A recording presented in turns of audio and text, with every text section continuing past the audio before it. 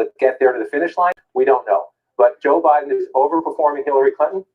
Donald Trump is underperforming himself, if you will, which is why this state is competitive right now. We just turn this off and come back to where we are about halfway through. Biden underperforming any place in Ohio? Let's bring it out and we'll take a look. You ask a question, I'll try to get you an answer. Is Biden underperforming anywhere? The answer to that is no. At the moment, the answer to that is no. And again, that was right. Remember back, Joe Biden said this today when he was talking to reporters. At the beginning of the primaries, everybody said, you're not the guy, you're not the fit. You're not what we want. You're not in touch with the movement of the Democratic Party, the progressive wing of the Democratic Party. Joe Biden's message was, I can win these guys. Joe Biden's message was, I can do better than Hillary Clinton here and here and here. Toledo, Akron, Youngstown. If a Democrat is doing better than Donald Trump in those places, Democrats are expected to win them. The question is the margins. Yeah. That's how you win. And Biden is ahead by 300,000 votes right now in Ohio. Let's do the same thing in North Carolina. Let's come over. North Carolina blue at the moment. We're not at the finish line. Democrats would see this and celebrate. Republicans would see this and get nervous. We're not done yet. We're still in the middle chapters here, but we're up to about 70% of the estimated vote. Those numbers will swing a little bit too with the combination of the voting. Early votes came in first. We're waiting to see. We knew a lot of this early. Joe Biden's early lead was because of the early vote, right? The question is, the president was rallying there all week long. The vice president went there as well. Can you turn out today on election day, the Trump army, to overcome the early voting? Well, 51, rounded up, it's 52 to 47, just to go back for comparison. Again, 50 to 47, 3-point race for the president 4 years ago. Right now, Joe Biden. And so Joe Biden, you want to do the performance metrics, let's look at it. Where is the president overperforming Hillary Clinton? Well, a lot of places, and a lot of places that matter. Again, Biden overperforming Hillary Clinton by a lot of places, including the places you need votes the most. Most populous county in the state, Mecklenburg. Biden outperforming Clinton by 5% or more. 68.4, 63. This was a good county. This was a good county for Hillary Clinton 4 years ago. She did it. That's a very good job, right? You're looking at that, but Joe Biden is doing it even more so. In this case, some of that's Joe Biden. Some of that, when we flip it and look at the president, some of that's Donald Trump because of the suburbs around, without a doubt. So you come up here to Wake County, number 2 county in the state. This is about math in the end, right? Number 1 county, run up the vote. Number 2 county by population, run up the vote. That's what Joe Biden's doing, 65 to 33, 58 to 37. That's where it matters. Get the votes where the people are and try to run it up. So this is where you pull it out this way. This is where Biden is overperforming, right? Is Biden underperforming anywhere? Let's check on that one first. Again, 1 county, 1 Republican county. That's a pretty good record. So now we're going to flip it this way. Where's the president underperforming? Several counties so far, not a ton, not a lot. This is a very competitive state. So if you're the Trump campaign, that's not horrible. You don't want to underperform anywhere. Let's see if the president is overperforming anywhere, which is the key. Can you do better than you did in a couple of these smaller counties down here? That's what makes it a battleground state. But the key here was the first metric we showed you. The key metric, if you're the Democrats, you lived the last campaign. Those are a lot of important places. And it's, again, when you see Winston-Salem, Charlotte, Raleigh, those are where the Democratic votes are. Cities surrounded by suburbs. The farther out the suburbs you can go, that's what Democrats are trying to do. And so if you're Joe Biden, especially again down here along the coast, you're looking for places that flip. New Hanover County, along the coast, Wilmington 52-47. 4 years ago was the other way, 50 to 46. You're flipping counties because you're overperforming. These are suburban voters. This again, the Republican revolt. Women will watch the women votes number, the gender gap at the end of the night. But if you're coming in here now, let me just turn this off as we go and look. Here's where we are. 193,000 votes. That's a little closer. That's a little closer. The election day vote is starting to come in. The lead is shrinking a little bit. And again, as the election day vote comes in, you're watching places like this, tiny counties, right? There's 100 counties in North Carolina. This is number 21. This is where the president does it, 70%, things like that. You come back in time, 72%, right? So this is where he does it here in North Carolina. We're going to watch this play out. I just want to pull out the map just to see if anything else has changed. Come back to 2020 and take a look. Texas is still blue. Let's just take a peek. Still at 65%, but again, see the smaller here. Most of that's going to fill in red. Most of that's going to fill in red, but if you're Joe Biden, you're looking at that, you're encouraged. We got a long way to go, though. Long way to go. Let's just move around. Oklahoma is as it should be. We see that one coming in red. I want to come back over here and look again at Georgia. We haven't had any votes from Georgia in a while. The vote count's not going up that much. It's a comfortable lead for the president right now, but we got a long way to go here. Let's just come back to Ohio, the state that could decide it all. Again, the president needs this one. Absolutely needs this one, without a doubt. We're at 52%, 54 to 45, battleground Ohio. Map starting to fill in. There's still a long way to go, Wolf. Certainly is. Voting done. It's about to end. Biggest wave of results tonight. 156 electoral votes are up for grabs. We're watching 6 key battleground states from Arizona in the west to Michigan and Wisconsin in the Midwest. We have a projection right now. CNN projects that Joe Biden will win the state of New York, and with its 29 electoral votes, Biden beats Trump in New York State. We cannot make projections at this hour in these states: Arizona, Colorado, Kansas, Louisiana, Michigan, Minnesota, Nebraska, New Mexico, North Dakota, South Dakota, Texas, Wisconsin, and Wyoming. Take a look at the Electoral College map where it stands right now. With Biden winning New York State, Biden is now ahead. He has 59 electoral votes to Trump's 42 electoral votes. You need 270 to be elected president of the United States. Let's get a key race alert right now, see where things stand. First of all, let's go to North Carolina right now, 15 electoral votes. 74% of the estimated vote is in. Biden is still ahead by about 170,000 votes, 51.4% to 47.5% in North Carolina. Let's go to Ohio right now. More than half of the vote is now in. Biden is ahead there. An impressive 281,000 vote lead over Trump, 53.6% to 45.1% in Ohio. In Pennsylvania, only 14% of the vote is in, but Biden has what looks like a comfortable lead right now, 353,000 vote lead over Trump, 66.8% to 32.4% in Pennsylvania.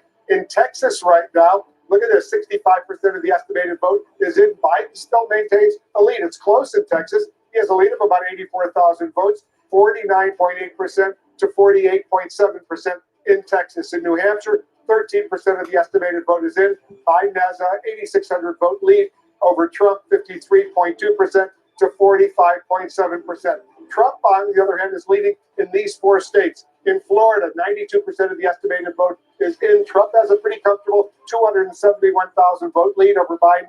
In Florida, 50.8% to 48.2%. In Michigan, only 15% of the vote is in. Trump is ahead. It's early there. 183,000 vote lead over Biden. It's early in Michigan, 59.3% to 38.4%. Almost a third of the vote is in Georgia. Trump has a relatively comfortable lead, 248,000 vote lead over Biden, 57.2% to 41.8%. In Virginia, more than a third of the vote is in.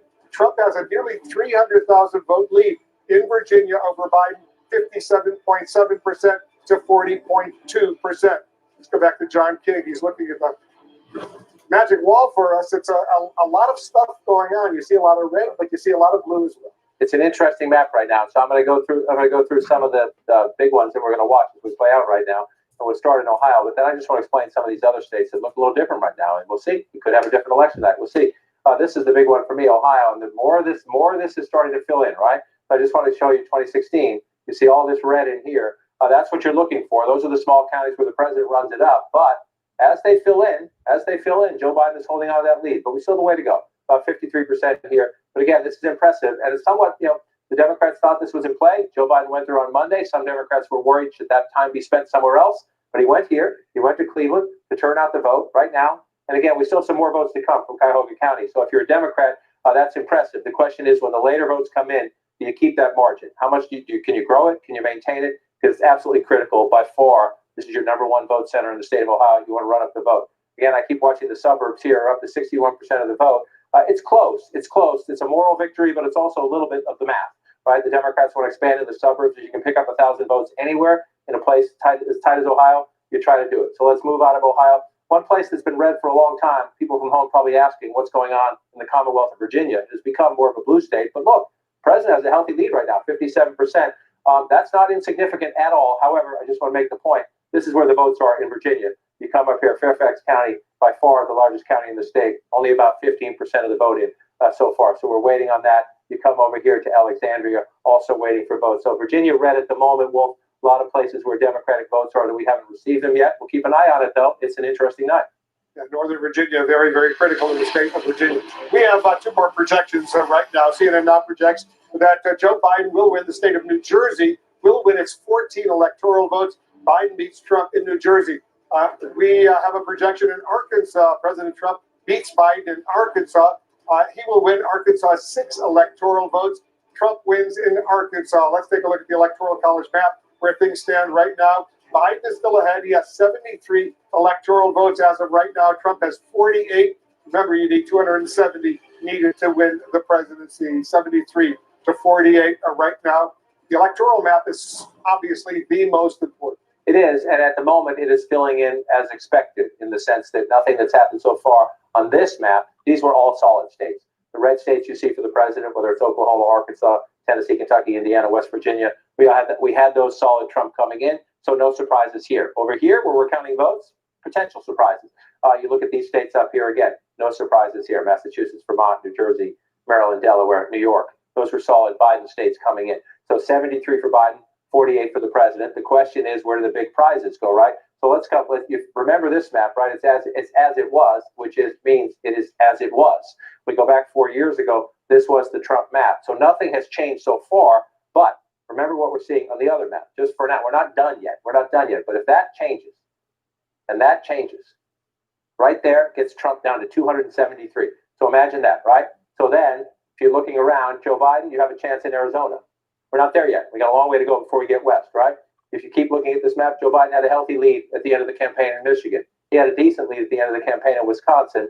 He thinks he can win Pennsylvania, although we'll see how that one goes. But it just tells you the menu. That gets Joe Biden to 322. We don't know if that's the way it's going to turn out, but it just tells you that he has more options anyway. And if you can add Ohio to that, then it's just a buffet. I mean, it's a buffet of possibility to run it up and to take away the president's map. So if you're the president and you're looking at this right now, you had 306, right? So you're trying to figure out, what am I going to lose, right? If you're in the president's campaign, what am I going to lose? Well, again, that was a double-digit lead, right? We don't know. We're going to count votes in Michigan. He'd overcome deficits before. Not quite that big in 2016, though. It's a bigger deficit. But if you're in the president's campaign and you think you may lose those two, look where you are now. You're already at 280. And so Joe Biden, if he can get Michigan and Wisconsin, and we're just starting up here, there are other options. He has so many menu options. But those two coming in look like they were there. This is why, if you're the Trump campaign, at this point, you're getting nervous because that means you can't afford to lose that, right? And Joe Biden's leading there right now. And even if you hold that, there is just no way you can lose that. That would do it. And again, we're not done with Florida yet, although Trump's lead there seems pretty comfortable. We're not done with Georgia yet. Joe Biden's competitive in Arizona. Texas, we're still early in the night on. The idea is that the menu options are more plentiful for Joe Biden to get there. Doesn't mean he gets there, but if you're sitting in the Trump campaign right now, the state you're watching most nervously, well, I'll give you two. Number one is Ohio. Number two is North Carolina. Well, let's look at that. So let's come on over. Viewers right now. Let's start with Ohio. Let's come on over. Ohio, right here in the middle. Again, Michigan is red right now. It's a very early vote. Doesn't mean it won't end up that way. It certainly did 4 years ago. That was one of the big Trump surprises. But up here, when you see Pennsylvania blue, Michigan red, we're very, very early. We'll come back to them when we have a significant amount of votes. If we're not spending time on them, that means we don't have any significant votes yet. So we're not ready to do that. We do have significant votes here. And again, it's cliche but true. No Republican has won the White House in modern times without Ohio. So that's why we're going to spend a lot of time on this. And if you look at this right now, again, 55%, 52 to 46. That's where you want to be. You want to be on top whenever, but we do have a ways to go. But if you watch this map play out, I just want to go back. Doesn't look a lot different, right? But just watch where you see a little bit more blue when you come back in here. You see it up here in the suburbs. You see it up here along the lake. Again, suburbs outside of Toledo. This is where the Democrats are doing it. I haven't come over here at all tonight. Let me just take a look. Lucas County, look at this. And again, here's your opportunity, right? Is this early vote? Joe Biden, 73% to 26% at 39%. So watch when that number's higher later in the night. Are the margins still like that percentage-wise? Where does that math go? We go back 4 years ago. Yes, Hillary Clinton won here, 56-38. Let's just see where you are now, 73-26. That matters. That matters. Those margins matter in places where there are votes.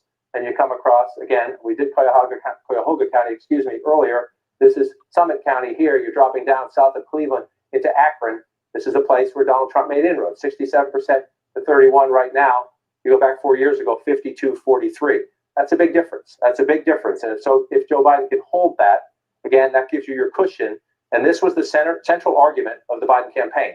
Scrappy kid from Scranton, middle-class Joe, pick however you want to describe it, that I can go into these places, not only win them, but outperform Hillary Clinton, make them like they used to be when Democrats were more competitive in the state of Ohio. Move it over here again. You come along the river in the valley here, 61% to 31. Again, we're only halfway there. So let's just see. This is a place where the president has votes. We'll see if they turn out this time. He had votes last time. We'll see if they turn out this time. If I had votes last time, I just want to show you 46%, right? This was very close last time.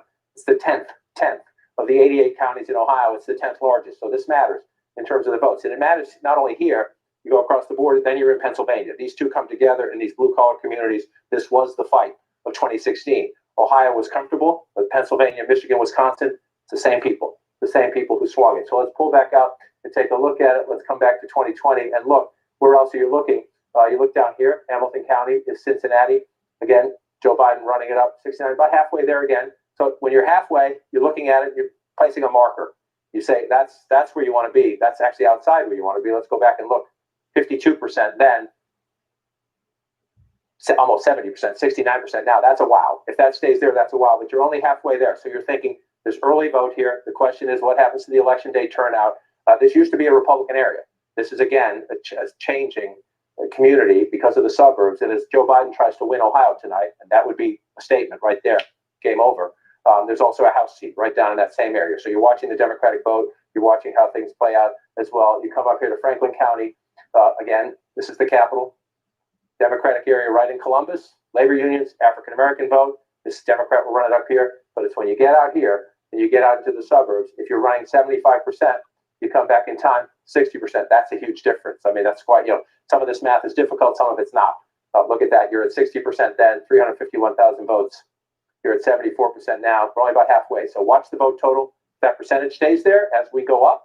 But again, we have election day votes to come in. So don't get ahead of yourself. But if you're looking at the building blocks and you're Joe Biden, you're looking at that and you're happy. But you also know 57% is not 90%. You want to get up there before you start feeling more comfortable about it. But that's huge. It's huge and we watch. And again, whether that changes or not, the fact that it is so competitive, the fact that Ohio is so competitive tells you Joe Biden's going to be stronger in Pennsylvania. He's going to be stronger in Michigan. He's likely to be stronger across the Midwest because there's so many places that are a lot alike in those states. There are some differences, but the similarities tell you if Joe Biden's doing that well here, especially in the eastern part of Ohio, that carries over into western Pennsylvania. If it does, it makes Biden a stronger candidate in a part of Pennsylvania. We don't have enough votes here yet, but Joe Biden needs to do well out here.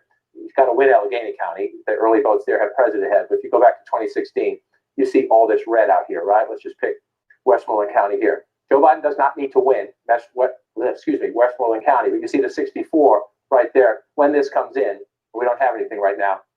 If Joe Biden can make it 55-45, if he can make it 60-40, it's better. It's better. This is where we'll watch the debate come out. But the fact that Joe Biden is performing so well right now in these parts of Ohio bodes well for this part of Pennsylvania. But again, we'll count them as they come in. And just you pull out again, North Carolina is still blue. And Ohio and North Carolina, the later in the night we get, if Ohio and North Carolina stay blue, that is a warning shot straight into the Trump campaign headquarters. The president's at the White House tonight, up to 78% right now. It's come down some. It's 126,000 now. It was 160 earlier. It's starting to come down a little bit. That's the election day vote coming out. But you're up to 78%. You see it's 50-48. That's closer too. That's closer too. This is why we wait. This is why we count. The early vote had Biden ahead. It's closer, but we're still watching. I just want to see where we are. 82% Wake County. We have more vote to come. Again, does it get closer? 65-33, 58-38. You see the difference there? The question is, as we get the rest of it, can the president narrow this gap? He's not going to win Wake County. That's not the point. The point is, can he get closer? And those would be Republican votes out here in the suburbs. Same when you get up to Durham County. That's nuts, 82-17. Again, Secretary Clinton won this big too, 80-18. President needs to narrow that gap. That is the repudiation of the suburbs there. And you come back in. I just want to check down here in Mecklenburg County, number one. That's the largest by number one. I mean, most populous county. This is where the most votes are, Charlotte and the suburbs. 68% to 31% when you round it up. You come back again. Again, Joe Biden overperforming here. We have a ways to go in North Carolina. That's 2016. We come to 2020. Got a little ways to go, Wolf, but it's getting interesting. Very interesting indeed. We have two more projections right now. I take a look at this. CNN now projects that Joe Biden will win the state of Connecticut. He beats Trump in Connecticut. He wins Connecticut 7 electoral votes. Trump, on the other hand, wins South Dakota. He beats Biden in South Dakota 3 electoral votes in South Dakota. Trump is the winner there. Let's take a look at the Electoral College map where it stands right now. Biden has electoral college votes. Trump has 51. You need 270 to be elected president of the United States. Let's go back to John King. John, I'm really anxious to take a look at Georgia right now, see where things stand in Georgia. Update our viewers. So we're looking at Georgia 2020 right here. Healthy lead for the president right now, 322,000 votes, 58 to 40. A little more than a third of the estimated vote in. Democrats thought this was a state where they could be competitive. There are two Senate races at play here. One could be settled tonight, one likely to go to a runoff. We'll see how those play out as well. But that's what makes this state even more important. You have a presidential race. The balance of power in the Senate could also hinge on those two races in Georgia. So where are we right now? If you look at that, 36% in, that's a pretty comfortable lead for the president. The question is, what is still to come in this night that's a little different than previous election nights because of the mail-in voting, early in-person voting, and election day voting. But we'll watch it play out. So let's look. One of the things we've been looking at throughout the night is the president outperforming. He is in some counties right there. This one tells you this one's important when you look at them. They're all important, obviously. You like every vote you can get. But right here, in this DeKalb County outside of Atlanta, the president, now he's getting, you see, it's very early. So I say it's important. It's important if it stays that way. You see that vote count right there is pretty low. It's important if it stays that way. Is the president underperforming anywhere in Georgia? Well, early on, I suspect I'm going to find the same thing, but I'm going to look in these counties here. The question is how much of the vote is in? Not much. Fulton County is Atlanta. One of the reasons, so Donald Trump has a comfortable lead right now in Georgia. Well, we don't have many votes out of the single largest county in Georgia. So that's one of the reasons we're going to keep looking at this state. The Democrats believe it's much more competitive than these numbers tell you you are right now. So I say the president's underperforming there. Let's check in later in the night. There's not that many votes there right now. So we don't know enough. Let's see, is Biden outperforming Clinton anywhere? Again, it says he is up here. Very preliminary vote count, so I don't want to jump to any conclusions. But we come down here and let's see. It's also really preliminary if you look at the vote counts. We have a long way to go in Georgia. You just go back and look at the count now. She won that county with 62,290 votes, and we're at 23 right now. We know turnout is up everywhere. So that tells me when you go through it, we're overperforming, underperforming. We'll check in on it later in the night. Right now, the vote counts are pretty small, so it's hard to know whether it's significant or not. But we got a long way to go. This is where most of the votes are right here. It's a big state. It's an important. I'm not saying that other places are unimportant, but this is where most of the votes in Georgia are, right up here in Atlanta and the suburbs. So you start in Fulton County, you pull it out. I'm going to get rid of the telestration so it doesn't distract anybody. This right here, 10% of the vote. We don't have much in yet. Right? Then you move over here, Cobb County, about 30% of the vote in. That's good for Joe Biden if you're winning by that margin out there in the suburbs. You come back there, it was much more competitive. Again, suburbs, one of the biggest stories in America right now, American politics as they shift. Move over back to Fulton, you come to the suburbs to the east. Gwinnett, 15%. Again, long way to go. So you see this, a lot of this is early vote, tends to be disproportionate Democrats. So you look there, you switch back, 51%. If it holds up, that's significant. You're overperforming Clinton there. But we're very preliminary when it comes to Georgia. So we want to wait and see how that plays out. I just want to pull out the map again just to see what else has changed. Texas has gone red. Remember earlier we had Texas blue for a while. Starting to fill in some counties here. 66%, 1,300 votes in a state like Texas. So it's very competitive. A lot of these states are more competitive this time. And again, that's part of the story.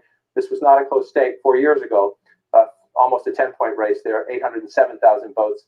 4.6 million won it. Come back here just to look where we are, 3.8. We know turnout is up. So we have a ways to go in the state of Texas as we count through it. Just want to pull out and look at some more. Again, we don't expect Kansas to be blue at the end of the night, but there's a Senate race out there. Let's just watch. About 40% of the vote in. Where is it right now? It's coming mostly from here. You can see Riley County, Manhattan, Kansas. Fantastic military base out there. You come out here, you pull out. I want to check in here again because this is it right now. I mean, no offense to any other state. If Ohio stays, that would be the ball game, but we're still at 58% there. Just want to pull back out as we look. Just check down here to see if we've gotten any higher. We're up to 93% in Florida. By Florida standards, if this holds, a 3-point race, that's a big win by Florida standards, not in many states perhaps, but we'll see. We have a ways to go still in Florida as well. Just pulling out and looking. Again, these are the two that jump out at you right now. I know Pennsylvania blue, Michigan red, people looking, their votes are early there. We don't know enough about them. Let's just look. I suspect this is very early vote out in Colorado. You see that coming in there. Joe Biden up comfortably. We expect that one to stay blue. So Wolf, I'm a broken record. Well, you see it just had some votes pop up in Wisconsin, but very few. So you see President Trump, 2,300 vote lead early in Wisconsin. Wisconsin, Michigan, Pennsylvania, all places where we expect to get sort of distorted results. Some states only election votes, some counties only election day votes, then early votes. We'll figure it all out. These ones are going to take a while. But again, North Carolina blue, Ohio blue, this time of the night, that makes it interesting. Michigan and Wisconsin pretty early right now. Yeah. We see the red, but what, 17% of the vote is in Michigan. Trump is at like 200,000 votes. 17% of the vote is in, and you have the president of the United States leading Wayne County right now. That's not going to happen. We don't know. 3% of the vote. Right. We don't know what the margin's going to be in the end, but the president of the United States is not going to win Wayne County. No offense to the president of the United States, but that's just not going to happen. So that's how you just know this is one of those nights where, because of the different ways people voted, mail-in, in-person early, election day, there's going to be some distortions, if you will, some disruptions in the force. The main point is we'll look early on because they're all votes. We'll look at them early on. The key is where are we a couple hours from now? And in some of these states, where are we tomorrow and the day after? And there's absolutely nothing wrong with that. Is that by the end of the night tonight, we could have some people saying we should be done? No. Legally cast ballots can be counted, whether it's tomorrow, whether it's Wednesday, if necessary Thursday. You have good people doing this in every state across the country. So when anyone says we're done, listen to your Secretary of State, listen to your county election officials. They'll tell you when we're done. Coming back to this again, just because I'm fascinated by it, this is a statement right now. Again, win or lose, Joe Biden is making Ohio competitive and making Republicans in Ohio nervous tonight and making people at the Trump campaign nervous tonight. I know you've spoken to him frequently during the COVID crisis. Governor DeWine was on our air earlier today saying he thought the president would squeak it out. There's still time. There's time to squeak it out. But that would be the ultimate statement right there. I just want to check in on Virginia again, because if you're in the Trump campaign headquarters, which is in Northern Virginia, you're looking at this and you're thinking, can that be real? I suspect, this is a state. When I started doing this, it was a Republican state. Then it became a purple state. It's considered a blue state now. Again, we're waiting. This is the biggest dump of votes right here. And we've seen this in previous campaigns, including the presidential election in 2016, Senate races in Virginia, governor's races in Virginia. The Republican candidate gets ahead. And then in Northern Virginia and down here, the Democratic vote comes in late. But we'll watch. It's interesting to watch. North Carolina is interesting. Maybe Virginia is interesting as well. That's why we count them. We'll go through. We're up to 80% here, 79%. Again, we're waiting for more of that election day, right? This is why the president did all these rallies late, waiting for the election day surge. But if you're in the Trump campaign headquarters, let me come back out to the map. You're happy? The red's down here. North Carolina blue, Ohio blue at this hour. Makes you nervous, Wolf. All right, there's much more ahead as more polling places close at the top of the hour. Two more important battleground states are on the line, Iowa and Nevada. Election night in America continues in 2 minutes. Election Night in America, brought to you by Borat, subsequent movie film, an Amazon original movie. Don't miss the #1 movie on Prime Video. And maybe a smiley face underneath to put him in a good mood. My daddy is the smartest person in the whole black world. You gotta be kidding me. I love that. That's what you want. You got somebody that's got your dog. This is my dog. Only men and bears are allowed inside car. Rated R.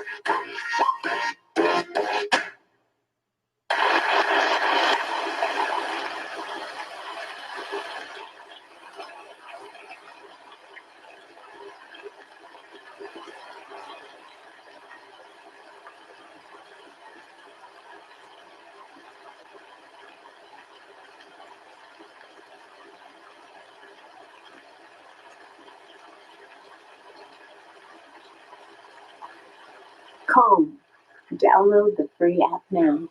Selling a home is expensive and stressful, so we set out to create a better home selling experience with a network of the most successful real estate agents in America that'll sell your home for as little as a 2% commission. The icing on the cake with the ideal agent was that we saved $12,000 in commission. They were so stress-free. The whole process was amazing, and I would definitely recommend them.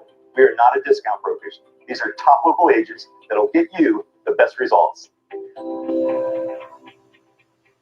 When we started our business, we were paying like an arm and a leg for the postage. I remember setting up ShipStation. I think it was just like 1 or 2 clicks. Everything was up and running. I was printing out labels and saving money. ShipStation saves us so much time. It makes it really easy and seamless. Pick an order, print everything you need, slap the label onto the box, and it's ready to go. Our costs for shipping were cut in half, just like that. ShipStation, the #1 choice of online sellers. Go to shipstation.com/try and get 2 months free. This is CNN. More people get their news from CNN than any other news source.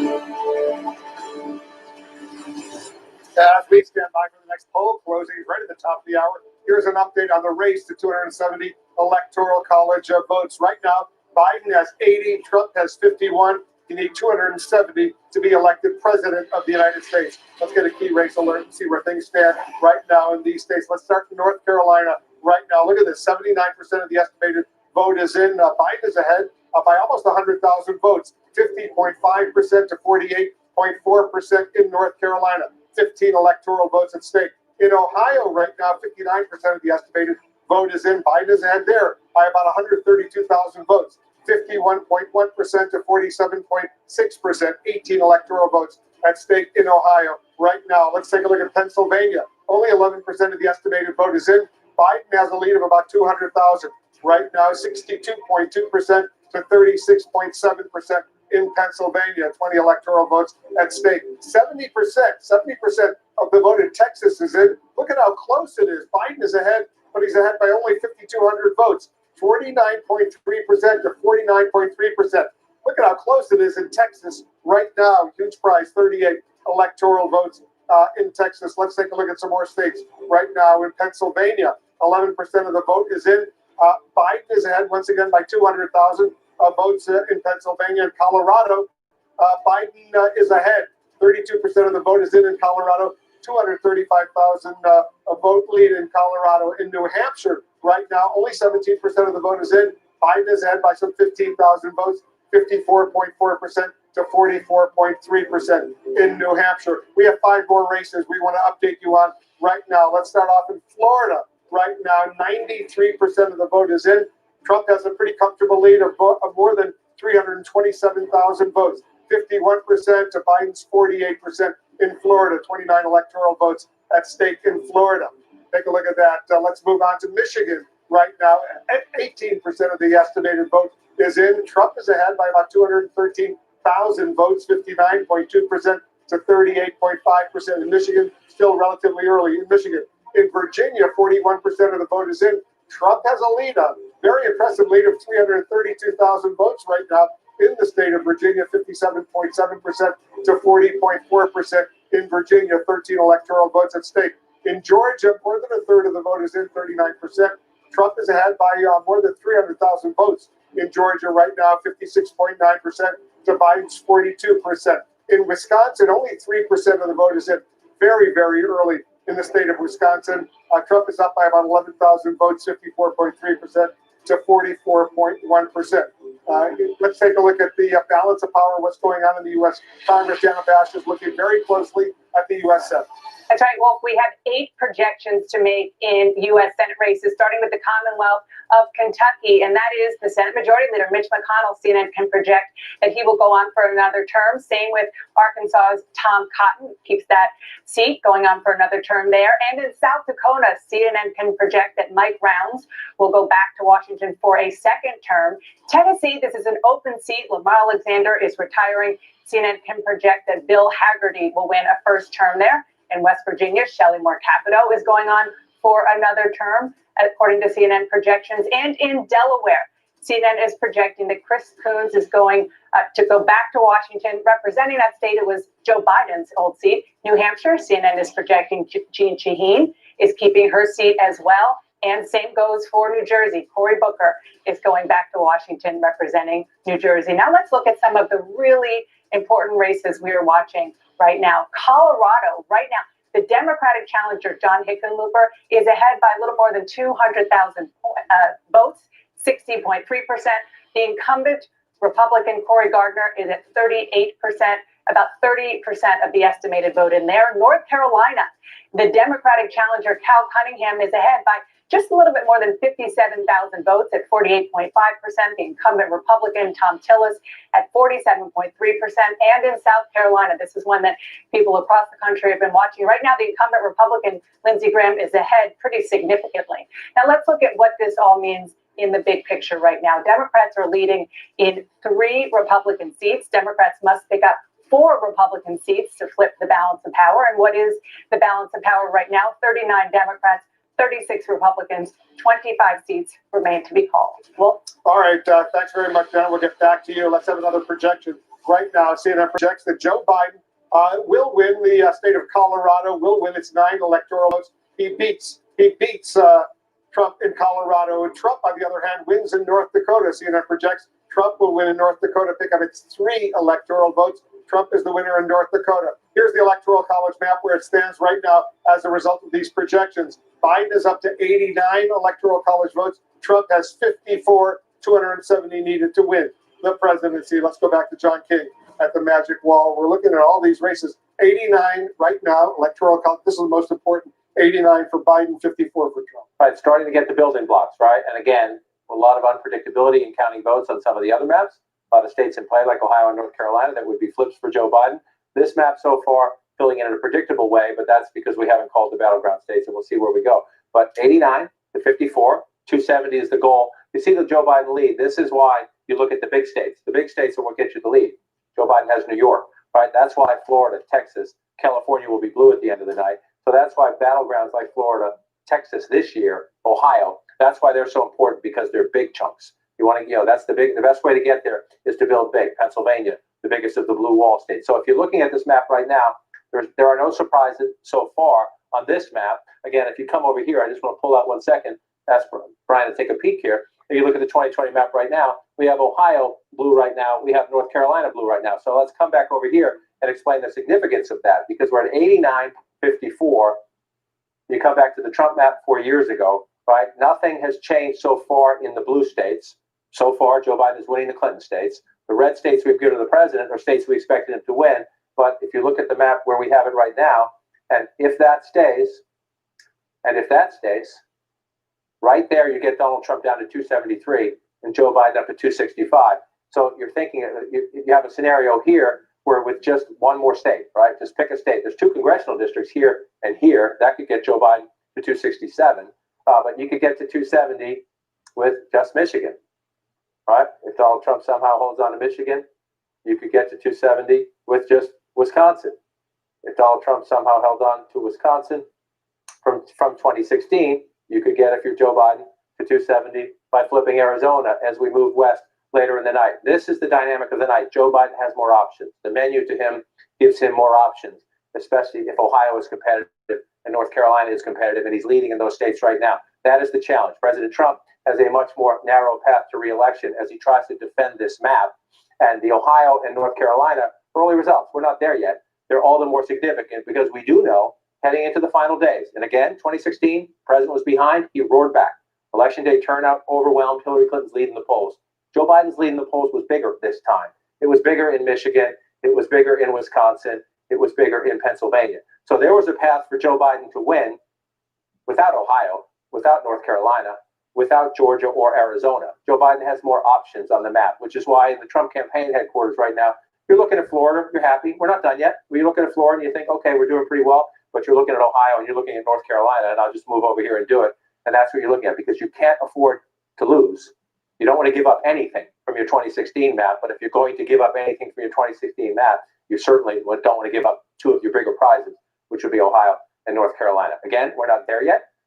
And again, right now, Trump's leading in Virginia. So if there are trade-offs, if you give something up, if you lose in North Carolina, you get it back by taking Virginia. I just want to say to people watching at home, look at that. Look at that, right? Virginia is a state that's been trending blue, but, and here's the but, and this is the anomaly of tonight. We're getting different results at different times in these different states. So we have a lot of Democratic votes still to come in. Fairfax County is the biggest. I was looking at some of the other ones early. A lot of Democratic votes still to come in. We'll watch it. It's interesting, right? Maybe it's going to be closer than we thought. Maybe there's a Trump surprise there. We'll keep looking at it, but there's a lot of Democratic votes out still. So I suspect Virginia may change in a little bit. So we come down to North Carolina. Look at that lead, 85,000 now. What was the question earlier? We were 140 at one point, down to 113. Now we're down to 85,644. We told you early on the Biden big lead early was based on early votes. We know Democrats disproportionately voted early for COVID protection reasons. Democrats encouraged them to do so. And then Trump, all his rallies, what was the goal? impressive, overwhelming election day turnout. That's what the president wanted. Is he getting it? We're up to 80%. We shall see. Right? 50.3 to 48.5, a much closer race in a state that is a 50-50 battleground. North Carolina may be the most competitive state in American politics. Maybe Florida is a close second. But when you look at the demographics of North Carolina, it is perhaps the most competitive state in American politics right now. Cumberland County, 57%, 90%. So you get to this point, 90% of the estimated vote. If you're a Democrat, you're thinking, how much more can I get out of this? If you're a Republican, you're thinking, can I just narrow the margins a little bit? 57.5, let's go back in time, 56.7, right? So you don't think that's a lot, right? 71,000 votes then, 16-point race. You come back here, 17-point race. Look at the turnout everywhere in America. And this is a good thing, whether you're a Democrat or Republican or independent. Look at that number right there. All right? In every county we're looking at, almost every county we're looking at, a higher vote total winning this time. That's a good thing. No matter who wins the election tonight, that's a good thing. More Americans came out and participated in the election. So we'll come there. Let's look at Wake County. That's Hillary Clinton then. That's Joe Biden now, from 58 to 65. That's a big deal. 355,000 votes, 302,000 votes, 53,000 more votes in the Democratic column there. Look at the president's numbers from 2016, 196. You come forward, 179. So higher turnout in this county. The president's not. He's got a ways to go, 80% there. We'll see if he can narrow the gap. And again, you're looking at these blue areas. You see the dots in the middle. These are your urban areas. This is all around America. Democrats run it up in the urban areas. The question then is, how do the Republicans do in the suburbs? He's getting shellacked. The president's getting shellacked there, as he did 4 years ago. He's getting beat here. Wolf, just one more. I just want to look quickly. Mecklenburg County, Charlotte in the suburbs. This is the most populous county in the state. 68 to 31 when you round up. 63 to 33. Again, doesn't seem like a lot. In a place that has the most votes in the state, that matters. Yeah, 87% of the vote in that county out there. Let's check in with David Chalian, who's taking a very close look at North Carolina as well. I am indeed. Well, first I just want to show you this board here. These are the states that Joe Biden is leading in that Donald Trump won 4 years ago. So in North Carolina, as you were just discussing with John, he's got a 1.77 percentage point lead over Donald Trump. In Ohio, he's just under a 2 percentage point lead over Donald Trump. And in Wisconsin, he's got just over a 2 percentage point lead over Donald Trump. 3 states that Donald Trump won 4 years ago. Let's look at North Carolina and look at what's going on there. What you see the state of play right now, you see that Joe Biden has 2.385 million votes compared to Donald Trump's 2.301. He's ahead with 80% of the estimated vote in. But here's what we have to look out for. All those big Democratic counties John was just talking about, it is mostly early vote. So look, of this 80% of the vote that's in, 90% of it right now in North Carolina statewide is early vote. We think that's going to come down. We think that at the end of the night, 75% of the total North Carolina vote will be early vote. So right now, the early vote is helping Joe Biden. But as more election day vote comes in North Carolina, Donald Trump may be able to benefit from that. So we just got to keep watching as those votes come in North Carolina. All right, David, thank you very much. North Carolina, it's really important right now. Look, 80% of the vote is in. Biden's lead has gone down from 150,000 to now 84,000. And David was just outlining the challenge for Joe Biden in North Carolina, in Ohio, in any of the battleground states, which is that the Democrats were happy with their early voting. In many of the states, if you looked at the data, disproportionately for the Democrats. So they got a couple laps in, if you will, on the Republicans. That's great. It's great to be leading the race, but you have to finish the race. And you finish the race today on Election Day. And that was the challenge for the Democrats. And that was the concern as they saw the president going around. How many rallies did he have in Pennsylvania? How many rallies did he have in North Carolina, Wisconsin, Michigan? The president retracing his 2016 map, trying to get voters out of the woodwork to vote today. And so as David makes the point here, you've gone from 120-something to 111, now to 84,000 votes ahead. You want to be in the lead. You'd rather be in the lead always, of course. But now we're going to keep counting these Election Day votes. And so in some of these places, you're in more rural counties. I keep coming back out to here, 95% in. If you're Joe Biden, you're happy because this is one of these Trump super counties. This is where you had a rally the other day. You hope that there's not many more votes to come here because you just see the margin, right? 30,000, just shy of 30,000 votes. The margin here. You come back 4 years ago, same idea. The president ran it up there by about 27,000, and you loosely run it up. This is one of the places. I call it Trump super counties where they go there for a reason because they know they have voters that they can turn out on Election Day, and that was the challenge. So now we're going to see. The Democrats don't have to beat Donald Trump today in the Election Day vote. They don't have to beat him, but they have to be competitive. They can't. If they get shellacked today, you lose what you gained with the early vote. And so we're going to keep watching as this comes in. And we have some places where we still have no votes, right? So you're watching those as well. It's just we're waiting for people to report. This was a big Trump county. Not a ton of votes, but if you're down, right now you're down 84,000 votes. 4 years ago in this county, look at the difference. There's 24,000 votes more than that, 26,000 votes. So you can get them in the places we're missing. When you come back in here, some of the places we're missing are places where the president did quite well in 2016. So that's the concern. If you're in the Biden campaign headquarters, you like how this looks, but you know there's more to come. And so what every campaign does right now, they know what's missing. They know which counties, they know which precincts within those precincts. They know what their data tells them about who lives there and how they're doing. Let's go to Ohio. Durham County, they're 86%. Again, just one quick point before we do it, before we leave. This is a place where they ran it up 4 years ago, so that's not quite as significant. I want to move over here. This is the thing. We'll come back here to Raleigh, to Wake County in the suburbs. Does the math change and does the margin change as that election day vote comes in? So we'll use that as a marker. Now you want to go back to Ohio, and you come back here, 64%. It's been sort of we got some good votes early on, but it's been a slog since, and look how close that is. 13,461 votes. They call them battleground states for a reason. 49.5 to 49.2 with 64% in. And again, you have the same dynamics at play, especially in some of these smaller rural places. It doesn't look like a lot. You don't think this is a lot, right? Because it's 8,000 votes in a giant state like Ohio. But you're halfway in. You're getting 8,700 to the other guy's 2,900. That matters, right? That margin matters when you do it here, and then you do it here, and then you do it here, and then you do it here. That's how it adds up. And so, again, you'd rather be leading than trailing, but you're watching those leads shrink as election day vote comes in, and you're trying to figure out, is it enough to hold, or do we have trouble? Let's go back to David Chalian. David, take a look at Ohio right now. How much of the vote is very close? Only a 13,000 vote lead for Biden in Ohio right now. How much is the early vote as opposed to the today vote? Yeah, you're noting Joe Biden's very, very close lead over Donald Trump. That's with 64% of the vote in. But let me show you that right now, of that vote that's in, 41% of it is early vote. That's helping Joe Biden. But unlike North Carolina, we expect the early vote share to grow here in Ohio.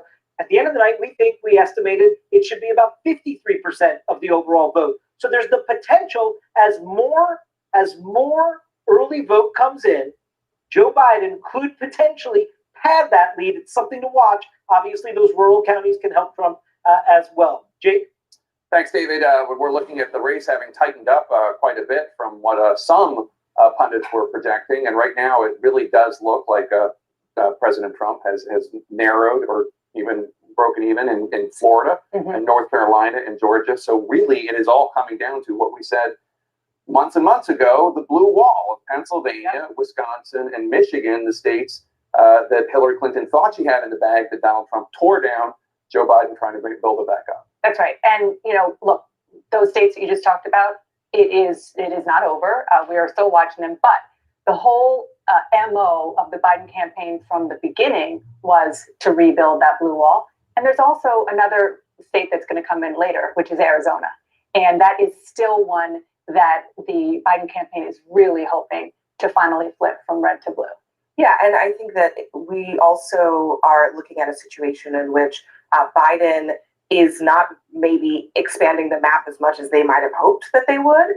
The states that they thought that he had a good chance, maybe because of turnout, maybe because of demographics, are tight, which is fine, but it's election day, and you have to actually win the state in order for it to matter. So, we don't know what's going to happen yet, but this is a map that, as you just said, is probably just going to come down to what we always thought it would come down to, that blue wall up there, that Biden really, really at this point must hold on to.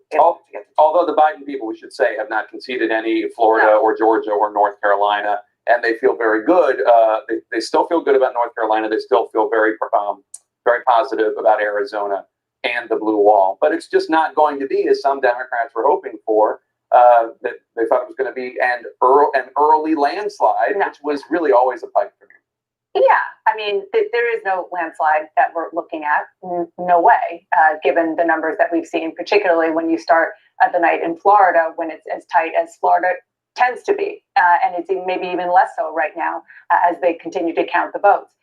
What is interesting is Florida, one of the reasons why the Biden campaign thinks that they're doing not as well as they'd hoped is because they're really underperforming with Latino voters. Right. They're hoping to change that dynamic in a big way when Arizona starts to count the votes, that they're hoping that that is what helps to buoy them in Arizona. Yeah, and we talked about this earlier. The Latino voters in Florida, a great deal of them are Cuban American and Venezuelan American in southern Florida, very different from the Mexican American, Central American voters, Latino voters in Nevada and Arizona. Yeah, I mean, I'm hearing the same thing from Democrats who are saying, wait and see, because in Arizona, we might see a completely different story. Even in a state like North Carolina, we might see a different story where a smaller population of Latino voters could be very important for Biden if he is able to turn them out.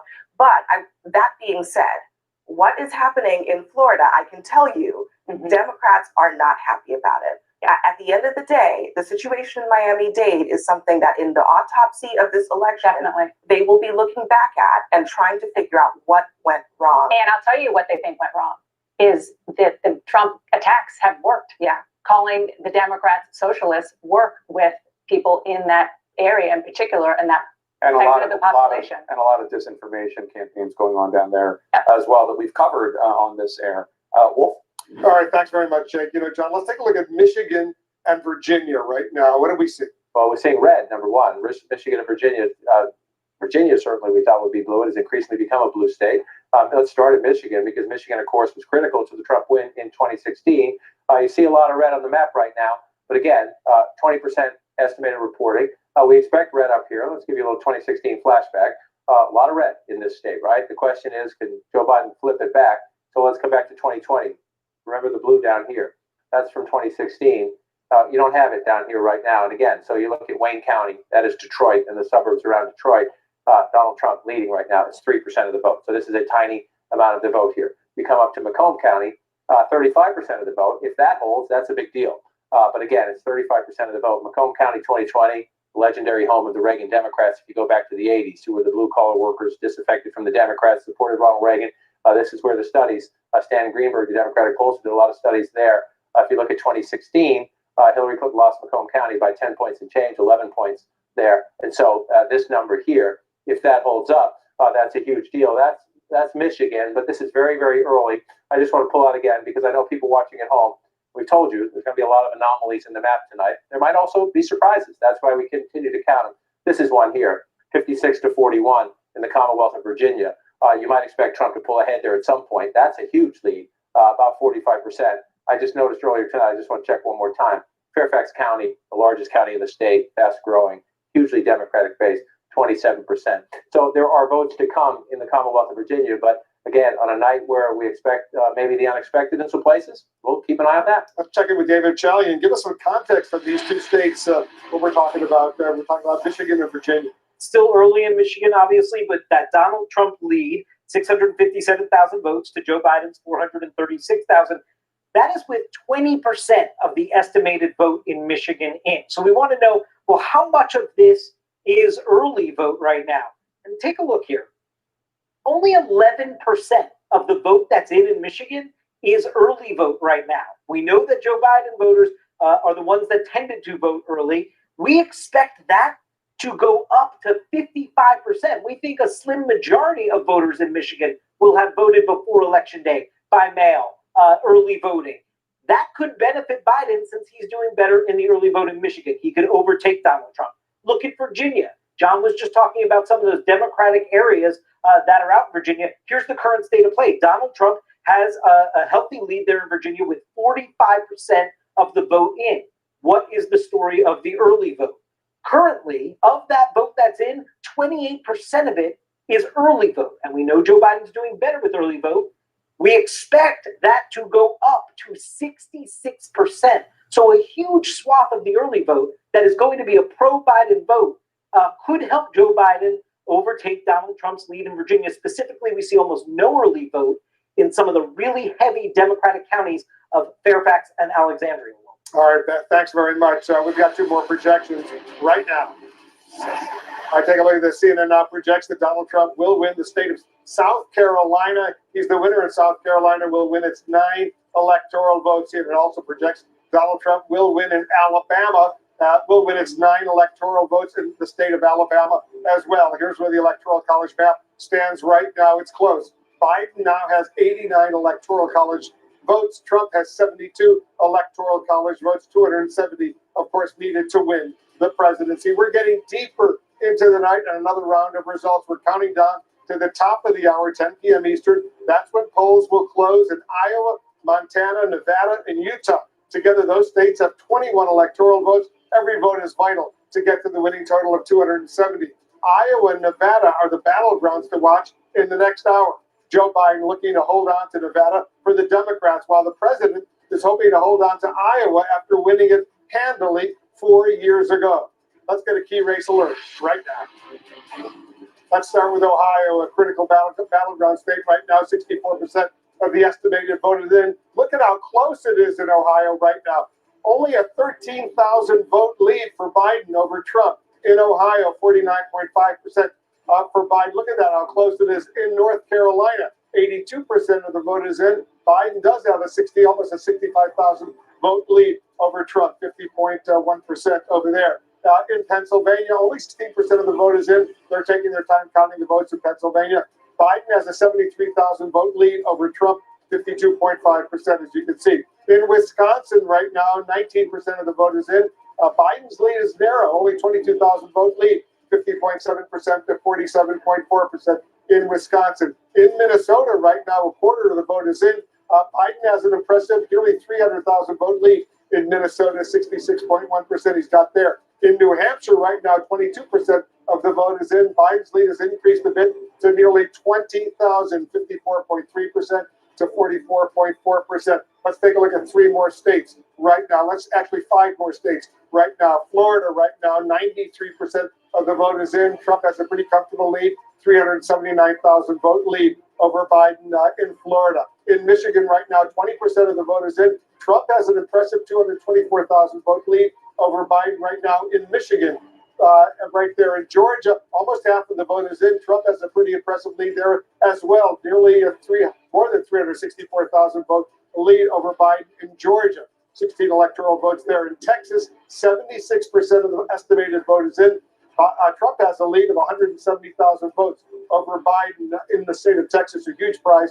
38 electoral votes. In Virginia, 45% of the estimated vote is in. And look at this, Trump still has a pretty impressive lead of more than 311,000 votes in Virginia, 56.4% to 41.7%. Let's go back to John King at the Magic Wall. So remind us, big picture, where we are right now in this race to 270. Well, you're getting the building blocks, right? The building blocks are the solids, the states that you depend on. The Democrats depend on certain states, the Republicans depend on certain states. And the way this map is filling in right now, nothing here is a surprise. So both campaigns doing the building blocks to try to get you in a contention. To get to 270, you got to pass 100 first. We're getting close. 89 for Joe Biden, 72 for the President of the United States. And again, everything we see filled in, all these reds, we had them solid Trump coming in. All these blues, we had them Biden coming in. So we don't have any surprises right now as we look at the map. The question is, where are we going? And I'm going to ask you, Brian, again, just to swing around. We'll do a little choreography here. Texas red at the moment. We haven't called that one. Donald Trump has to hold it. Virginia red at the moment. That would be a shock. That would be a Clinton state that was taken away. But again, we're waiting for Democratic votes there. We're very early on. The map is going to be different tonight as we go through these different scenarios of mail-in votes, in-person early, election day, different states, counting them in different order. So it's going to be different as we go through. But you just mentioned Joe Biden opening a lead in Minnesota and opening a lead in New Hampshire. Come back over here, and I'll show you why that's important. Hillary Clinton won both of those states, so people would say, no big deal. The Trump campaign understands. It understands. We'll go back to his map. It understands if we come back to the 306, 232, this was 4 years ago. The Trump campaign fully understands that Joe Biden is more competitive here than Hillary Clinton, led in the polls. Joe Biden is more competitive here than Hillary Clinton, led in the polls. So even if you just take Wisconsin, right? Even if you just took Wisconsin away from the president here, if you take away this, right? So you're down, you're going away. And you take away this, right? So you're down some more here. And then you're worried about if that goes away, then you're underneath. So the Trump campaign, knowing that Joe Biden was more competitive in the blue wall states, was thinking, what can we get? So they were looking at states they just lost, right? They just lost. Minnesota was very close. Republicans make a run at it. I remember George W. Bush making a run at it. Republicans always make a run. They don't quite get there. But Trump thought he could get there. Trump thought he could pick this one up. I got to switch this here. Sorry about that. Trump thought he could pick this up, and then he thought maybe I can come here and get this, right? It's just, if you're going to subtract, you have to add. And so we're not done on those states. We're just counting the early votes. But you saw Mike Pence and the president both campaigning in those states in the final days of the campaign. When you know there's going to be subtraction, you look for addition at the moment. We'll keep counting them. But at the moment, if those stay blue, that's a setback for Trump. I want to go back to Dana Bash. She's got a significant projection in the balance of power in the U.S. Senate. That's right, Wolf. In Colorado, CNN can project that John Hickenlooper, the former governor, the Democratic challenger, will be the next senator representing Colorado, defeating the incumbent Republican Cory Gardner. It's the first Democratic pickup of the night in the Senate. Democrats now must pick up 3 Republican seats.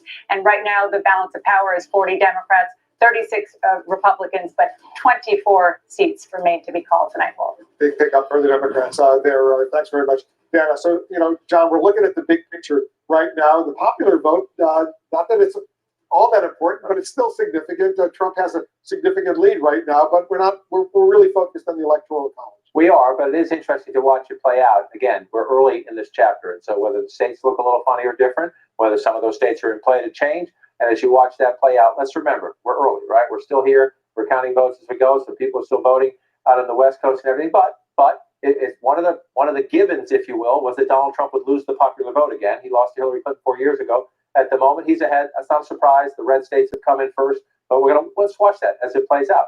If Joe Biden passes him, then the question is, how does it stretch out? So that's one way to look at it. And some people out there I know, a lot of Democrats, having lived through Bush v. Gore and then Clinton versus Trump, you think we don't want the Electoral College. Well, we haven't. That's the way we pick presidents right now. And so we'll watch that popular vote play out. But more importantly, we're going to watch these states. And again, as you noted, we were just talking about this a minute ago, we're early here, but Joe Biden pulling out to an early lead in Minnesota. It's one of those states. Each campaign looks at the last guy's map and says, what can I do to try to change it? The Trump campaign wanted Minnesota. They wanted New Hampshire. The Biden lead early on. We'll see if it changes. This one here, these are the fascinating. They're just, this is why we do this, Wolf. This is why it's exciting and fun. 13,000 votes now in Ohio, 64% for some time. So we're waiting. We're waiting for more votes to be counted. Again, we should all appreciate the challenge of these election officials all across the country. Democrats, Republicans, small county, big cities. It's a huge challenge. Turnout is up. You have the mix of voting, mail-in voting, in-person early. But right now, 49.5 to 49.2 in a state, the president must win. Joe Biden does not need this. He leads right now by just shy of 14,000 votes, 13,461. He does not need this, but he would like it. Just want to check to see where we are in the percentages. David Chalian talked a little bit about this earlier. We have to watch which vote is which, but 55% still, you have a lot of votes to count here in a deep blue county, Cuyahoga County, Cleveland, and the surrounding areas. If you're a Democrat and you think, we'll do okay there. 58% here, so more votes to be counted in Summit County. You're running well ahead. If you're in the Biden campaign quarters, you say, okay, we got a ways to go here. Just want to move over here. About half of the votes counted. I'm just following the blue to see what's left to come in. So if you're Joe Biden, the question is, do you hold these margins? Or when more election day vote comes in, and this is a place the president ran pretty strong 4 years ago, does he get the election day turnout to bring it back? That is the dynamic of the night in state after state after state, and we're going to have to watch it. But Ohio is a great battleground state. It's been a while. It was not a battleground last time. The president won it quite comfortably. North Carolina, you look at the margin now, 29,000 votes. It was above 100,000. It was close to 125,000 not that long ago. It is down, but 84% right now, 49.7 to 49.1. Just want to go back 4 years ago. This was a 3-point race. If you round up there, 4 years ago, just look how close this is. And again, we're missing some counties. We're missing completely. See how many votes are here 4 years ago. 13, there's about 1,000 vote difference there, a little more than that, a little less than that 4 years ago. So you're looking to see what's missing in these counties. And the main place, just come check in here, up to 92%. The question is, again, what's missing? Is it they're counting early votes? Then you think Joe Biden will get more than his fair share of those. If it's all election day votes, that's where the president's campaign team thinks he'll do his advantage. So this is what our people are doing, and it's what all the campaigns are doing, calling into the places where we're still missing votes and figuring out what's missing. Which votes are they? Let's come back up here to county number 2, Wake County, up to 83%. Again, if you're Joe Biden, normally, in a normal election, you see this. You have a huge margin with 83%. You think you're going to build, right? Because you've been running it up all night. You have more votes to come in. The challenge this year is the mail-in, in-person early election day vote. They're different, right? We know Republicans were more likely to come out today. Democrats were more likely to vote early. So the normal rules don't always apply. You have to find out what's missing. So let's pull it out a little bit more. and come on the map and look at it, see if anything's changed while we've been here. I just want to check on the size of the president's lead here. 179,000 votes in Texas and some change. So we're going to wait in Texas as well. Just want to see how we're doing down here in Harris County. This is the largest county in the state, 82% of the vote in. So we'll continue to watch that. Joe Biden making it closer. The question is, can he find a way to the finish line? We'll just pull out and look at the map. We're starting to fill it in. 50% to 48% of the popular vote. That's not how we pick a president, though, Wolf, and we'll keep counting. We certainly will, and we're only moments away, John, from another round of poll closings. Voting is about to end in 4 states, including the key battlegrounds of Iowa and Nevada. Totally right now. We got a key race alert right now. We believe it's too early to call in Iowa, for example, 6 electoral votes right there. Too early to call in Nevada. Right there are 6 electoral votes. Too early to call in Utah right now as well. Another 6 electoral votes there. It's too early to call in the state of Montana. 3 electoral votes right now. Let's take a look at the Electoral College map where things stand right now. There you can see in the race for 270 needed to win the presidency, Biden is still ahead. He has 89 Electoral College votes. Trump has 72 Electoral College votes. Let's get a key race alert right now. Here's where things stand in these key battleground states. Let's start in Ohio right now. 69% of the estimated vote is in Ohio. Trump is ahead by 102,000 votes over Biden, 50.5% to 48.1%. In North Carolina, 84% of the vote is in. Biden has a very small lead of nearly 30,000 votes, 49.7% to 49.1%. In Minnesota right now, 29% of the vote is in. Biden has a relatively comfortable 300,000 vote lead over Trump, 64.2% to 33.8%. In New Hampshire, more than a quarter of the vote is in. 26% of the vote is in.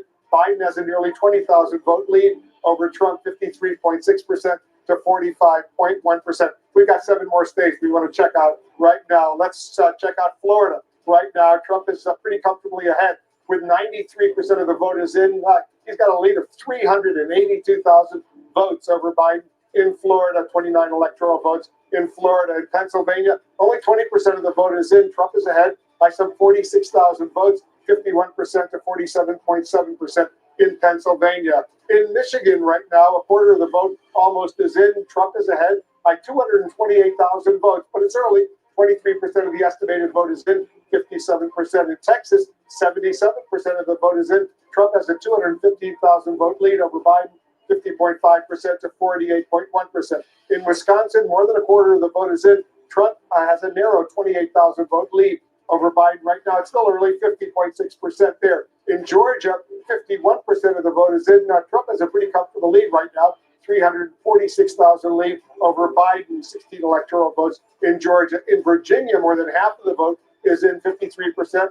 Trump's lead is 189,000 votes over Biden, 53% to 45.3%. Let's walk over to John King at the Magic Wall. John, what are you looking at right now? What's jumping out at you? Right now, I was just looking every now and then. I just like to look at president by county. We look by states all the time. I just like to look by county. You'll see a lot more red counties in America. You always do. That's the way it works. But because of the smaller counties, but the Democrats win in the red counties. We're just taking a look at that as a personal curiosity as we go through the nights. And now we come back to this right here, 50.7 to 47.9 in the national vote. But that's not how we pick presidents. We look at 2020 right here. Look what has just happened in the last few minutes. Ohio is red.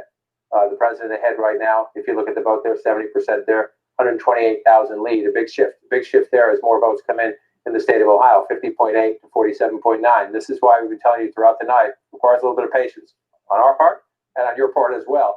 They're counting votes in different ways, and so we're going to see some swings. And sometimes they're going to happen quickly when new votes come in. The President of the United States now leading in the state he must win, battleground Ohio, 50.8 to 47.9. 70%, still a ways to go. And as David Chalian noted earlier, we're waiting for some early vote here. We're waiting for states to count their votes. Some are doing it in a different order. Early voting, mail-in voting, and today voting. We'll see how it plays out. Just want to check to see if the margins are changing at all as we play through this. This is a big shift. This is a very big shift on the map. President Trump, Ohio goes back to red for now. We're not done. We have a ways to go. 30% of the count there. You're looking at Pennsylvania right now. If you're looking at this map right now, let me just pull it back out a second. If you're a Democrat sitting at home right now, you're looking at this map and you say, oh my, it's happening again. Pennsylvania, Michigan, Wisconsin. If you're a Republican, you're saying that's what we needed. Here's the thing. Slow down. We have a long way to go in all of these states. No offense to anybody, but we're 21% right here. We know Pennsylvania has some issues. Some of the mail-in votes won't even be counted until tomorrow. It's worth looking at. These are all real votes. The question is, we don't have context yet because we're so early in these states. So just be careful. Don't look at the map at this hour and make any judgments because we're in the middle chapters here. In some states, in the early chapters, again, the president has a lead in Michigan right now. Last time we were here, he was leading in Wayne County. We knew that wasn't going to happen. Joe Biden is ahead now, but that's a tiny, tiny vote count. There's a long way to go in these states. That's what makes them interesting. They're going to flip back and forth a little bit. Let's move over to Wisconsin and look. And again, the president has a narrow lead here, 51 if you want to round that up to 48 if you round that up. But again, 30% of the vote, a long way to go. So when you pull it out like this, people look at it at home and you think, wow, we're not done. We have a long way to go in a lot of places, including Virginia is red right now. If the president can keep Virginia red, the president's going to be reelected. But we don't know this yet still. 53 to 45, that's actually gotten closer in recent times. And again, you come back up here. This is where elections in Virginia are won and lost. Northern Virginia is what has changed Virginia from a purple state to a blue state, and we're waiting still. We only have 28% of the vote. Fairfax County, it's the largest vote center in the state. It is Democratic, overwhelmingly so. So we'll see when votes come in here. Let's move down here. Look at this. Look at North Carolina. This was over 100,000 at one point. It was over 120,000 at one point. It is now 5,000, 2,000 as you speak. More votes come in. That's the magic. That is the magic of live data reporting and counting votes. 2,000 votes ahead, 49.4 to 49.4 in battleground North Carolina. Joe Biden doesn't need it, but if he gets it, he blocks the president's path to re-election, most likely. This state, remember, and again, this is a textbook example of what we've asked throughout the night. Patience on our part, patience on your part. Votes, early votes came in. Joe Biden built an early lead. Now we're getting election day votes in.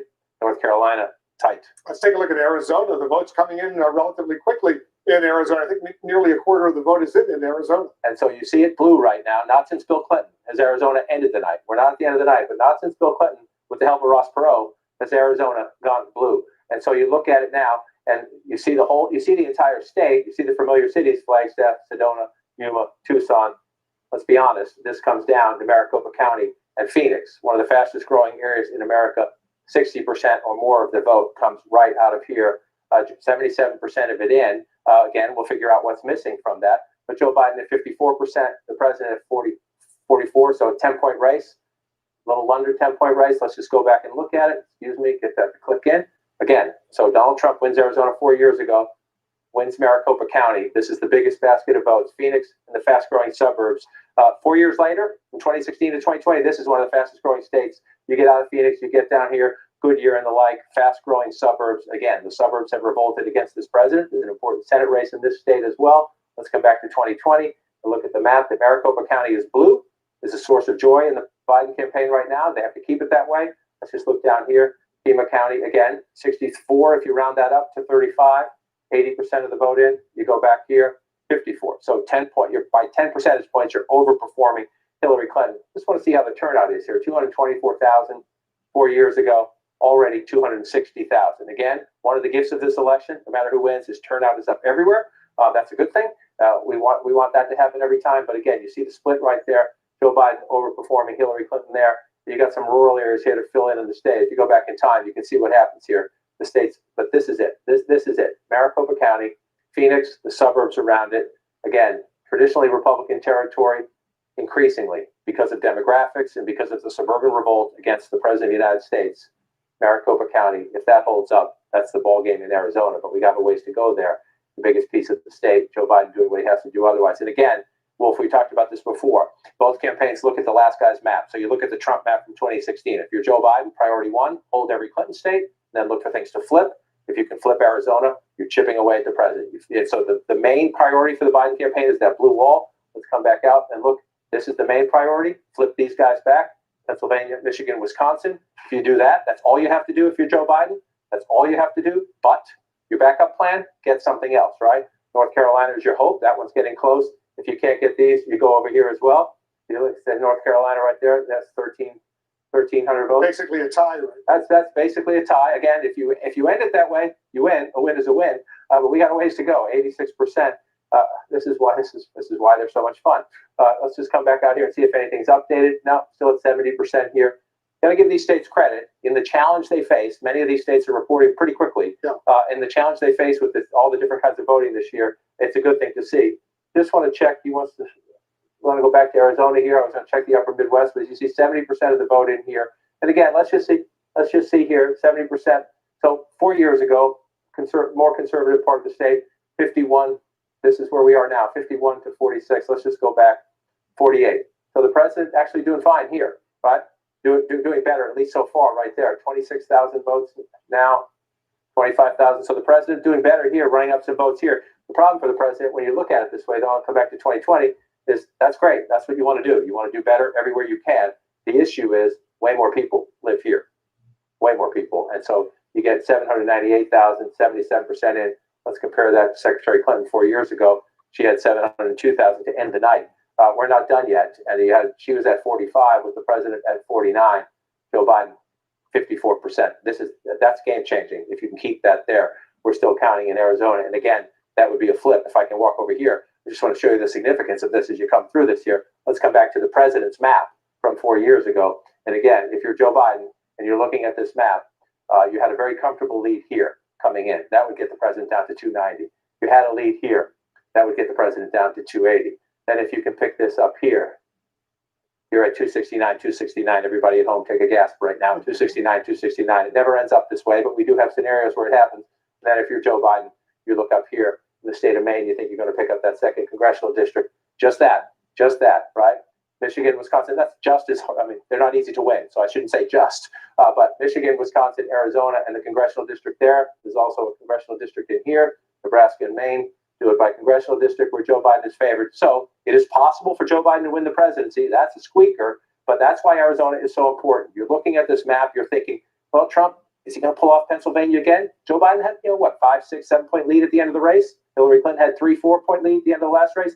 But you're not sure. You're not sure about that. You think you're going to get it back, but you're not sure. You feel more comfortable about this. You feel more comfortable about that.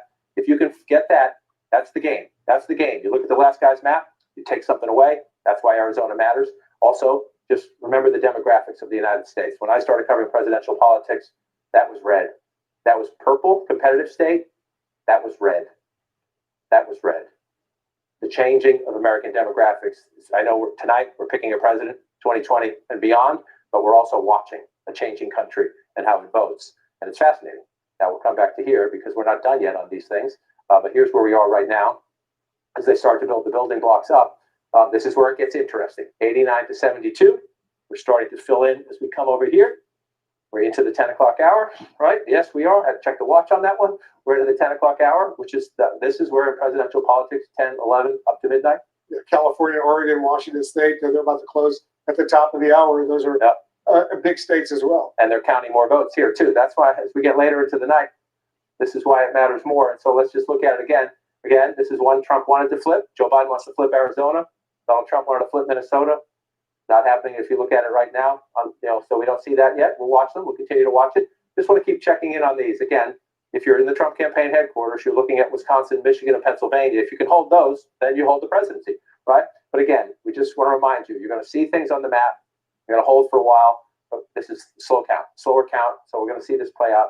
30% of the vote in Wisconsin. You come over to Michigan. Again, some of this may come tomorrow. We'll see. They're going to do the best they can. As we get later in the night, we'll know more about that. And then you come over here to Pennsylvania. Again, very, very early in the night. You see, I just want to take a peek down here, see how we're doing in Philadelphia. Look, 70,000 votes in Philadelphia, which means nothing, which means we're just starting. 9%. Yeah, we're just starting the night in Pennsylvania. So we need to be careful about drawing any conclusions there. So then let's look at where we do have a lot of votes, right? This is real business now. When you get to a place, 72% in Ohio, Donald Trump up, stretching that lead a little bit, 177,000 votes. The Republican governor, Mike DeWine, thought the president would squeak it out. We'll see. Got a ways to go yet. As David Chalian noted, there's some early votes still to be counted there, so this could swing again. That's why we count to the end.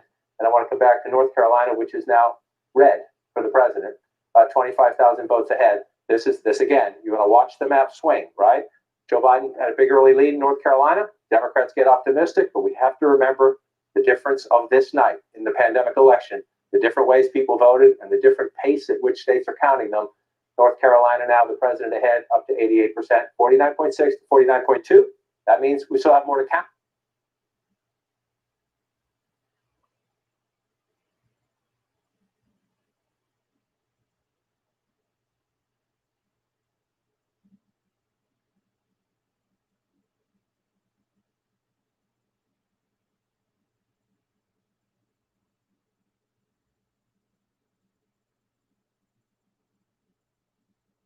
finish line.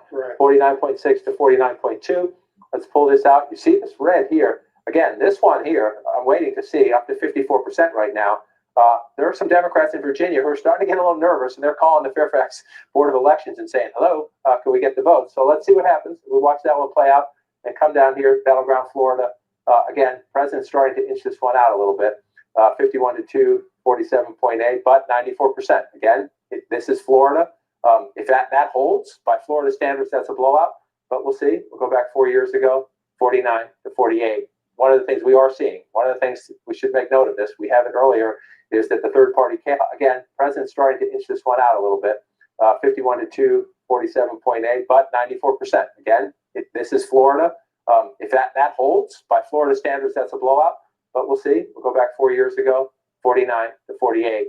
One of the things we are seeing, one of the things we should make note of this, we have it earlier, is that the third party candidate rounded up 49 to 45.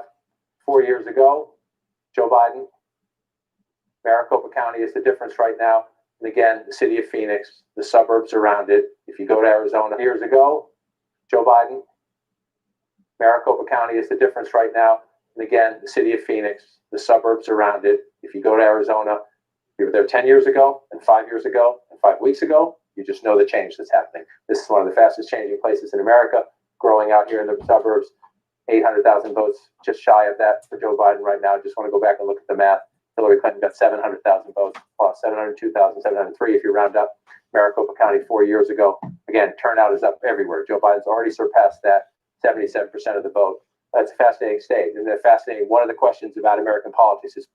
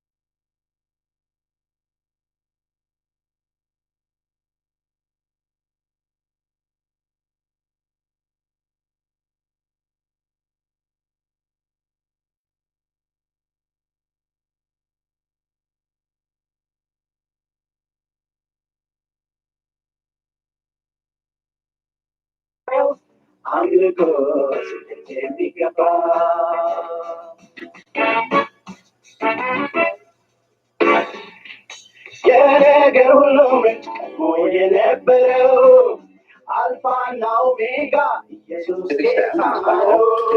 አልፋና ኦሜጋ ኢየሱስ ጌታ ነው። ዓለማትን ሁሉ እሱ ተገጣጥመዋል። እኛንም ለርስቱ በደሙ ቀድሶናል። እኛንም ለርስቱ በደሙ ቀድሶናል። በዙፋኑ ዙሪያ ምስጋና ይፍሰስለት፣ ጉልበት ሁሉ ለእርሱ ይንበርከክ ይስገድለት፣ ጉልበት ሁሉ ለእርሱ ይንበርከክ ይስገድለት። እናመሰግነዋለን፣ እናመሰግነዋለን፣ እናመሰግነዋለን። ጌታ ነው ኢየሱስ ጌታ ነው፣ ጌታ ነው ኢየሱስ ጌታ ነው። ምስጋና የሚገባ ጌታ ነው ኢየሱስ ጌታ ነው፣ ጌታ ነው ኢየሱስ ጌታ ነው። አምልኮ የሚገባ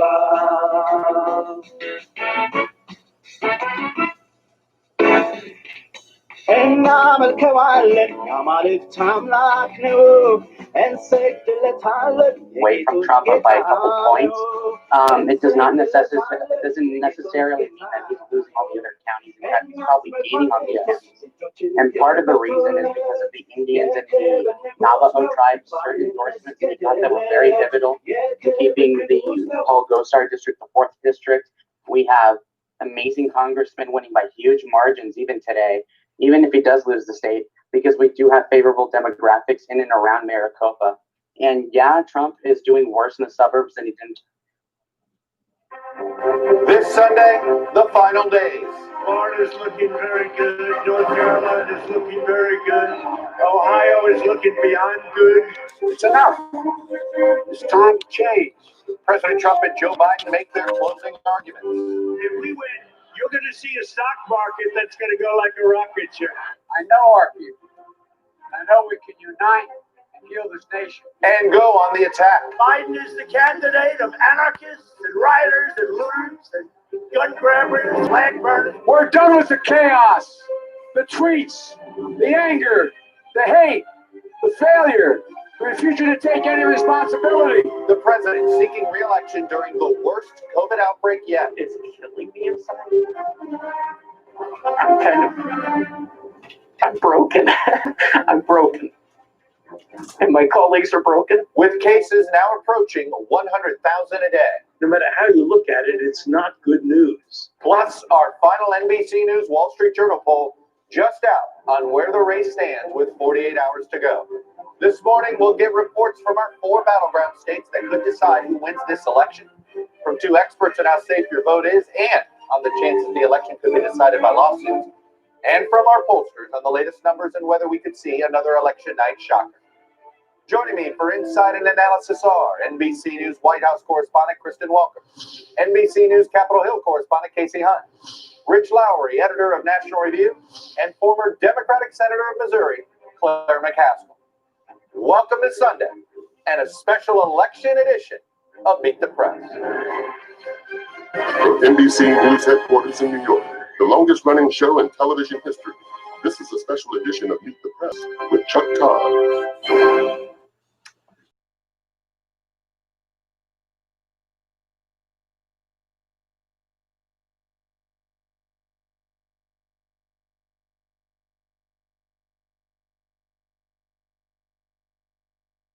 Or will it?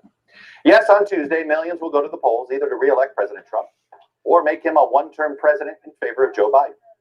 Not only don't we know who's going to win, but because nearly 92 million people, so far, a record, have already voted, and some battleground states count early votes very, very slowly and late, we don't know when we're going to know who's going to win. But here's what we do know. Our final NBC News Wall Street Journal poll completed overnight shows Joe Biden leading President Trump by 10 points among registered voters, 52-42. 10-point spread, that's the biggest for any presidential candidate in our poll at this late stage since Bill Clinton's re-election in 1996. Those of you with dreams or nightmares about a 2016 repeat, it is worth noting that our last poll 4 years ago showed Hillary Clinton with a shrinking 4-point lead. It was 44-40 on this morning 4 years ago. That was down from a 10-point lead. And more importantly, Clinton's 44 number left a whole lot of undecideds in a campaign where far fewer early votes had been banked. And remember, all of this is happening amid a coronavirus pandemic that has resulted in the U.S. in more than 9 million cases. It has taken 232,000 lives and counting so far. And not only isn't it rounding the corner, it is at its highest peak yet. And with Midwestern battleground states being hit particularly hard in this moment. Yesterday, President Trump, Joe Biden, and their running mates were all across the battleground making their closing arguments. We win Pennsylvania, we win it all. You know that, right? Here in Michigan, where the right to vote is the most fundamental right. The road to victory goes right through the Tar Heel state. Florida is going to determine in every way who will be the next president. If Biden wins, you're going to have a stock market collapse, the likes of which you've never had. He says he paid an income tax of $750. He knew how to game the system. Well, guess what, Mr. President? I'm coming for you. Joe Biden says we're in for a long, dark winter. President Trump said we're going to distribute the vaccine. We're going to defeat the virus. His closing argument this week is that the press and people are too focused on COVID.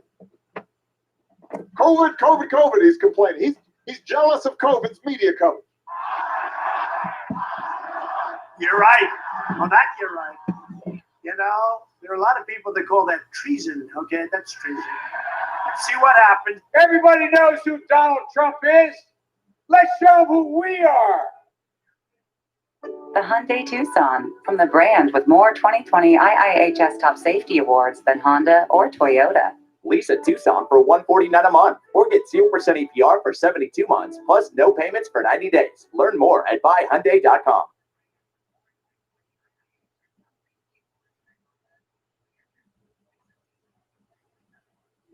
This morning, we're going to take a look at 4 battleground states, all of which President Trump won in 2016, and all of which he'll likely have to win again if he wants to keep his job. We're going to begin with the mother of all battlegrounds, my home state of Florida, where presidential elections often are decided already.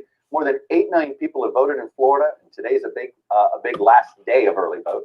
2016, a total of 9.4 million people voted in the state, so they may surpass that total today. Our latest NBC News Mayor's poll out just days ago had Joe Biden with a narrow 4-point lead in Florida, which we know can disappear immediately. Ellison Barber is standing by for us in Miami, and it is Miami-Dade. While not a swing county, it does seem to be the biggest battleground between the two campaigns.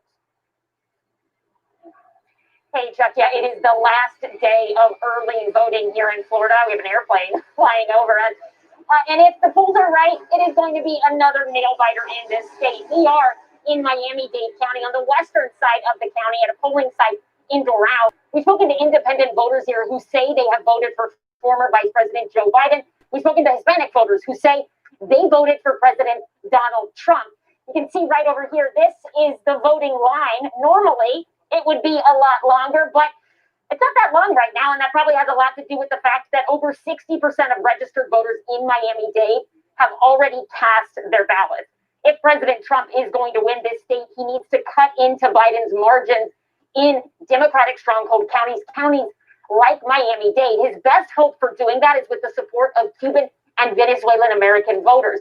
Biden needs to get his supporters to the polls. Democrats are outpacing Republicans when it comes to absentee ballots in the state of Florida, but Florida Republicans are actually outpacing Democrats when it comes to in-person early voting. That was not the case in 2016. But today is souls to the polls, and Democrats are hoping, praying, if you will, that it will help them shift those early voting numbers. Chuck? Ellison Barber in Miami-Dade for us, and it's a reminder, nobody ever wins Florida the same way twice. Up next, the bordering state of Georgia, a state Democrats have carried just once in the past 9 presidential cycles, but where both parties, particularly in this last week, believe it's Biden that has the slight edge right now going into Election Day. Nearly 4 million votes been cast so far in Georgia. It compares to just over 4 million votes that were cast all told 4 years ago. And the 538.com polling average has Biden up by just 1.5 points, and it makes Georgia a true toss-up state. It is where we find Blaine Alexander. She is in Atlanta, and really, it is about Atlanta turnout and the Atlanta suburbs. What do you tell us, Blaine?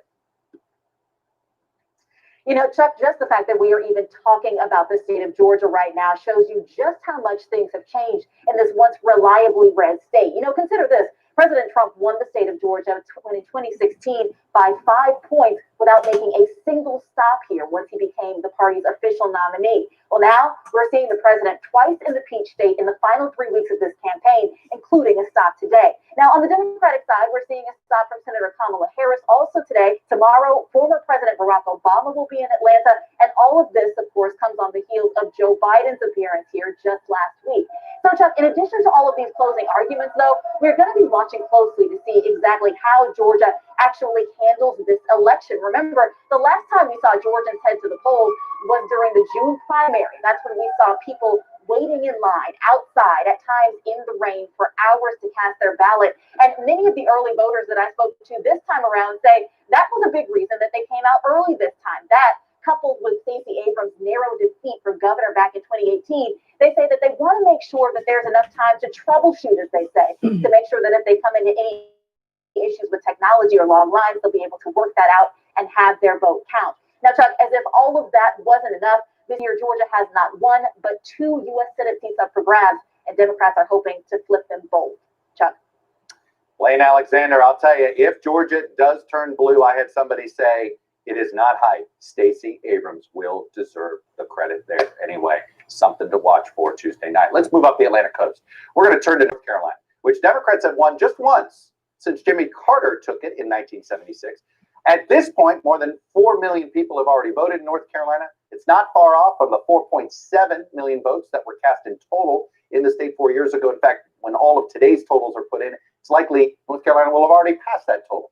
Now, our last NBC News Mayor's poll had Biden leading President Trump by 6 points among likely voters. It was a big spread, but we're seeing late here that a few other polls are finding similar results. Morgan Radford is standing by in Charlotte, North Carolina. So, Morgan, does Joe Biden have momentum here at the end?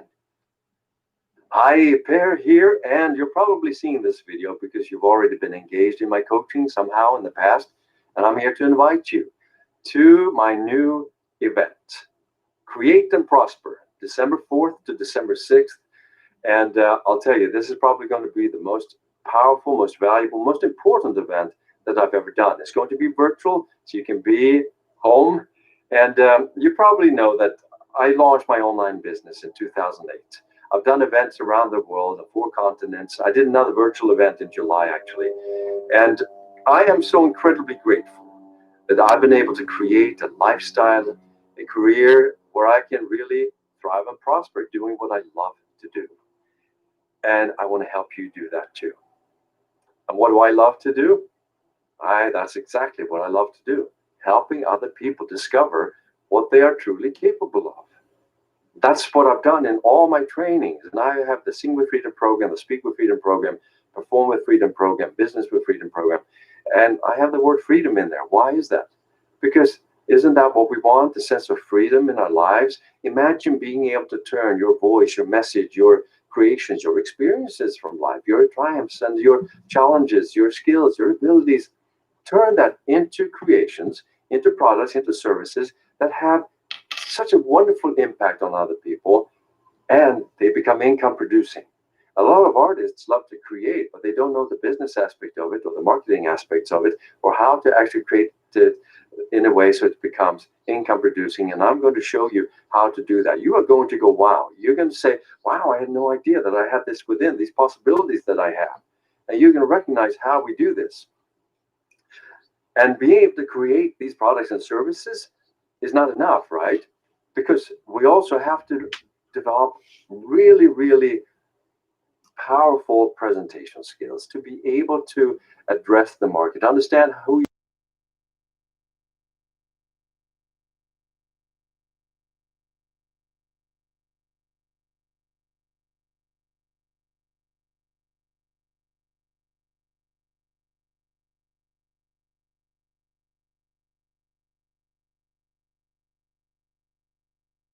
like it is looking good so far in terms of Republicans. I don't think they're going to lose a whole lot of House seats. They did flip. They flipped.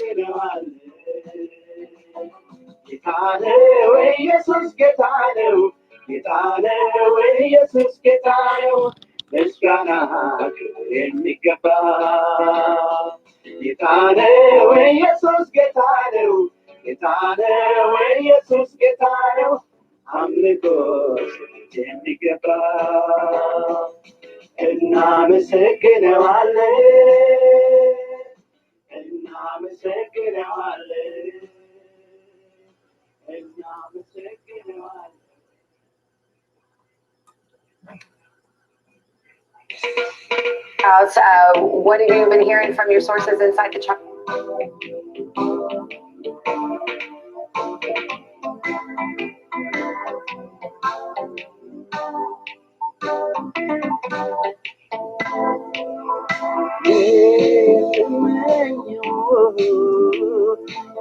One other thing that was really interesting is the independent vote coming in from Pennsylvania. According to the exit polls, obviously, these are all still preliminary. 53% of independents are going with Joe Biden. That's a flip from 4 years ago. 4 years ago, Donald Trump won independents in Pennsylvania, 48 to 41. Now Biden ahead by, what is that, almost 10 points. According to the exit polls, we'll see if it holds up as the real. Another look at the state of Minnesota as well. Again, that was a state that President Trump had hoped he might be able to flip, like the state of New Hampshire. Right now, 36% of the expected vote is in, and it appears that Joe Biden has a big lead. Let's go back to Alex Perez in Minnesota. Yeah, George, and what we're seeing is that Joe Biden has a huge lead in Hennepin County, the most populous county here in Minnesota. We're seeing 93% of the vote coming in from Hennepin County, about 70% of that vote right now going to Joe Biden. Those are the kinds of numbers that Democrats want to see here in Minnesota. You know, Obama, there were 19 counties that Obama won that Hillary lost to Trump back in 2016, and the Democrats are hoping they're going to be able to win back those so-called pivot counties.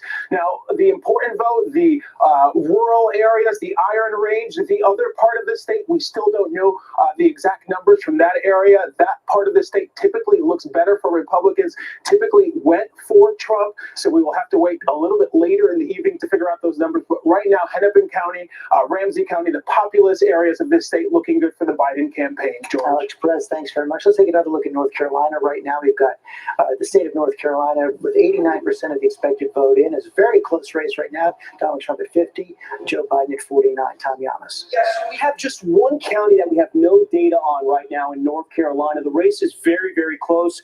We're looking at a spread of about 40,000 votes. This is Granville County right here. This is a swing county. President Trump won it back for Republicans 4 years ago. There's about 15,000 votes for Republicans, 15 to 20,000 votes. That could affect the score.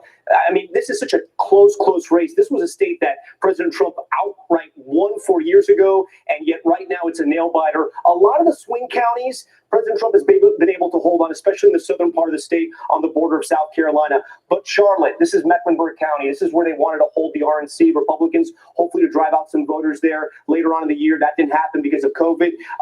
Joe Biden's doing exactly what he has to do here. He's driving up the votes. So to win in North Carolina for Joe Biden, he's going to have to do that there and in Wake County as well. We're still waiting for some of the vote in there, but you can see Joe Biden is building on that Hillary Clinton lead in those counties. If he can keep doing that, there might still be enough vote out there, but President Trump right now on top with about 40,000 votes. Byron Pitts, what are you hearing in Raleigh?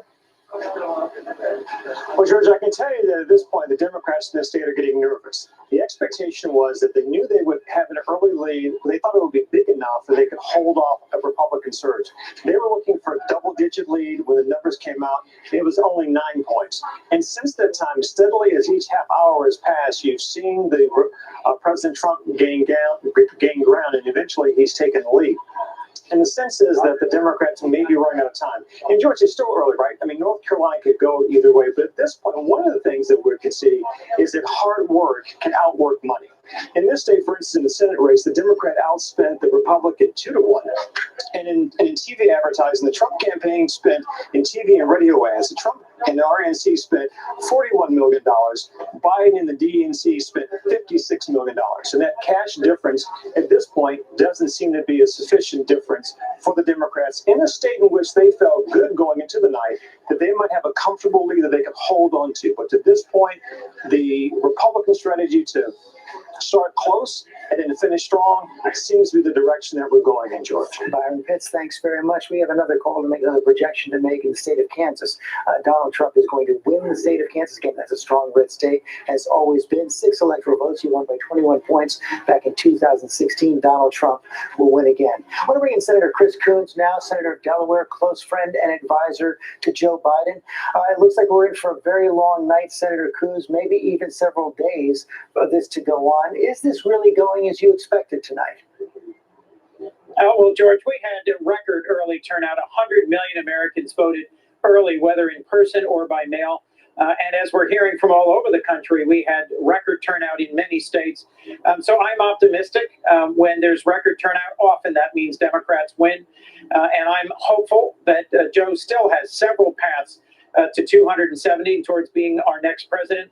I think his message all along that he and Kamala Harris can bring our country together, can move us out of this deadly pandemic and the mess that Donald Trump's bungled mishandling of the pandemic has gotten us into, has connected with voters and moved people to the polls.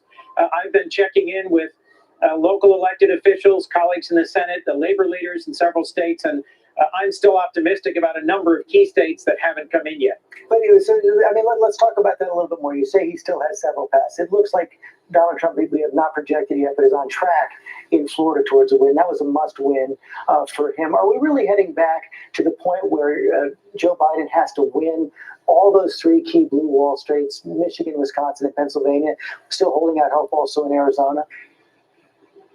Arizona, I'm optimistic about, given what I'm hearing from a number of elected officials and local organizers there. And I think that means there's several different paths. It doesn't all come down to Pennsylvania.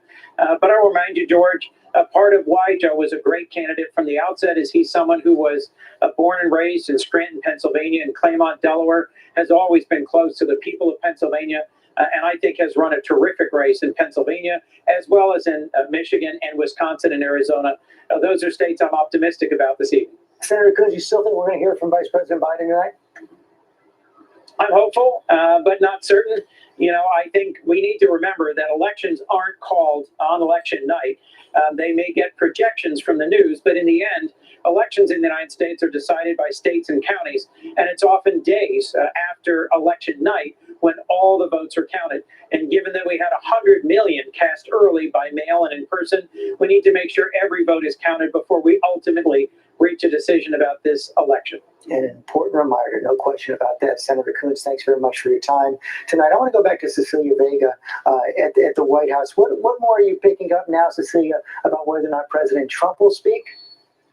Actually, we just asked an aide when the president will speak, and we were told that they didn't know. We are sort of relying on what Kellyanne Conway told you at the beginning of the evening, that he will, in fact, address the nation at some point. I gotta say, I'd seen some photos from some photographer friends of mine here, colleagues in the White House who were in the room where the president's supporters are gathering in the East Room of the White House, and it looks very much like it is a room where he will speak. There's a podium, there are teleprompters up, so I would not be surprised if we hear from him at some night. And just in terms of a quick mood check, George, they've got, again, these 2 war rooms here on the grounds of the White House where aides and campaign staffers are feverishly monitoring these returns coming in. We've been told that the president has been going between the residence and these rooms and touching base regularly with aides, so they're keeping him up to speed on that front. But the mood check here is they're feeling extremely confident by what they're seeing. Those North Carolina numbers they like very much, and that's giving them some more confidence in states like Arizona and Nevada as we watch those numbers rolling over the course of the evening. Cecilia Vega, thanks very much. ABC News can now project that Democrats are going to retain the House of Representatives. And not a surprise here, Democrats went into the night with a healthy margin in the House, but we can now say that Democrats will keep that margin. Mary Bruce, that means likely that Nancy Pelosi, who I think had not spoken to President Trump in over a year, will return as Speaker. That certainly does seem to be the case, George. We know that they have had this incredibly fraught relationship. There is still that fraught relationship continuing. I think specifically about the fight over COVID relief, which continues to be ongoing, even given the state of this pandemic. The two sides have not been able to come together and pass a COVID relief bill in these last recent weeks. It seems that certainly is not going to happen anytime soon. And yet Nancy Pelosi will continue. If Donald Trump continues to be president, Nancy Pelosi will continue to be his foe on Capitol Hill. Okay, Mary Bruce, thanks very much. One more look at the board here. 95 electoral votes for Donald Trump right now, 93 for Joe Biden. That is because we've just added the state of Kansas for President Trump as well. And Terry, as we look at that 95 to 93 at 1044 on the East Coast, 270 winners. As I said, it looks like we're doing a little bit of a replay right now of 2016 with all those big battleground states still out there. America about as divided as ever.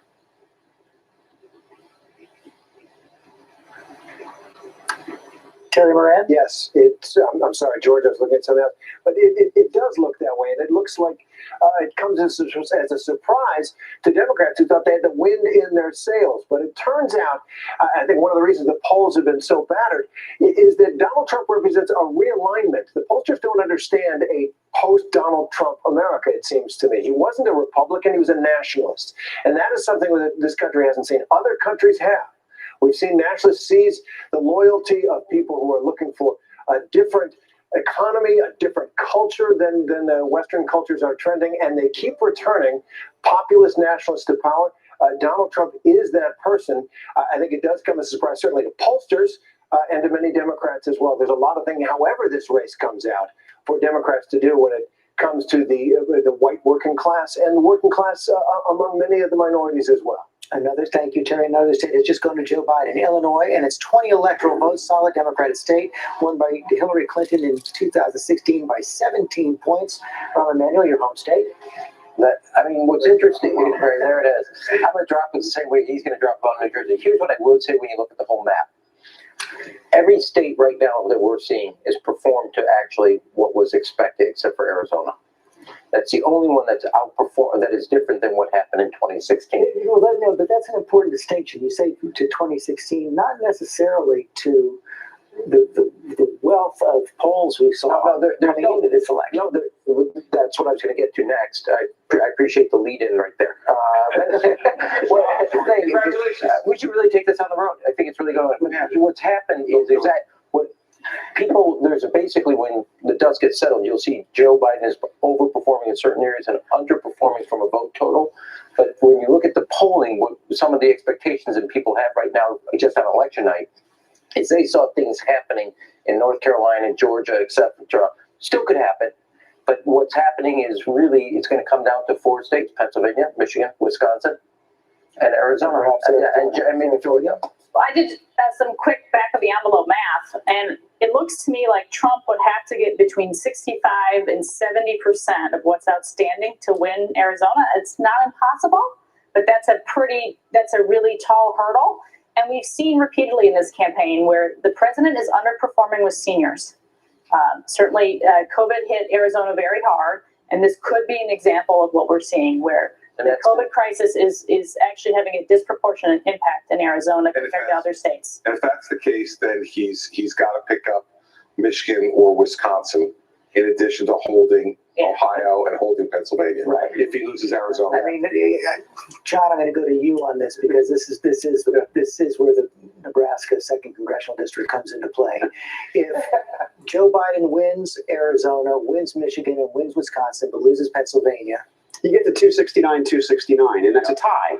And the way the tie is broken is it's broken in the House of Representatives, but it's not the majority of the House of Representatives, which the Democrats control.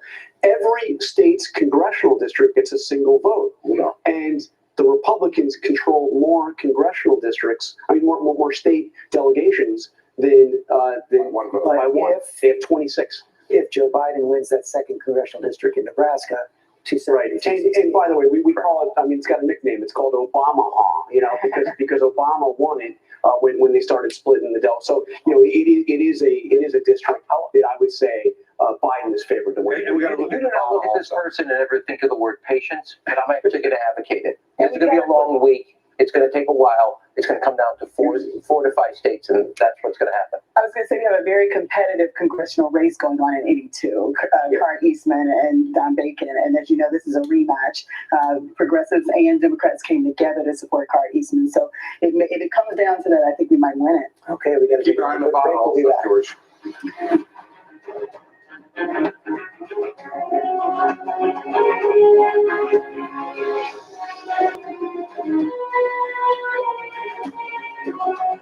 ABC News, straightforward. Stand down.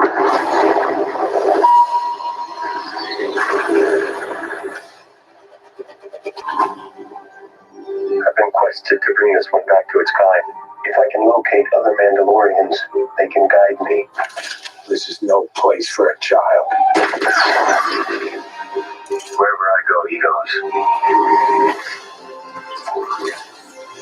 The Mandalorian, new season now streaming only on Disney+. With so much at stake, so much on the line, more Americans turn here than any place else. ABC News, World News Tonight with David Muir. We have made it through another week together. America's most watched program across all of television. Hello, this is Montana Highway Patrol. You're looking for a couple of missing teenagers. That's right. Last seen in a red Focus. The steering wheels get stiff. We're fine.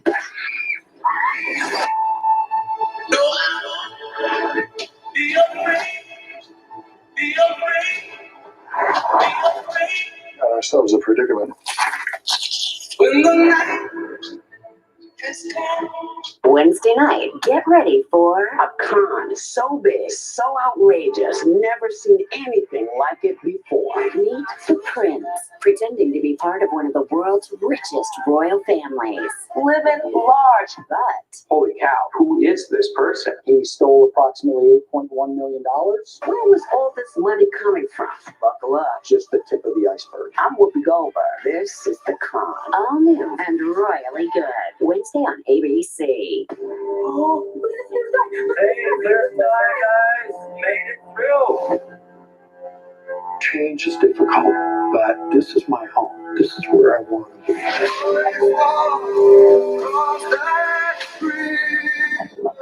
I'm not going to bail on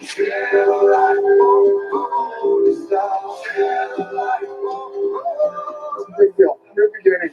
Rebuilding Paradise. Network premiere Sunday at 9 on National Geographic. Friday nights, 9 Central. True crime, cinematic, real-life drama, stunning, the unthinkable. Follow the clues. The Hunt. True Crime 2020. Friday nights, 9 Central on ABC. Welcome to Disney Plus. Are you ready? Drop in and explore. The action, the adventure, and the originals. There's no limit to what you'll find. These are your world. So come on, dive deeper into the universes you love. Wherever and whenever you want them, you'll find them all here on Disney Plus. What's the most innovative daily news podcast out there to listen to every day? Well, the Edward R. Murrow Awards say it's Start Here, the daily news podcast from ABC News. Even the New York Times calls us a top news podcast worth listening to. So if you like getting behind the biggest news stories of the day, inside all the details, the backstory, and what will happen next, then listen to Start Here, the daily news podcast from ABC News. It's like no other news podcast out there. Even the critics agree. Listen free on Apple Podcasts. Good Morning America tomorrow morning. Wake up to real-time answers, real-time results the morning after this historic election with the most powerful team in politics live. First thing in the morning, ABC. Good Morning America. And we are back at ABC News Election Headquarters. That's what you see right there, the map. 11 states won by Joe Biden, 113 electoral votes. 16 states won by Donald Trump, 108 electoral votes.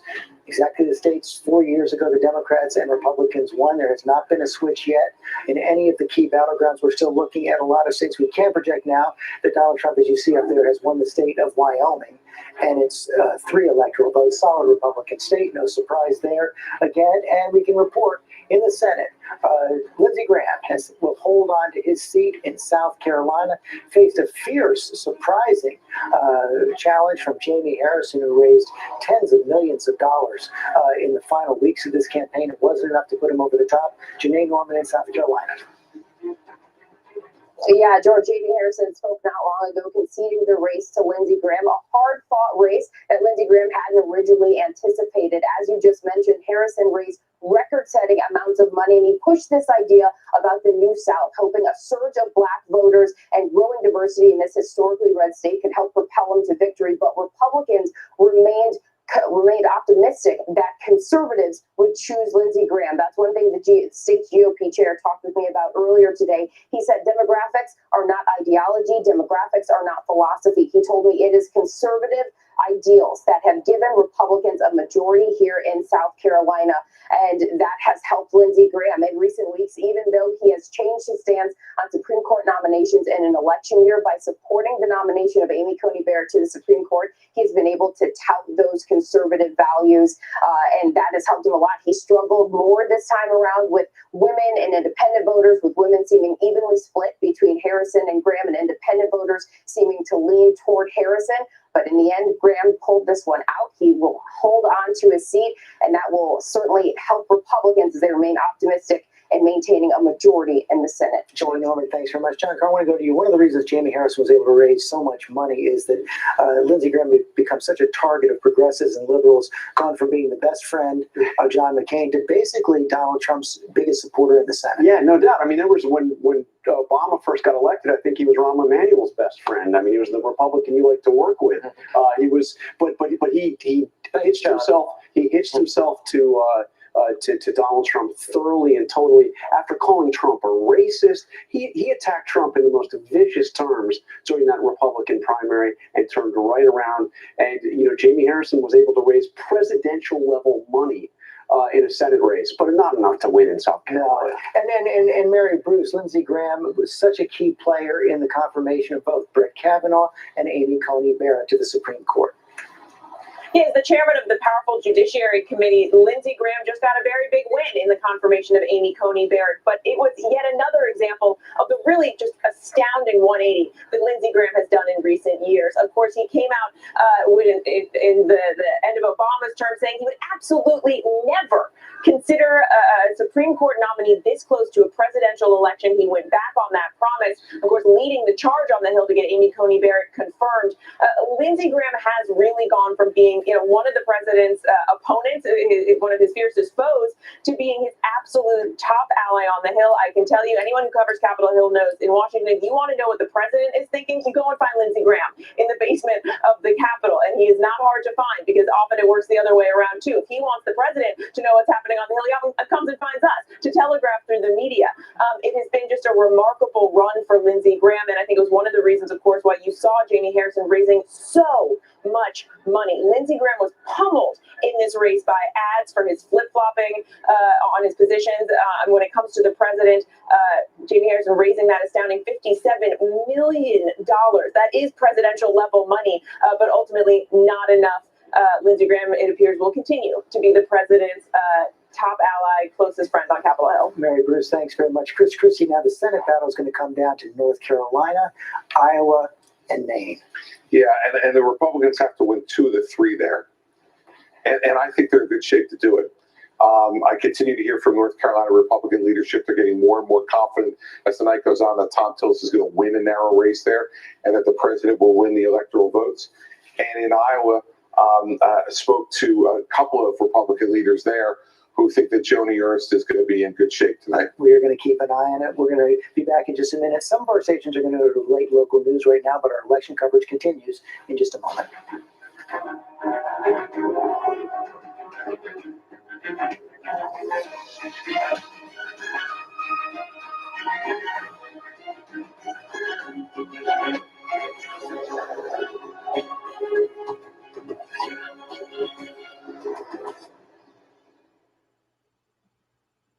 Welcome to Disney Plus. Are you ready? Drop in and explore. The action, the adventure, and the originals. There's no limit to what you'll find. These are your works.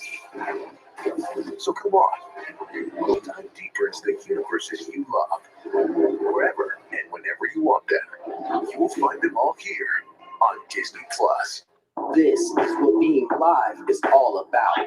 This is ABC News Live, the 24/7 streaming news source of ABC News. Breaking news, live events, streaming nonstop, original breakthrough storytelling from ABC News, National Geographic, ESPN, and it's all designed differently for you to stream straight to any screen whenever you want. ABC News Live. Streaming everywhere, right to you. ABC News Live. It's that easy to go there. Now could be a good time to have another baby. Are you crazy? I'm in love with you. Now that I said it out loud, it does sound weird. I feel so clean. Stop when I see you were so fine. I had to remind myself to breathe. Feel something when I see you. Let's do this. How's your quarantine going?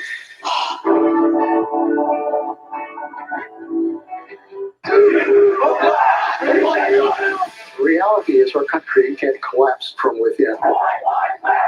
You see the white power movement on the march. Klansmen and neo-Nazis, skinheads, it's meant to incite war. From the KKK to Oklahoma City to Charlottesville, the new documentary event special. We just need to start talking about race. Homegrown hate, the war among us. This is a real wake-up call. Streaming now on ABC News Live. Susan Powell was a young, beautiful mother. She just one night vanished. Where is Susan? July 29th, making sure that if something happens to me, our assets are documented. John.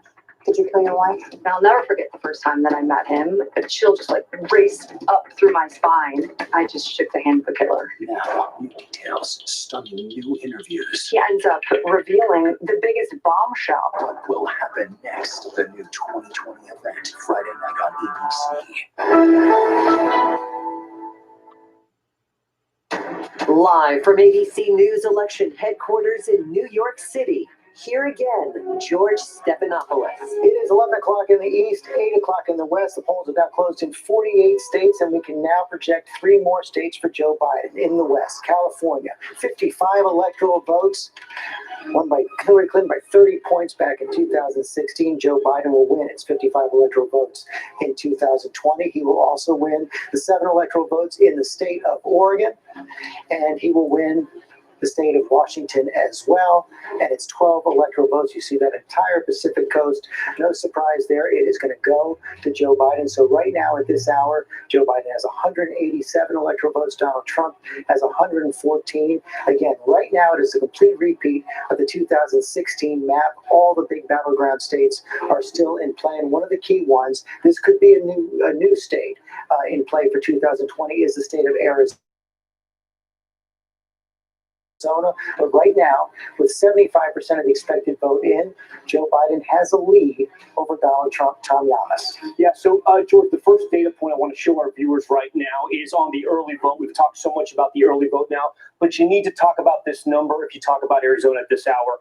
Joe Biden with a 10-point lead in the early vote, and that's so important because if you look at his lead right now overall, it's by 10 points as well. So where is Joe Biden winning? He's winning in the biggest county. This is where he needs to be. 3/4 of the vote's going to come from right here. And you can see he's up 10 points from Hillary Clinton 4 years ago. One of the things Joe Biden did here, he spent big. He went to Maricopa County and he spent $17 million. Democrats looked at the map after 2016. They saw that Donald Trump had underperformed from Mitt Romney. Kirsten Sinema comes in a Senate race 2 years later and she wins. And we got to talk about Tucson as well, Pima County. So you can see here, Joe Biden is on top. He's overperforming there. And we haven't talked about this a lot tonight, George, but that's the home of Mark Kelly. He's on top too. His range, 10 points as well in that Senate race against Martha McSally. Some people said this could be a reverse coattail effect. Of course, Mark Kelly, former astronaut, husband of Gabby Giffords, the congresswoman from Arizona, who was, of course, tragically shot back in 10 years ago. I want to go to Whit Johnson in Arizona. Whit, what are you hearing there? George, I can tell you the Biden campaign is feeling really good about these early results and what they're seeing, although this is very much what they expected early in the night. Remember, we had the huge early voter turnout here. About 85% of the ballots were cast early. Democrats knew that they needed to take an early lead. But on the flip side, Republicans were counting on today. The Trump campaign told us that they had data that showed them that they would outnumber Biden supporters at the polls on Election Day by a ratio of 4-1. And George, I can tell you just talking to voters here, Trump has strong support, especially among independents as well. David was talking about the independent vote being so important in Arizona. We spoke to 3 self-proclaimed independent voters who voted for Obama previously, but this time voted for a second time for President Donald Trump. And one of them actually split the ticket. And you might be hearing quite a bit about that here in Arizona. He voted for Donald Trump, but also voted for the Democrat, Mark Kelly, for the Senate. 2 years ago in 2018, 150,000 voters in Arizona voted for the Republican Ducey, but also voted for the Senate Democrat, Kirsten Sinema. So we've seen that independent spirit here in Arizona. Again, this is maverick country, and in the spirit of John McCain, the voters here like to give the thumbs up or the thumbs down on the individual candidates they like and the issues they care about. But I don't want to forget about that Senate race, too, because it is huge. This is one that Democrats have really been eyeing across the country. You have the astronaut Mark Kelly against the combat pilot Martha McSally. Kelly has maintained an edge in the polls, and if he were to win, this will be the first time that the state of Arizona would send 2 Democrats to the Senate since 1953. That's about 68 years. And I can tell you, George, again, this is that Senate seat that belonged to John McCain. His wife, Cindy, endorsed Joe Biden. But the voters we spoke with throughout Arizona here over the past couple of days didn't care much about any of the endorsements. Whit Johnson, thanks very much. Let's go to Cecilia Vega. 2 big issues in Arizona, COVID and its impact on the Latino community. COVID impacted on the Latino community, and of course, we've been talking about this for so long now. This is a community that has been hit disproportionately hard. Some experts say that this is a community that has been devastated by COVID. George. Okay, we now are going to hear House Speaker Nancy Pelosi is coming out to speak to the cameras. We're going to see it right now. Thank you for joining us. I know that transportation is always challenging in this time of coronavirus, but thank you for joining us virtually here this evening so that I can praise you for retaining our House Democratic majority. Under your leadership, Madam Chair, we have held the House, and now after all the votes are counted, we'll see how much better we will do than that. We are in a situation where some of the states have just said we're not counting anymore until tomorrow morning, and of course the West Coast has not chimed in yet, so there's more to come. Our race this time was all about health care. This was Vote Your Health. We had that in the last election.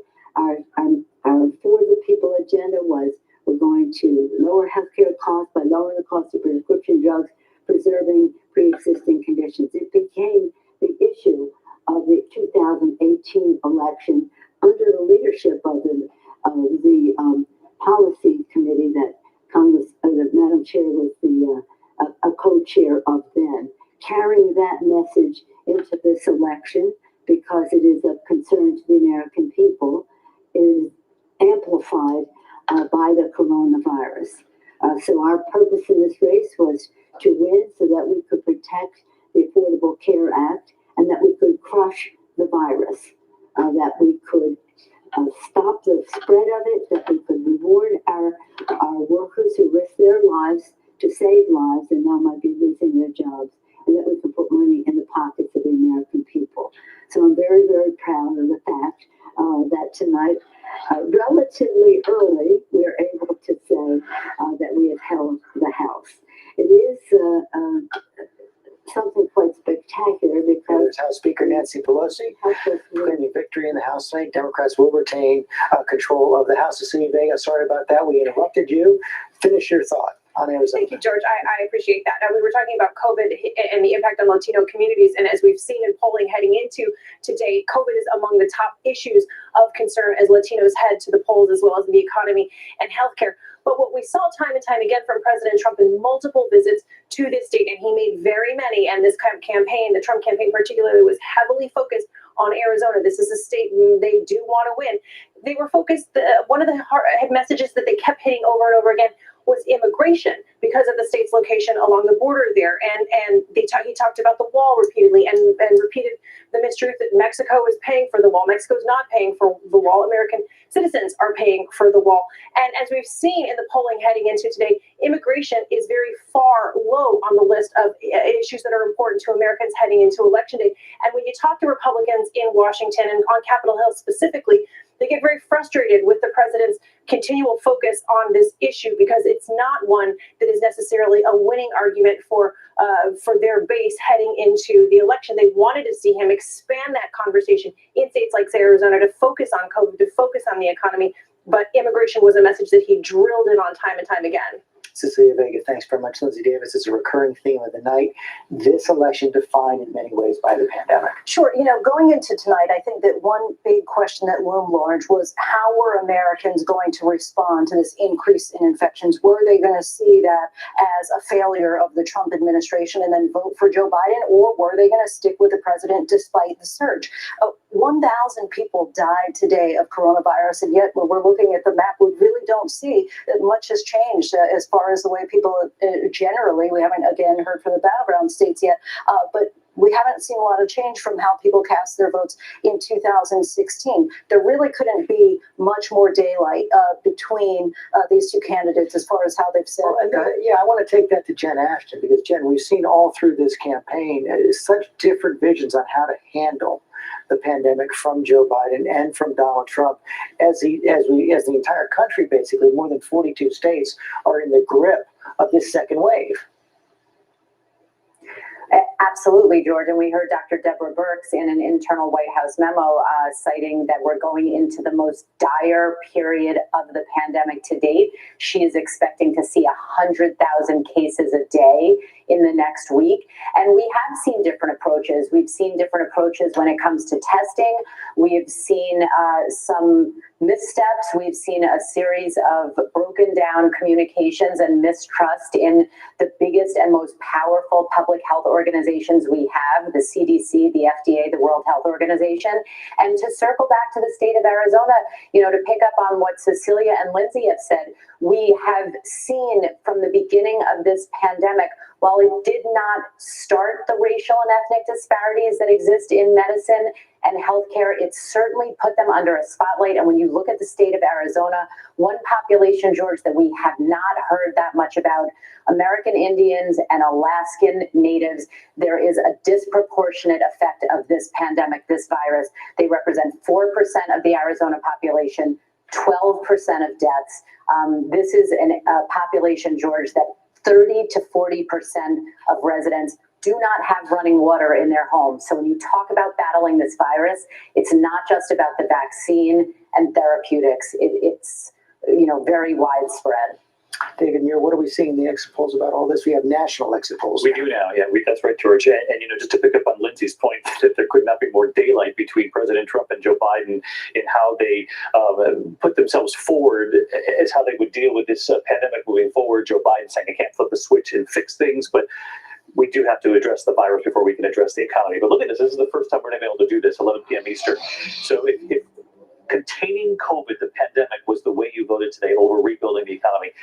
And look at this, 51% to 42% in the exit polling. When you break that down, Joe Biden, 80% to Donald Trump's 18%, if the most important issue to you was containing COVID-19. Now, if the most important issue was opening the country, getting the economy going again, it's almost the complete opposite, 76% with Donald Trump, 22% with Joe Biden. And among independents, we're seeing this tonight, the breakdown, Joe Biden leading among independents in the national exit polls, 55 to 40. And among women in the country, Joe Biden, 56% to Donald Trump's 43%. We look at men, 49% Donald Trump, 48% Joe Biden. And what we're seeing so far in these states with such close races is that not only is the country divided, but many of these key battleground states are divided right down the middle. No question about that, Martha Raddatz. COVID is something that came up consistently in all your travels across the country. It sure did, George. But I have to say that I was surprised when I crossed the country, and it was almost like people are done with it. It was very blue state, red state. They were wearing masks in blue states. They were not wearing masks en masse in red states. So people would talk about it. But I think in so many ways, there are so many bigger issues, especially to the Trump voters. I mean, we have to remember, they're voting for an incumbent now. In 2016, it was, we don't want to vote for a Washington guy. He's something new. He's a businessman. But they're voting on his record now. And that record is COVID. That record is the economy. That record is immigration and race relations. So they've made a decision, those Trump voters, that they like what Donald Trump has done in these last 4 years, including COVID. Trump voters I have talked to and said things about COVID. I mean, one voter in Texas who's a very strong supporter had a mask on. He said he only wears it when he goes into certain establishments so he can get into them. But his mask said, "This is dumb." And today he told me, Dr. Fauci, everything he says is wrong. So that message is resonating in those areas too. But you go through Ohio, I was especially surprised in Ohio. There were so many people out, not social distancing. And this is in Columbus, in a very crowded area. They had masks, but most of them were pulled down. But they were not social distancing, and they were just out. They just wanted to be out and try to forget about COVID. Martha, thanks. Heidi Heitkamp, you certainly see that in the Dakotas. Well, I think what's happening is people have bought into herd immunity. It's the only way to control it. It's not something that you're going to get over until you get through it. and they don't want to disrupt their lives. And so they know someone who's died, but they were old or they were this. And what is really puzzling to me is that we are so willing to make old and disabled people kind of the victims here, and then just accept it. And you're seeing that in these vote totals. You're seeing it in the behavior, especially in red states. They don't want to change their lives. They don't think that changing their lives will change the outcome of the coronavirus. Heidi Heitkamp, thanks very much. Let's take another look at the state of Ohio right now. We've now got 85% of the expected vote in the state of Ohio, and Donald Trump now appears to be pulling away 53 to 45 in that state. Chris Christie, that's what you were hearing from the state about an hour ago. It was. So I was hearing from GOP leadership. They said that as this progressed in the evening, he was going to open up a more substantial lead. And George, I'm hearing the same thing in North Carolina, that both Tom Tillis is now leading by more than a point over Cal Cunningham, and the president is leading by just less than a point over Joe Biden in North Carolina. And that's been a steady progression through the evening to, chip away at that. And they feel very confident in North Carolina, again, that both those are going to go that the way Ohio has gone here for Trump and for Tillis in the Senate. Let's pull up another look at North Carolina right now. If we can pull up the North Carolina map, we've got 95% of the expected vote in North Carolina. Very close race right now, only about 70,000 votes separating Donald Trump and Joe Biden. Tom, what can we look at on where the outstanding vote still is? Okay, so let's look at the major counties here, because that's what Joe Biden needs to win if he wants to pull up an upset here. Looking at Mecklenburg County, the biggest county, this is the Charlotte area.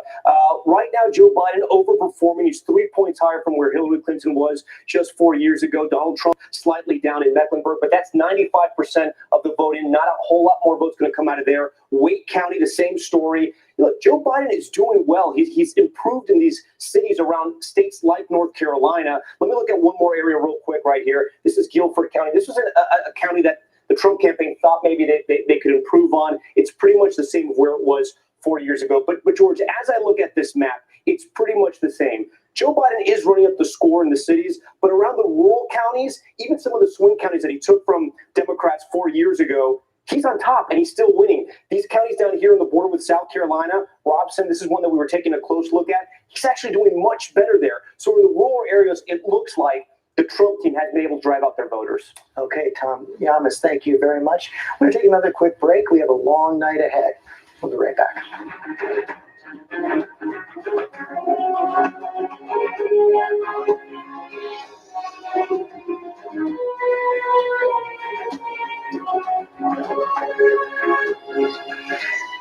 I've been quested to bring this one back to its kind. You know this is no place for a child. Wherever I go, he goes. The Mandalorian, new season now streaming only on Disney+. What's the most innovative daily news podcast out there to listen to every day? Well, the Edward R. Murrow Awards say it's Start Here, the daily news podcast from ABC News. Even the New York Times calls us a top news podcast worth listening to. So if you like getting behind the biggest news stories of the day, inside all the details, the backstory, and what will happen next, then listen to Start Here, the daily news podcast from ABC News. It's like no other news podcast out there. Even the critics agree. Listen free on Apple Podcasts. Wednesday night, get ready for a con so big, so outrageous, never seen anything like it before. Meet the prince, pretending to be part of one of the world's richest royal families. Living large, but... Holy cow, who is this person? He stole approximately $8.1 million. Where was all this money coming from? Buckle up. Just the tip of the iceberg. I'm Whoopi Goldberg. This is The Con. All new and royally good. Wednesday on ABC. Good Morning America tomorrow morning. Wake up to real-time answers, real-time results the morning after this historic election with the most powerful team in politics live. First thing in the morning, ABC. Good Morning America. With so much at stake, so much on the line, more Americans turn here than any place else. ABC News World News Tonight with David Muir. We have made it through another week together. America's most watched program across all of television. ABC News honored winner for the second straight year with the Edward R. Murrow Award for Overall Excellence in Television. More America chips. ABC News, America's #1 news source.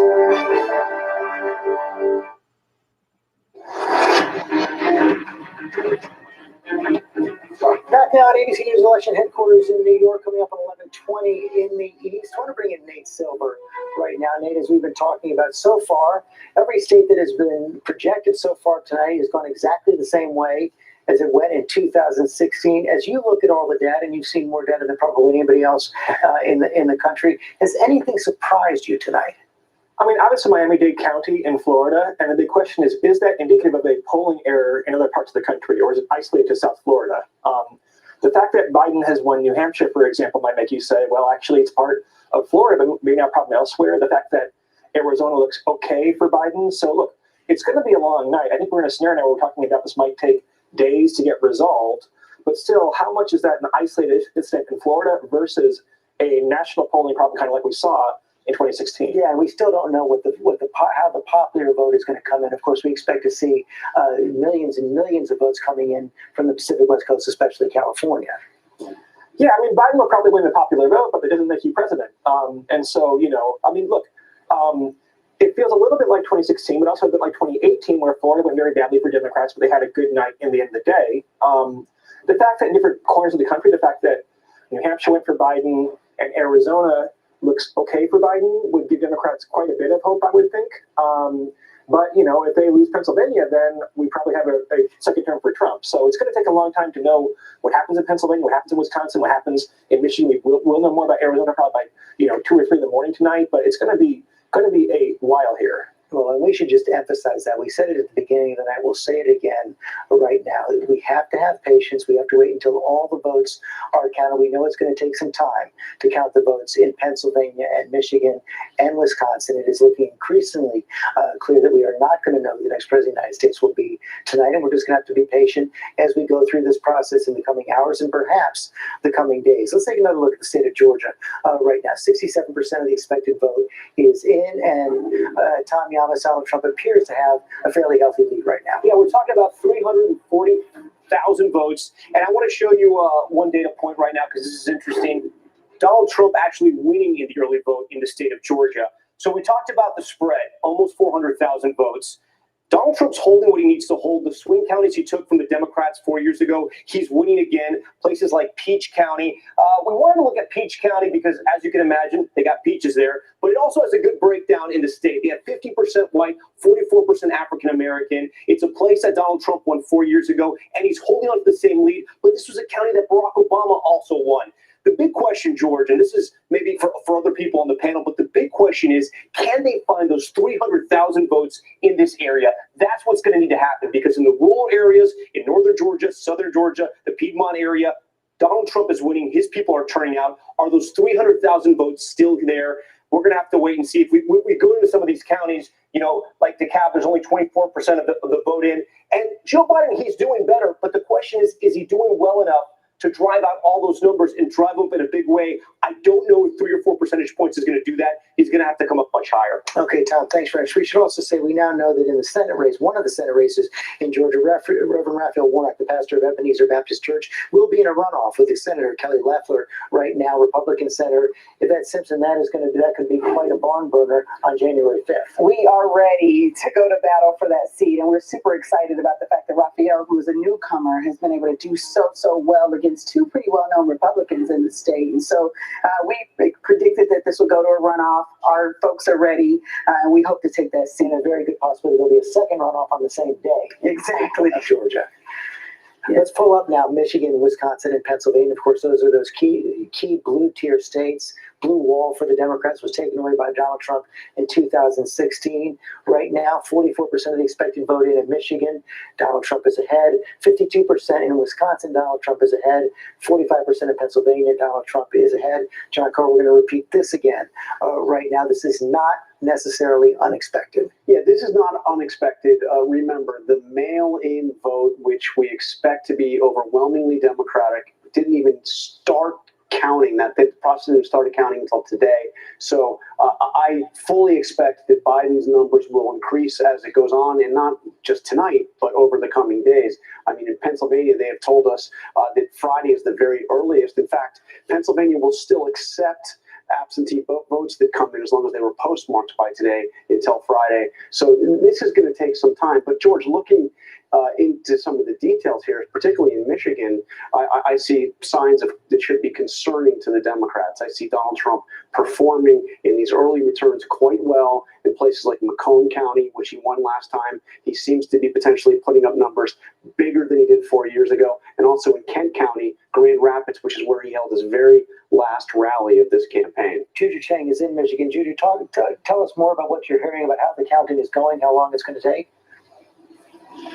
Well, George, it will definitely be a marathon nail-biter here, but at least in Michigan, not as marathon as projected. The Secretary of State Benson said a short time ago in a press conference that she believes it will be fully tabulated within 24 hours. Now, they originally said they wouldn't be done until Friday, but a lot of that has to do with the fact that yesterday, unlike the other upper Midwestern states, they had 10 hours to process. They had an army of volunteers come in, hand open envelopes, check signatures, so that at 7 a.m. this morning, with a double the number of speed counting machines, they were able to get to work, and they believe they're getting to work much faster. That said, they are also seeing record turnout in Detroit. I spoke earlier to the NAACP's Reverend Anthony, and he said that they had 100 lawyers fanned out looking for voter intimidation, and what they ended up doing was spending a lot of time getting out the vote, bringing souls to the polls, as the Reverend told me.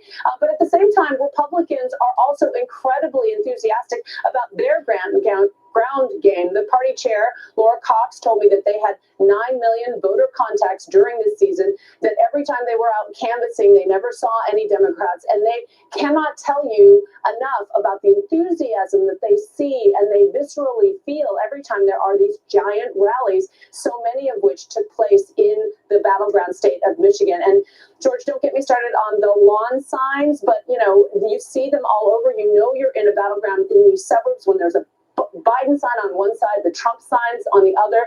I went to a Trump volunteer meeting, a packed room, and the organizer said, how many of you have had your lawn sign stolen or vandalized? And almost the entire room's hand went up. It says something about just how tense the battleground is here out in the suburbs. It sure does. I want to go to Mary Bruce right now. Mary, are you picking up any concern in the Biden camp, picking up what John Carl was saying about the way the votes are coming in Michigan and how they're coming in?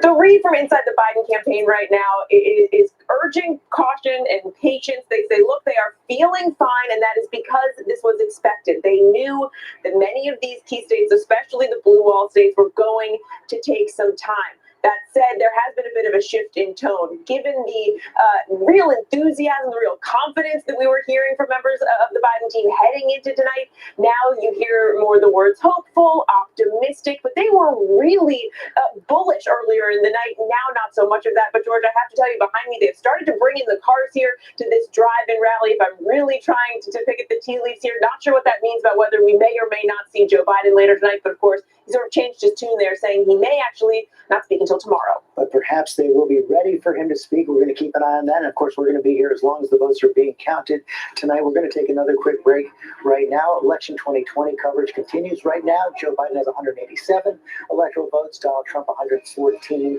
electoral votes. It's a close one.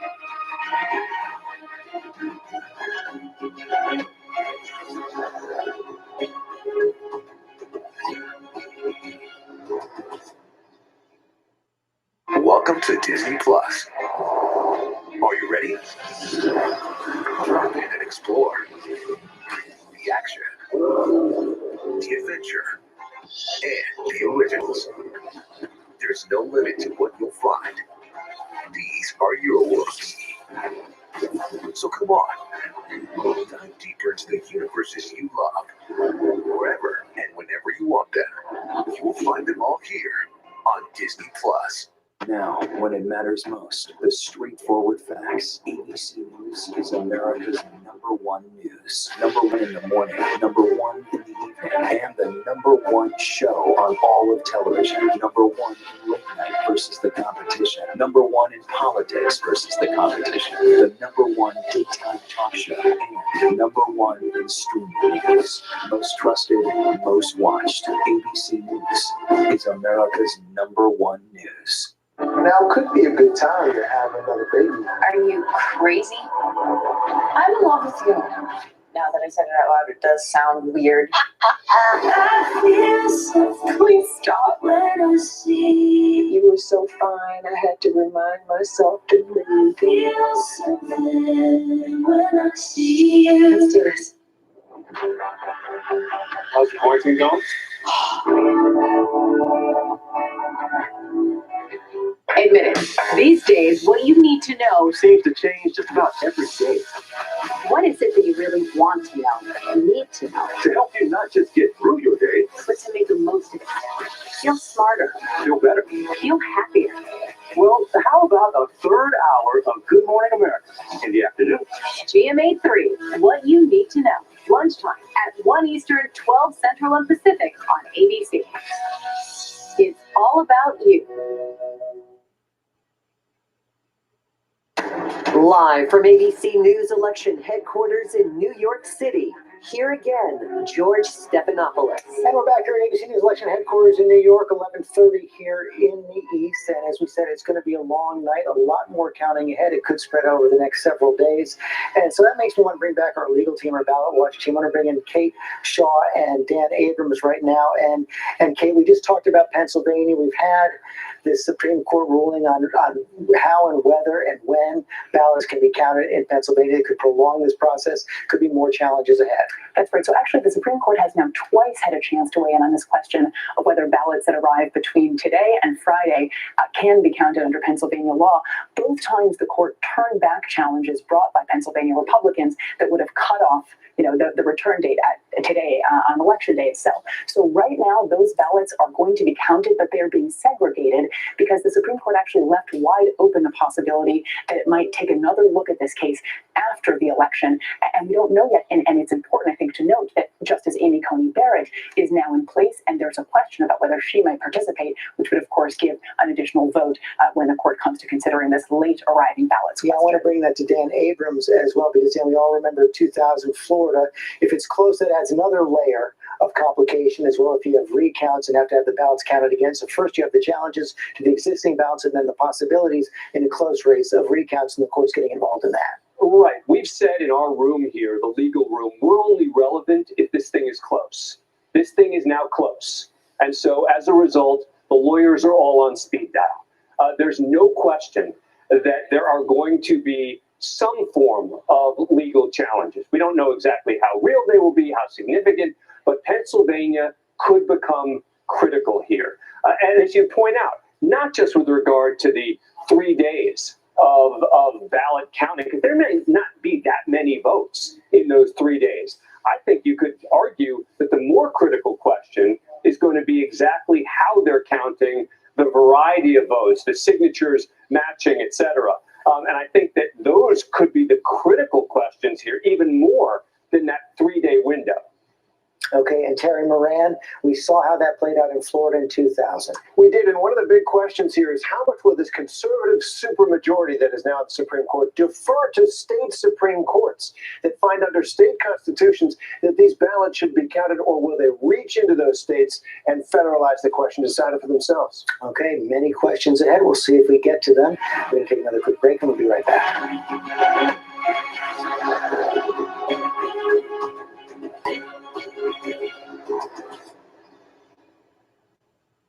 When's Wednesday night, get ready for a con so big, so outrageous, never seen anything like it before. Meet the prince, pretending to be part of one of the world's richest royal families. Living large, but Holy cow, who is this person? He stole approximately $8.1 million. where was all this money coming from? Buckle up, just the tip of the iceberg. I'm Whoopi Goldberg. This is The Con. All new and royally good. Wednesday on ABC. Good Morning America tomorrow morning. Wake up to real-time answers, real-time results the morning after this historic election with the most powerful team in politics live. First thing in the morning, ABC. Good Morning America. With so much at stake, so much on the line, more Americans turn here than any place else. ABC News, World News Tonight with David Muir. We have made it through another week together. America's most watched program across all of television. Susan Powell was a young, beautiful mother. She just one night vanished. Where is Susan? July 29th, making sure that if something happens to me, our assets are documented. Josh, did you kill your wife? And I'll never forget the first time that I met him. A chill just like raced up through my spine. I just shook the hand of the killer. Now, new details, stunning new interviews. He ends up revealing the biggest bombshell. What will happen next? The new 2020 event, Friday night on ABC. What's the most innovative daily news podcast out there to listen to every day? Well, the Edward R. Murrow Awards say it's Start Here, the daily news podcast from ABC News. Even the New York Times calls us a top news podcast worth listening to. So if you like getting behind the biggest news stories of the day, inside all the details, the backstory, and what will happen next, then listen to Start Here, the daily news podcast from ABC News. It's like no other news podcast out there. Even the critics agree. Listen free on Apple Podcasts.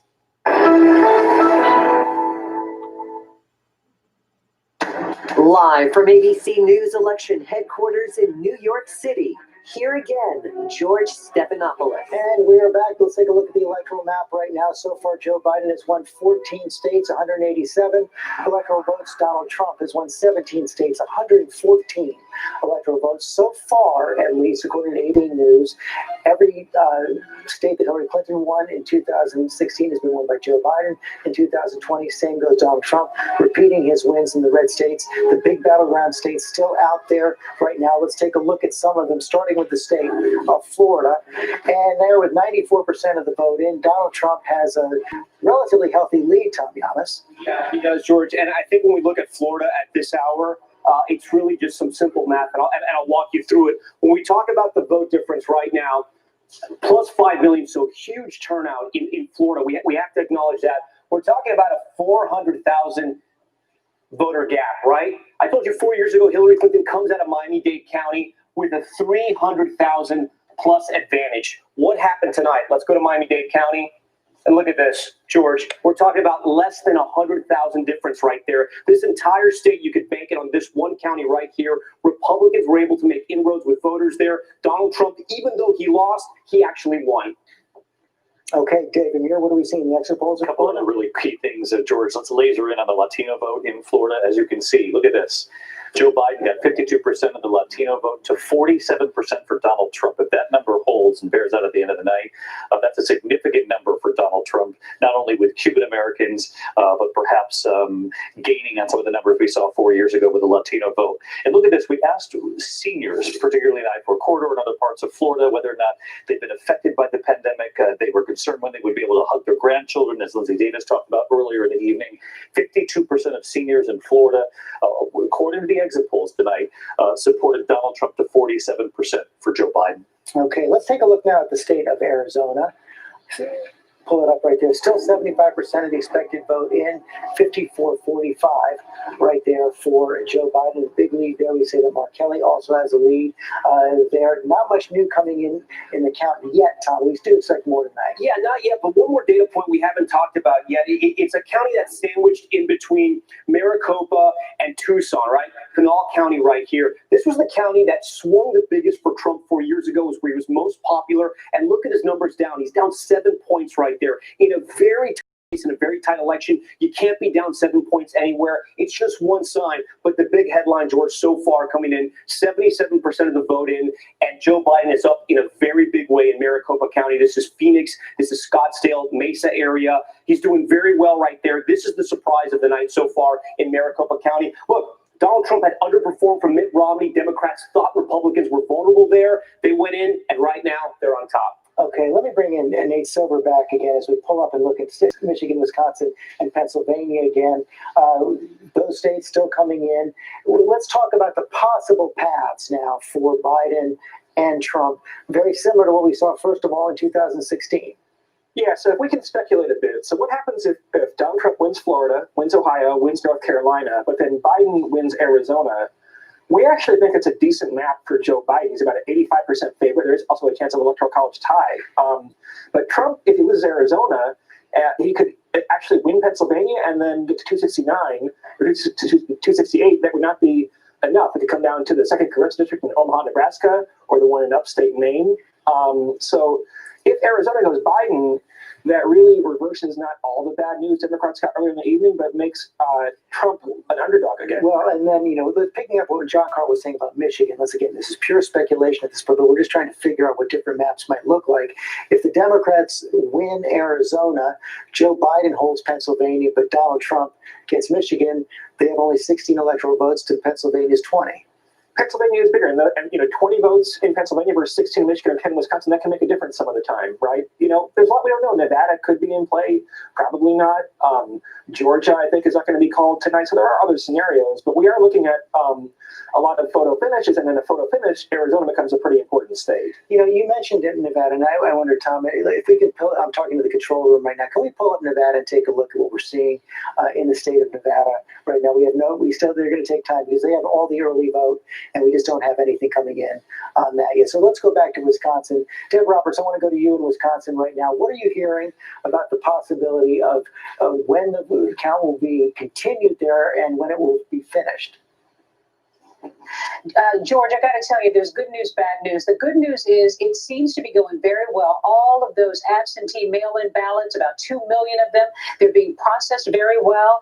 The Wisconsin Election Commission head, Megan Wolf, said that they're processing very well. But then she said she probably will give another news conference about 11:30 in the morning. So I'll probably be here right on time for Good Morning America. Now, the one thing that is sort of interesting, and you've talked a lot about this tonight, is those ballots probably will reflect a very tight race. Wisconsin, I seem to just have this love-hate or like-hate relationship with the president. On the one hand, they just don't like him. More than 50% think that he's not doing a good job. 56% don't like how he's handling the pandemic. I talked to a guy in line today, and he said he would have swum through a lake of alligators to get there to vote because he wanted to support Biden, and he just didn't like where the country is going. But then I spoke with another voter who said, I'm worried about health care, and this is in a state that is dealing with the COVID virus. But then he said, I think I'm going to support the president, or I just supported the president. So Wisconsinites are very mixed here, and I think it's going to be a long night, a long morning. And, the polls show that Biden is up, but it's going to be very, very tight here. I think Wisconsinites just aren't sure what they think. The president's been here 6 times. Joe Biden came here 3 times. He was here in Kenosha last night. He projects strength, and they seem to like that in spite of the fact that they don't like him. Deb Roberts, thanks. Let me go to Eva Pilgrim in Pennsylvania for the same question. What are you hearing about how the count is going, how long it's likely to take? Well, sort of like what Deb just said, some good news and some bad news. They say that the counting is going smoothly. Originally, they thought that we would have the majority of those mail-in ballots counted by Friday, but we just heard a little bit earlier tonight from the Philadelphia City Commissioners, and they were saying that they originally thought that they were going to be able to do about 32,000 ballots an hour. That's just not happening. They're saying right now they're doing about 10,000 per hour. They've done about 75,000 votes, mail-in ballots so far tonight. They've estimated they have about 350,000 to count. We're supposed to hear from them again at about midnight to give us an update. That's the next kind of ballot drop number that we're expecting to hear from them. But here's the thing. It's just going to take a long time. I've heard you say this tonight repeatedly, George. And people are just going to have to be patient. This is a slow process. Here in Pennsylvania, I mean, there's like 2.5 million mail-in ballots that came in. This is a state that's never done early voting for all voters that wanted to take advantage of it. This is a first-time process, and it's going to take some time. The governor spoke earlier tonight asking everyone to just have their patience. They are doing the best that they can. People are working around the clock, as we're seeing here in Philadelphia, but it is going to take time. They want to make sure this count is accurate, George. Which is the most important thing for them to do right now. Eva Pilgrim, thanks very much. We can project 2 more states right now. The state of New Mexico is going to go to Joe Biden, state of New Mexico, and it's 5 electoral votes. Hillary Clinton won it by 8 points in 2016. Joe Biden will win it tonight. And the state of Idaho, it's 4 electoral votes. No surprise, they're going to go to Donald Trump. He won the state by 32 points in 2016. I'm under the table right now. And Sarah Fagan, let me start with you. We're coming up on midnight now on the East Coast. Is the night going as you expected? What's the surprise? What should we be looking for ahead? I think the night's going better than I expected. For Republicans? For Republicans, yeah. I mean, I was in the camp where I thought Joe Biden was going to win this, and it is far from clear that he's going to win this election. And the president seems to be doing much better in the upper Midwest. Now, again, we don't know exactly what vote is in. It may be heavily election day vote, but clearly in some of those counties, the president is overperforming, and even overperforming what he did in 2016. So I think this is going to be a nail biter. Ron? I think the way I look at it is every state to date has performed like they did, not changing. There wasn't really a move in the sense that some people thought there was this tailwind coming, except for Arizona. And the only state that flipped so far is Arizona. It hasn't flipped yet. It hasn't flipped yet, but it's going to tighten considerably. It's going to tighten, but I'm going to go out on a limb then, given it's midnight, it's way past my bedtime, and say that those are numbers that are hard at this point for the president to break. That said, we have big numbers in Atlanta and Metro Atlanta, big numbers in the metro areas of the upper Midwest that are out. It's going to come down to those 4 states to make the determination, and we are going to be here every night Friday. So I look forward to seeing you every night. I mean, so we're going to be here right through it. I'm going to sit next to you, so we're going to be there. But it's going to be a while here, and I think what the problem is, what was your baseline is going to determine your mood. And so if you thought this was going to be a big tailwind, you go, oh boy, that was disappointing. As Nate said, the truth is, it hasn't been. It's actually, the states are doing exactly what they did. It's also looking very good for Republicans to control the Senate.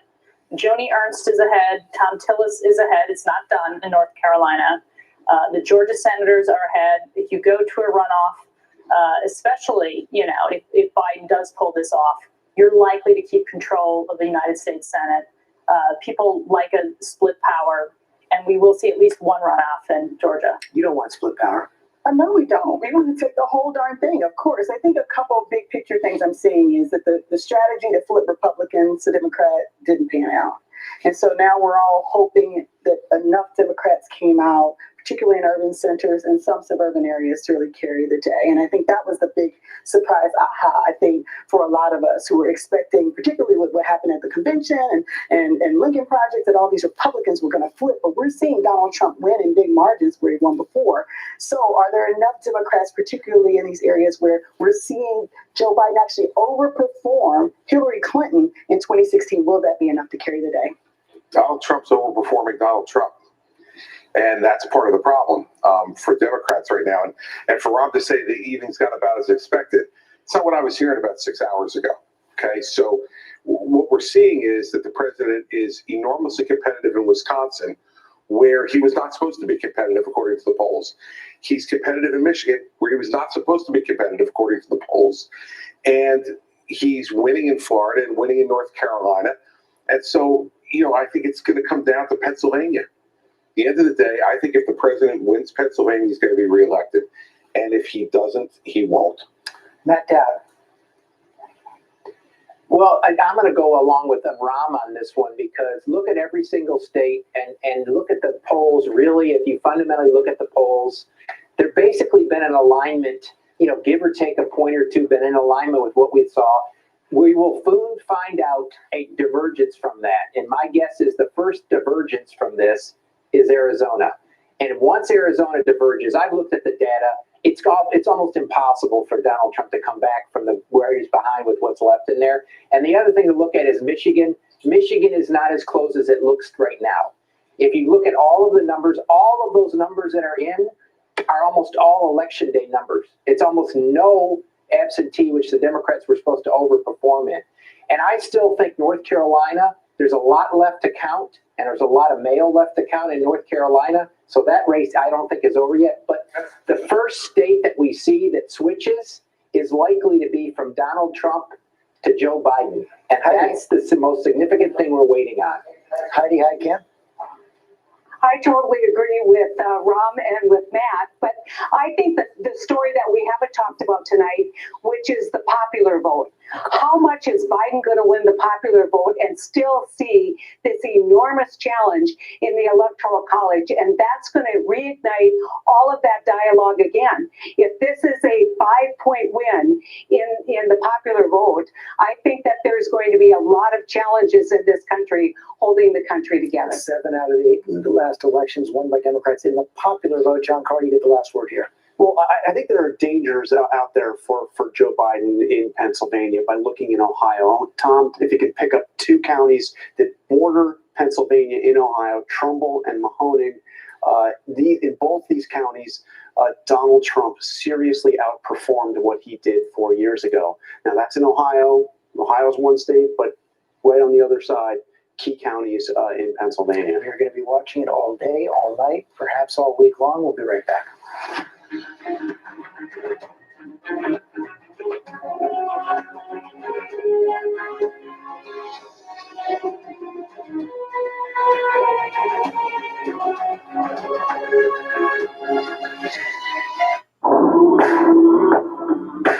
This is what being live is all about.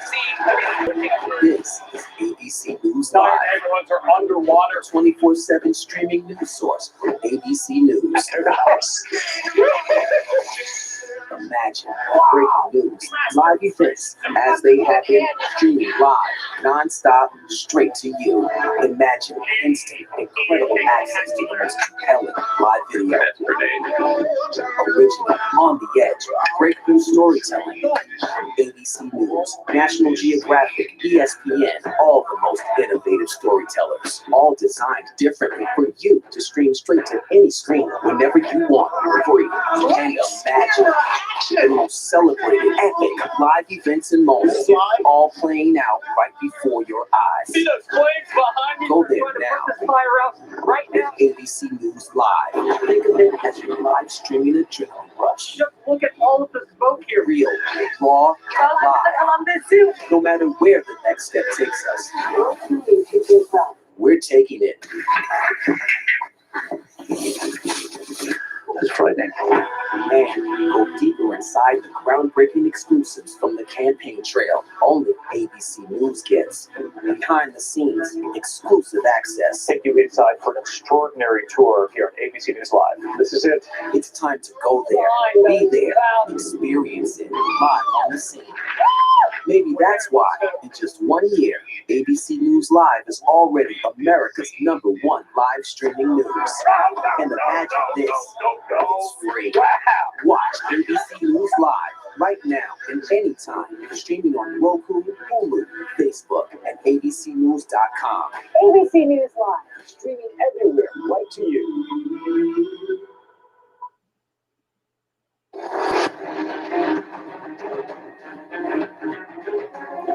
It's coming up on midnight here in the East Coast. Let's take a look at the map right now. Right now, Joe Biden leading the popular vote. He's got 50%, about 56 million votes, 56 million plus to Donald Trump's 48%. In the Electoral College, he's won 15 states, 192 electoral votes, 18 states for Donald Trump, 118 electoral votes. So I want to bring in our political director, Rick Klein, right now, because Rick, we've been saying it, but now let's put some meat on the bones on this. That this is going to be a long night. We are not going to know who the next president is tonight. It might be well into tomorrow or beyond before we do. Tell me everything you know from the key states that are still out there. Michigan, Pennsylvania, Wisconsin, Georgia, North Carolina, about where the vote is, how long it's going to take. Yeah, George, it's overwhelmingly likely that we're well into overtime in those states, particularly Georgia. Michigan, Wisconsin, and Pennsylvania. We know that there's a lot of outstanding vote. In Georgia, it's primarily the urban counties. We've had some counting issues there, and we know that at some point they're going to basically have to resume tomorrow. And in Michigan, Wisconsin, and Pennsylvania, election officials have been telling us for weeks that they're not going to be ready to have a complete vote count. In Wisconsin, we're expecting more information overnight. In Pennsylvania, though, it's going to be several days. I think it is now fair to assume that we're into an overtime scenario with several states on the line. I think North Carolina may be a little bit different, but the other four, they're all big states, George, are now very likely to head into tomorrow or beyond. And we should also explain it generally takes more time, not always, but it generally takes more time to check, verify, count a mail ballot than it does one made at the ballot box. Exactly. You have to go one by one, and it's one of the ironies of this surge in early voting that it may actually force election officials to take a lot longer on the back end. They've been preparing for this for weeks. They have been warning about this possibility, and it is now a probability, or even more than that we're talking about having to wait a while to get this complete and accurate count. We know that at least on the Democratic side, they're starting to talk about lawyers. They're setting up an infrastructure to fight in the courts if necessary. But for now, we're going to wait for quite a while on the vote count. And keep in mind that in those three states, those upper Midwestern states, we're still looking at primarily day of vote, election day vote, which we know from all the polling and all the indications that heavily favors Donald Trump. So the Biden campaign is hoping to close that. And again, you can't say this enough. I mean, we're also looking deep into where the vote is coming from, but both campaigns always expected the day of vote in those three states to favor Donald Trump. Precisely. We knew that Joe Biden built up a lead in just about every state with any kind of early vote. Going into Election Day, the question was, can Donald Trump overcome that? And he has overperformed his margins in a bunch of states, and he has just about hit the expectations. There's a range of states, George, where it's almost uncanny, where talking to Democrats and Republicans both, they knew there were numbers that Donald Trump had to hit to be competitive, and he's there almost to a 1/10 of a percentage point. Dan Abrams, thank you, Rick. Dan Abrams, we talked about this moments ago. You guys are getting more relevant by the minute. Just walk people through what to expect in the coming hours and days. Well, look, I don't think anything in the coming hours apart from preparation, right? I think that what you're going to see in the next few hours is the legal teams gathering and sort of playing it out as to all the various possibilities that could occur.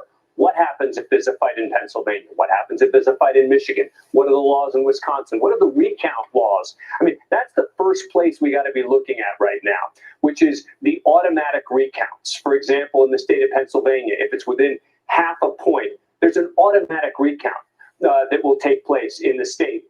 Those are going to be the first round of sort of legal issues. Round two is going to be, okay, now there's been a recount. Let's get down to the very specifics of ballot by ballot. But we're not there yet. So there's no question the lawyers are on hold. The lawyers are preparing. The lawyers are learning the laws, particularly in those three states. I'm sure they already know them, but they're going to be brushing up on the laws in those three states as they prepare for what could be litigation, getting down to the point of ballot by ballot in some of these states. That's the point I wanted to bring to Kate Shaw. Remember back in 2000, it was Justice Scalia on his own who actually stopped the counting in the state of Florida.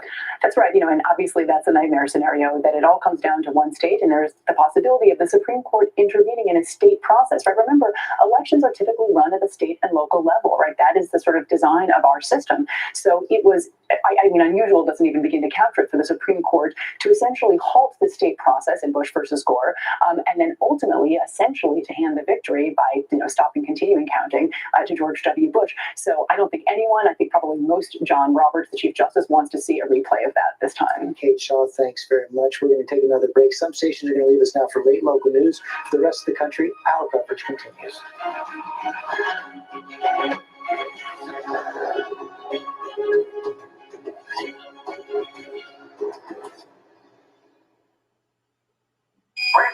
Stand down.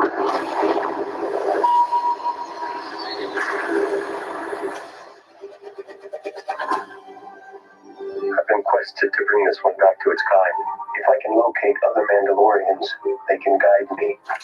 This is no place for a child. Wherever I go, he goes. The Mandalorian, new season now streaming only on Disney Plus. Good Morning America tomorrow morning. Wake up to real-time answers, real-time results the morning after this historic election with the most powerful team in politics live. First thing in the morning, ABC. Good Morning America. With so much at stake, so much on the line, more Americans turn here than any place else. ABC News, World News Tonight with David Muir. We have made it through another week together. America's most watched program across all of television. Wednesday night, get ready for a con so big, so outrageous, never seen anything like it before. Meet the prince, pretending to be part of one of the world's richest royal families. Living large, but Holy cow, who is this person? He stole approximately $8.1 million. where was all this money coming from?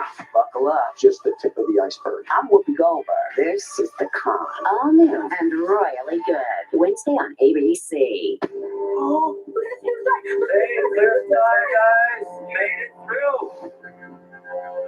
Change is difficult, but this is my home. This is where I want to be. I love that town. I'm not going to bail on it.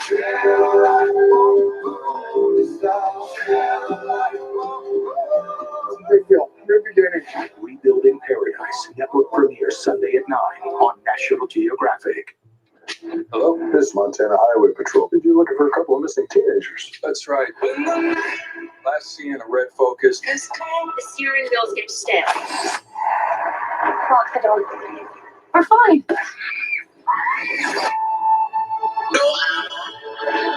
Be afraid. Be afraid. Be afraid. Got ourselves a predicament. When the night has come. What's the most innovative daily news podcast out there to listen to every day? Well, the Edward R. Murrow Awards say it's Start Here, the daily news podcast from ABC News. Even the New York Times calls us a top news podcast worth listening to. So if you like getting behind the biggest news stories of the day, inside all the details, the backstory, and what will happen next, then listen to Start Here, the daily news podcast from ABC News. It's like no other news podcast out there. Even the critics agree. Listen free on Apple Podcasts.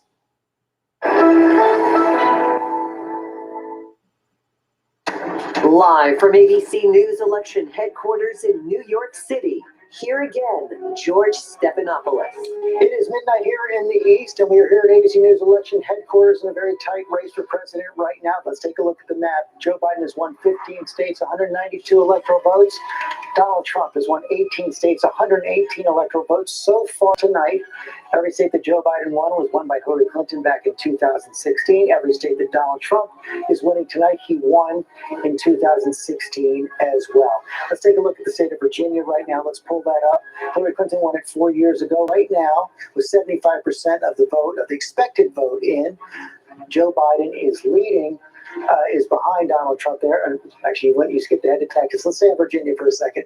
75% of the expected vote is in, 52-46, Joe Biden over Donald Trump. Tanyamas. Yeah, okay, so George, right now, Virginia, we take a look at the map, and it looks a lot like 2016 looked like, right? Joe Biden, the Democrat, on top. What finally happened here? Because at the beginning of the night, remember, I was telling you about the suburbs around D.C. where a quarter of the vote's going to come in. Well, the vote is now in, and you can see Joe Biden is up with big numbers, 76.7, overperforming in counties like Fairfax. Let's take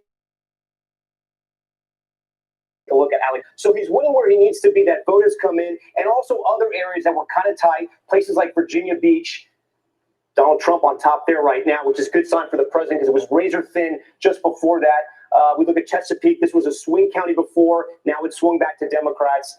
Look, Virginia wasn't a big story. People thought it was going to go for the Democrats. The votes come in outside of D.C. It's going for Joe Biden. Right now it is. Let's pull up Texas now. Let's pull up the state of Texas. Stay up at the board right now. Let's see how much of the vote is coming in. 88% of the expected vote is in right now. And Donald Trump's starting to pull away. Yeah, he is, George. And something really interesting about Texas, John Carl and I were just talking about this. If you look at some of the big counties like Harris County, Houston. So Joe Biden in Houston, the biggest city, he's basically doing what Democrats did 4 years ago. I'm going to give him that time. You got to do that because we are now projecting that Donald Trump will win the state of Ohio. Donald Trump will win the state of Ohio tonight. It's 18 electoral votes, excuse me, go to Donald Trump. He won it 4 years ago. He will win it again tonight. Chris Christie, I guess that's not a surprise, but still important. Really important because there was no way for the president to win without Ohio. And as we know, no Republican president has ever been elected without Ohio.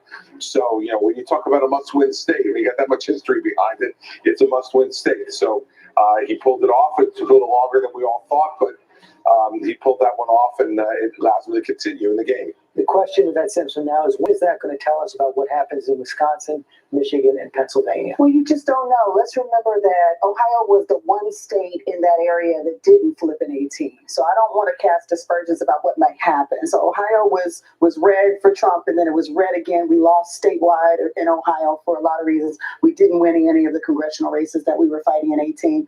But Michigan, Wisconsin, Pennsylvania, they all flipped presumably in the midterm. So I still hold out hope for those other three states, even though, unfortunately, my home state of Ohio did not come through today. Rahm Emanuel, Donald Trump is getting out his vote.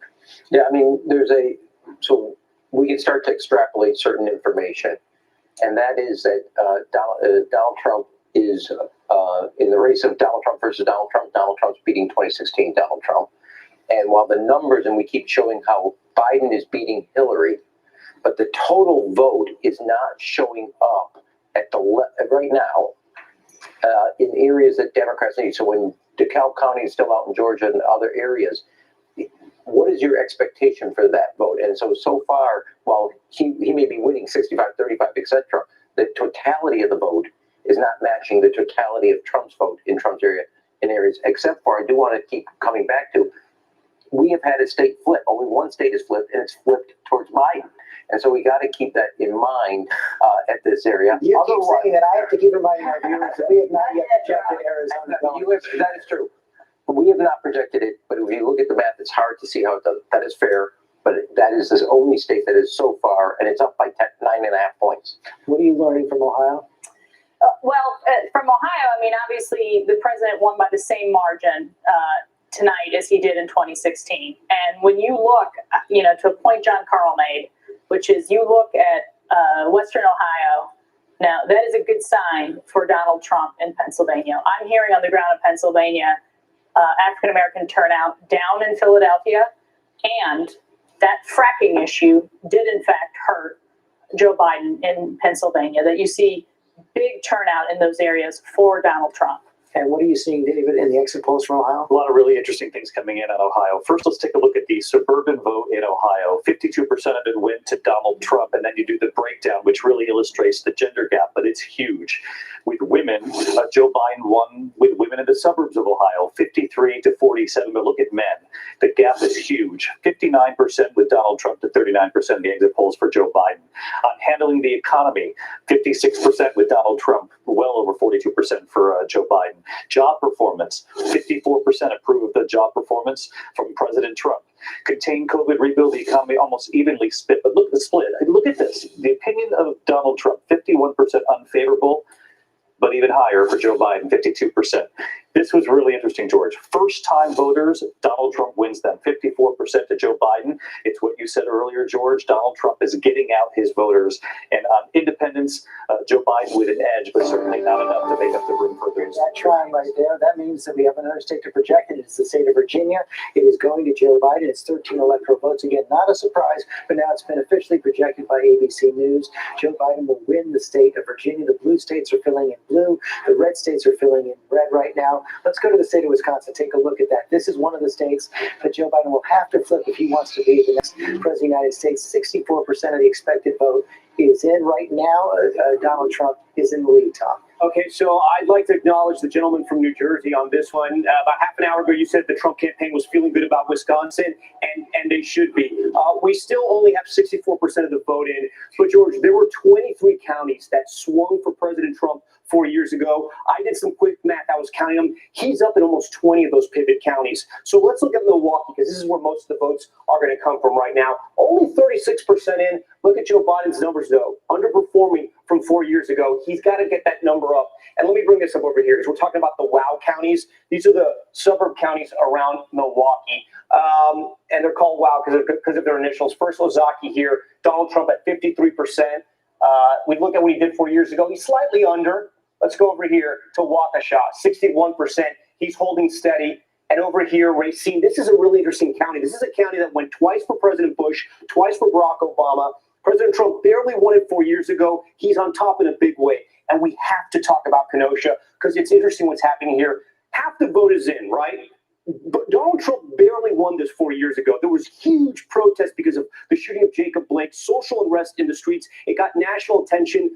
Donald Trump right now is up here in a major way. This is not good for Democrats. Like I said, those swing counties aren't going for Democrats right now. One more county I want to talk about, Sauk County. Obama had this. It swung for President Trump 4 years ago. It was very tight. He's up there as well. We also like Sauk County because it's the home of the International Clown Hall of Fame. I have a very important point to make about Wisconsin, and that is this notion of the early vote. What we are told so far in Wisconsin, there's 64% of the vote in statewide. The percentage of early vote that is in Wisconsin right now, we estimate to be 0. They have not begun counting the early vote in Wisconsin. So yes, it's looking good for Donald Trump right now, but that will change dramatically as they open those envelopes. They do the work, the slow counting of counting the mail-in ballot. I want to bring Terry Miranda for more on that. You have more information on this, Terry? That's right. So Wisconsin has one of the most decentralized systems for counting mail-in ballots in the country, but we are told, ABC News has been told repeatedly by officials throughout the state, that they expect those big counties to be counted in full by early tomorrow morning, 4 or 5 in the morning Central Time. And so we should have a better picture of those votes that John Carl is talking about by early tomorrow morning. Forgive me, I might have missed you say the percentage. How many of those by 4:35 tomorrow morning? 100%, according to what officials are in Wisconsin are telling ABC News. They should have Milwaukee County, they're telling us, by 5 a.m. Central Time. Brown County, which is Green Bay, sometime around the same time, before dawn tomorrow morning. So Wisconsin should be known, at least as far as the count is concerned, by tomorrow morning. That could be one of the first of those blue wall states to come in. Deborah Roberts, what more are you hearing in that from Wisconsin? Well, you know, George, very much what Terry was just saying. The one thing that still has to be done here is that those absentee and those mail-in ballots still have to be counted. And all the elections officials around the state are saying that they just have not gotten to them yet. We're hearing, as Terry said, 5 a.m. for Milwaukee, 4 a.m. There's a state law that these officials cannot go home until those absentee and mail-in ballots are counted. So they fully expect to have them counted. They say they are deliberately working on these overnight, could very well be into the wee hours of the morning. And to John Carl's point, 2 million of those ballots around the state. So they could make a significant impact on the numbers that you're seeing right now. And again, Wisconsin is always very, very tight. But it is interesting that President Trump won Kenosha by just 200 plus votes last time. And at this point, he seems to be doing very, very well here, the site of those protests and so forth. Apparently his message of strength, he was here a lot in Wisconsin. Apparently that message seems to be resonating, but those absentee and mail-in ballots, I think, are going to tell us a lot, and we won't know that until the wee hours of the morning, if not maybe late tomorrow. Sarah Fagan. Well, you know, we know the absentee and early vote in Wisconsin is about 57% of the vote, and there is a lot out. But looking at model data, it looks like Trump would lose that vote as it's on its own by only 5 points. That is going to make, I mean, that to me means Wisconsin's going to either be very close or it's going to move to Trump. Mary Bruce, what are you hearing from the Biden campaign on that? Well, George, they continue to stress, as they have in the days leading up to this, that they believe that the early vote has gone overwhelmingly to Biden. And that means that they still are optimistic, still are confident. In fact, a Biden campaign official just tweeted that we are going to win. They still are confident, even though, of course, we are at this waiting period, this intense waiting period, constantly urging everyone to be patient here. But we have to remember that the early vote, we still don't have a good sense on in so many of these critical states. That blue wall, yes. Would they have liked to win Ohio? Yes. But they still said that what they saw there were glimmers of encouraging news, especially when you look at the margin by which Biden was doing in suburban women. They see that as a good sign for Joe Biden, especially when it comes to Michigan, Wisconsin, potentially Pennsylvania. They are urging us to be patient as all of these other states come in. I can tell you the supporters behind me here are still holding out hope, very enthusiastic. There's just a lot of cheering and applause and honking because that is how we hold an election night rally in this pandemic. The Biden team here, when they called Virginia, they are now blasting out results here on the screens behind me. But the Biden team, cautious, but still feeling very confident, George. Bruce, thanks very much. Nate Silver, I want to bring you in right now. Just give us a sense, as you're poring over all the data coming in right now, what you're looking at, what you're thinking, what possibilities are most present in your mind. I mean, the easiest way for Biden to win is to hold Pennsylvania. We won't know that for a while, and also flip back Wisconsin and Michigan when you have more early votes counted, more mail vote counted. But there are other states in play. The New York Times is a model that has Georgia being very competitive once all votes are counted there. Arizona looks pretty good for Biden. I think it would be premature to call it at this point. But, it's not a map where you necessarily have, or a night where you have a neat narrative. It's not quite 2016. It might wind up being 2016. It's not quite 2018 yet. We're somewhere in between. Can you tell yet whether the popular vote is going to come in fairly close to where the most of the national polling averages was? I think you had between 8 and 9% at the end. Our best guess is that Biden's going to underperform by somewhere on the order of 2 or 3 points. Maybe he might win by 5 or 6. It's a very early guess, but it's regionally correlated, right? So in Florida, Biden has a bigger disadvantage of that. He's going to lose Florida by several points, we think, in the end. In Arizona, he might hit his numbers or beat his polls potentially. In New Hampshire, he's very close to his polls. So it's very regionally driven, and the question is, what happens in Pennsylvania, where he was ahead by about 5 points? If you had a Florida magnitude polling error there, then that would be a photo finish going to the court, frankly. Nate Silver, thanks very much. We have to take another quick break.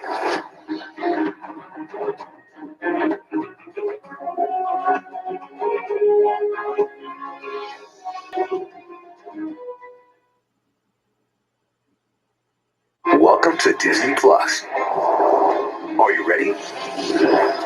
Drop in and explore. The action, the adventure, and the originals. There's no limit to what you'll find. These are your worlds. So come on, dive deeper into the universes you love. Wherever and whenever you want them, you will find them all here on Disney Plus. Now could be a good time to have another baby. Are you crazy? I'm in love with you. Now that I said it out loud, it does sound weird. I feel so. Please stop. When I see you were so fine, I had to remind myself to breathe. Feel something when I see you. Let's do this. How's your quarantine going? Susan Powell was a young, beautiful mother. She just one night vanished. Where is Susan? July 29th, making sure that if something happens to me, our assets are documented. John, did you kill your wife? I'll never forget the first time that I met him. A chill just raced up through my spine. I just shook the hand of the killer. Now, new details, stunning new interviews. He ends up revealing the biggest bombshell. What will happen next? The new 2020 event, Friday night on ABC. Admit it. These days, what you need to know seems to change just about every day. What is it that you really want to know, need to know? To help you not just get through your day, but to make the most of it. Feel smarter. Feel better. Feel happier. Well, how about a third hour of Good Morning America in the afternoon? GMA 3, what you need to know. Lunchtime at 1 Eastern, 12 Central and Pacific on ABC. It's all about you. Your mom said, comb your hair. Your dad told you, smarten up. Your dog is judging you right now. And like your best friend just called you crazy. We all need someone who'll pull no punches and give it to us straight. Now imagine getting your news like that. No bull, no spin, just give it to me straight. Straightforward news, straight to the heart of the story. ABC News, straightforward. Just after 12:15 here on the East Coast, that's where the map stands right now. Joe Biden has won 16 states, 205 electoral votes. Donald Trump has won 19 states, 136 electoral votes. You see that familiar red and blue. Every red state was won by Donald Trump in 2016. Every blue state was won by Hillary Clinton in 2016. So far, a repeat. The big battleground still out there right now. We're going to talk to the former governor from perhaps the most critical state in the country right now, the state of Pennsylvania, Ed Rendell. Thank you for joining us right now. And Governor Rendell, can you just give us a sense of where you think things stand in your home state right now? Well, I still think Joe Biden's going to carry Pennsylvania, George. The vote in the five-county area, which is about 40% of the vote in the state, is astounding. In Philadelphia, that this is just the same-day voting. It's 254 to 36. In Delaware County, 46,000 to 7,000. In Montgomery County, 110 to 36. And the mail vote, if the mail vote splits, Democrats have voted 1.6 million. Republicans have voted only 550,000. I think Donald Trump will be down in the mail vote about 900,000 votes. So I don't think he can carry Pennsylvania, although he's doing better than most of the polls reflected. What's your sense of how long it's going to take in your state? Well, they're going to start counting the mail vote right after midnight. I guess they just started. And they're going to go for a few hours, then they're going to pick up in the morning. My guess is it could be done by Thursday night, but it could carry on into Friday morning. Right. You took some time during the primaries. It took an awful long time for Pennsylvania to finish counting. Well, that was our first experience with mail voting. We've only had absentee voting, and you have to either be disabled or out of the county to vote absentee. So this was our first experience with mail voting. We weren't well prepared. We're better prepared this time, but it's just too many, 2.4 million votes can't be counted because in Pennsylvania, the law is, unlike Florida and North Carolina, the law is that you can only count absentee votes starting at 7 o'clock on the day of the election. We've heard some reports from the Republican side that Democrats are underperforming in Philadelphia and that they believe, at least, that the president is overperforming, doing quite well in Western Pennsylvania, in part because of that fracking issue. You seeing any danger spots for your side in Pennsylvania? Yeah. The Republicans made a mistake. They said that by 3 o'clock there weren't very many people voting. Well, that's because the early voting was so great in Philadelphia, and there were lines around the block twice at 7 in the morning. Okay, so you're still confident. You believe Joe Biden will win, and you think we'll know by Friday or before? Probably either late Thursday night or early Friday morning. And I think he'll win by about 3.5 points. Ed Rendell, thanks very much. Tara, you have some more information on this as well? I do. So the count in Pennsylvania, as Governor Rendell just said, goes county by county, and they do anticipate not wrapping up tonight, but it could take a couple of days. On the issue of fracking, George, I spent some time in Western Pennsylvania, both the last election and this one, around Beaver County, just outside of Pittsburgh, where Shell is building a gigantic plant because fracking has just transformed that whole part of the state. As you know, as anybody who's been there, know those towns which were really beaten down after the disappearance of the steel industry have lifted up. It was hard for us to broadcast from there because the trucks were rumbling by so much. You can feel the economic activity that fracking has brought to that part of Pennsylvania, and in talking to people, how much it means to them. And they were genuinely concerned about what a Joe Biden administration. So they didn't buy his denial that he would ban fracking. They did not. I don't really like the sense that he dipped his toe in the water at all, because it has lifted up communities that have been ground down almost into despair, and now it's a boom land right now. Okay, John Carl, what else are you picking up right now? Well, I'm looking at Georgia. I mean, Georgia, I think we're still showing a lead for Donald Trump, but looking at where the vote is still yet to come in, all those areas around Atlanta, DeKalb County, not much of the vote in at all. So I think that Georgia could get a lot more interesting. So Georgia could take some more time. North Carolina could take some more time as well. Matthew Dowd? I think we're headed to a map that I agree with Nate that looks a lot like a marriage between 2016 and 2018.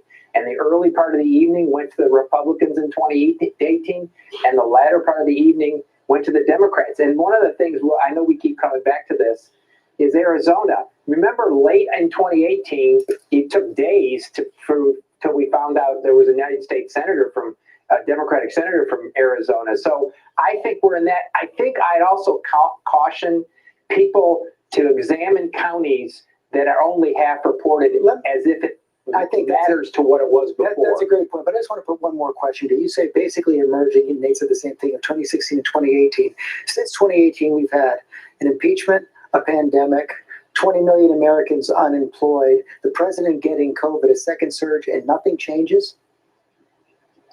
And that's what, I mean, George, that's exactly what it looks like. And you take a look at Donald Trump's job approval number over that entire expanse of his presidency, it's been at the same almost exact number for 4 years.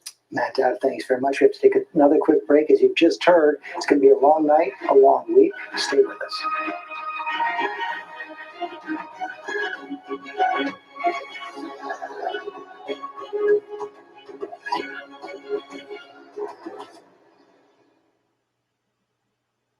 Good Morning America this morning. The real-time answers, real-time results. Now, the morning after this historic election night, breaking new details with the most powerful team in politics live on ABC's Good Morning America.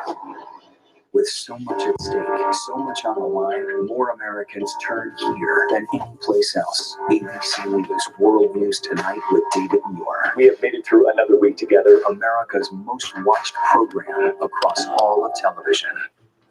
Hello, this is Montana Highway Patrol. You're looking for a couple of missing teenagers. That's right. Last seen in a red Focus. The steering wheels get stale. We're fine.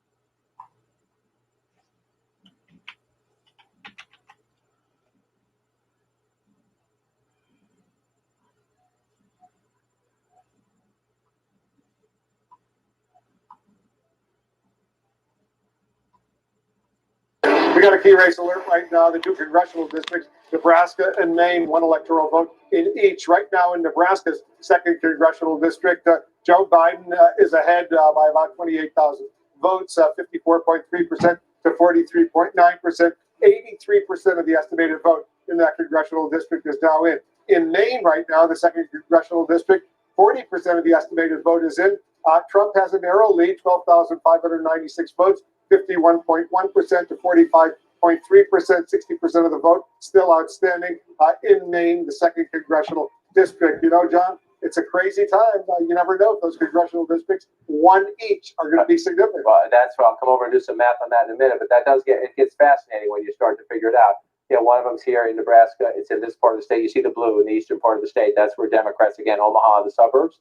Lincoln, the suburbs. The Democrats just doing better in those areas in recent years. The president carried the second district last time. You think he's, it looks like he's going to win Nebraska. He'll win the state in the popular vote, but we'll see what happens. Maine gets a little more complicated. Again, townships in Maine, so the map looks a little different than many other states. We're waiting to fill in the votes here. The second congressional district is the more conservative district. Biden at 51% right now. I'll tell you Democrats, but again, 47% right now. Democrats thought Biden's lead in Maine would be more than 5 or 6 points. If it stretches out a little bit, then we'll see. We have to wait the rest of the votes to be counted. But yes, those votes can matter when you go through it, especially if you want to come over and take a look at it. So last time, remember, the president of the United States won them. He won the 2 congressional districts, if you will. This was a big deal. And the Trump campaign, he went there on purpose. He went there on purpose to try to get this back this year. But let's just say, for the sake of argument, the president has a narrow lead here right now. So for Republicans watching me do this, they're going to be offended. Just if it comes back that way, for the math for Joe Biden hypothetically. And if you come in here and you can get the 2nd congressional district here. So you take 2 away from the president. Normally you would think 2. Why is that a big deal? Well, it can be a big deal. It can be a big deal. If you're looking, again, if you get Nevada and you get Arizona, and so then you're at 293. We have Rhode Island done here on the map here. So then you're looking, so where do you go? You can do it from here and here, and Joe Biden can win the presidency without Pennsylvania. So every now and then the ones matter, right? Or if you pick another one here, let's just say the president somehow came back and did that, then you're at 261, 267, then it would come down to here. So you're playing with the math on the margins a little bit, but it helps. Every single one helps. When you're at this point and you're in the nail bite phase, you'll take every single one you can get, and hopefully they hold up for you. But this is where we start, and we count from here. So 2016, that's what happened. That's 2016, and here's where we are now. As you figure them out, Joe Biden, that looks like a lead because of California, but we got Texas to add and Florida to add. As we get a little bit later into the night, or now we're into the morning, I'm going to call it the night. Election night lasts until it's over. And, then Trump's going to catch up when you throw Texas and Florida in. Then you're going to match it up if they hold that way, and then it gets interesting. And again, very rare do you come down to one here and one there, but it's possible, which is why you compete for them. That's what happens. They're counting the votes, and they're counting the votes relatively slowly in Pennsylvania, Michigan, and Wisconsin. Right, and so that's the map. This is the map here. And again, it's if you're watching at home and you remember 2016, if you're a Democrat, this frightens you. If you're a Republican, it overjoys you. And we just need to keep saying, and you can get mad at us, you can get mad at the coronavirus, you can get mad at local election officials, you can get mad at anybody you want, but it's simply the way the process works, especially when you have mail-in voting, in-person early voting, and the election day surge. These election officials around the country, especially in these states where turnout went up, they're overwhelmed, right? There's not a lot of them. Many of them are volunteers. And so they're going to take their time, and they're going to count the votes, and we're going to watch. And you see here, 666,000 votes. Normally, you're after midnight, you're into Wednesday morning, in a big state like the Commonwealth of Pennsylvania, you'd look at that and you'd think, wow, except. And again, we'll go west to east again.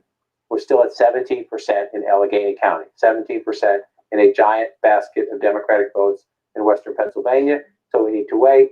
More importantly, nothing against the people of Pittsburgh and Allegheny County. There's just more votes here. Philadelphia County, we're up to 43%, 264,000. So you think you're starting to count them up here. You are getting more Democratic votes here. But again, Hillary Clinton had 584,000. So if you think about that Trump statewide lead, a giant jump in the vote here, if it stays Democratic, as it is right now, the question is, do the margins change at all the percentages there? But Joe Biden there, and you'll come up to Montgomery County again. Joe Biden at 61% at 196. Hillary Clinton got 256. So are there 60,000 more votes there for Joe Biden? If turnout's higher, are there more votes than that there for Joe Biden? That's why we have to wait for them to count the votes, and you keep moving around the suburban caller. Again, Chester County, Hillary Clinton gets 141 to win it with 52. Right now, Trump, that's interesting, right? If that holds up, that would be a big deal, and that's unexpected, but we'll see what happens. If President Trump's running stronger in the Philadelphia suburbs, that would be a big deal, but again, we're waiting on a lot of votes. You see 107,000 right there, 141 to win it 4 years ago. So we're just not, we know turnout is up this year. So turnout's going to be at least even, and in most of these places higher than it was 4 years ago. When you see these numbers, you just have to say, let's be patient. And again, if you're a Democrat, you're nervous to a degree. There's other reasons where you look around this way. If you look at these places where the president's running it up big, it's 100%. It's 100%. That's 2016. That's 2016. I'm sorry. Thank you for correcting me. It's 95%. I was in here earlier and they were up high. It's 95%. It's 99%. That's going over. Yeah, wait, 99%. And so in the places where the president is running up big, a lot of the votes have been counted. And so that's why if you're a Democrat, look, you don't like this map when you're looking at it, but you do know what we're missing starting right here. The vote that's outstanding, the biggest baskets of votes that are outstanding are Philadelphia, the suburbs, and then out in Pittsburgh, the blue spots, the spots that tend to be blue on the map of Philadelphia. That's where we know we are slow counting the vote. And again, this has been a complaint from the president in the final days of the campaign.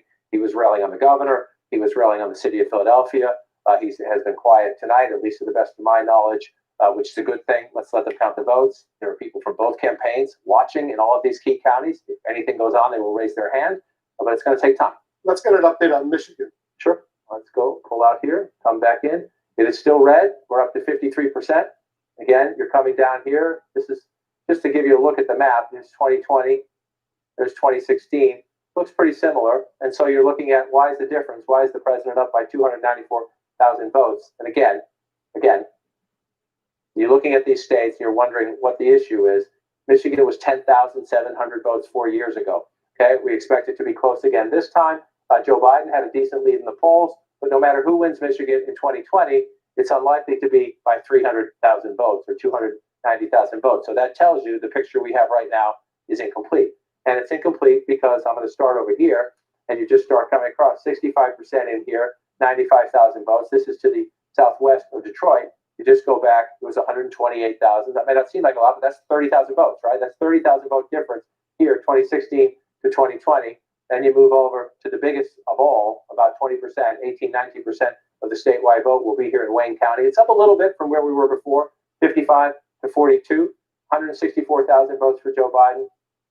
Again, Hillary Clinton had 519,000 votes, and Democrats hoped turnout would be higher there this time. It's just a lot of counting to do. Let's check in with David Chalian. He's got an update on Michigan. What are you finding out there?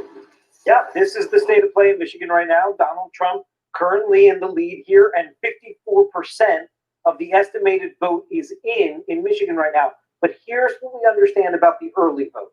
Of that 54% of the vote that's in, 20% of the current vote is early vote. And we think that's going to go much, much higher. We think when all the votes are counted, 55%, a majority of the vote in Michigan, we expect to be early vote. And Joe Biden is doing much better than Donald Trump in that early vote. And you see there's much more early vote to come in. So there is the potential, not guaranteed, there is the potential for Joe Biden to narrow that gap with Donald Trump in Michigan as more and more early vote gets counted. Well, thank you. It's very clear. We saw that huge swing in Virginia. Trump was way ahead, and all of a sudden Biden wins Virginia. Right, and so you're taking Fairfax County in Virginia. It's not quite the size of Wayne County. In Detroit here, as you come back in, there's just a lot of votes. And David makes the key point. We saw this in the data all week long. Democrats disproportionately voted early. So if the votes that haven't been counted are early votes, we have to count them to be certain. But everything we know tells us Joe Biden has a very significant advantage, especially in Democratic areas where he's going to have an advantage anyway. The early vote comes in there. So we have to wait. We just simply have to wait. 30% is not enough. Wayne County is the most important. And again, we went through this in 2016. Late in the night in 2016, remember, I kept being asked, is there any possibility? Are there more votes for Hillary Clinton? Are there more votes for Hillary Clinton? We kept talking to people in Wayne County until we got up to the finish line. In 2016, she got 519,000 votes, and it was not enough. It was not enough, but it's just implausible. It is implausible. She gets 519,000 votes 4 years ago. We are not anywhere close to done the night with the Democratic with 164,000 votes. We're just not. And so everybody has to be patient and wait it out. You can be frustrated at the count if you want to be. If that's up to you, that's your right, but it just takes time to do this. And again, move over. Oakland County, the suburbs north of Detroit, used to be more Republican, trending Democratic. You see that they say about 70%, 68% of the estimated vote. And again, you're waiting for more votes to be counted. Joe Biden with a 53 to 45 with 284,000 votes. Hillary Clinton had 343,000 votes. So you just do this math at home. There's a lot more votes potential. We have to see them, we count them. But there's just a lot more potential for Joe Biden to get more votes out there. You move over here. This is interesting, Macomb County. And this will be interesting if the president holds this. But again, if we're waiting for early votes, that's the question, right? A lot of union workers here. Joe Biden tried hard here.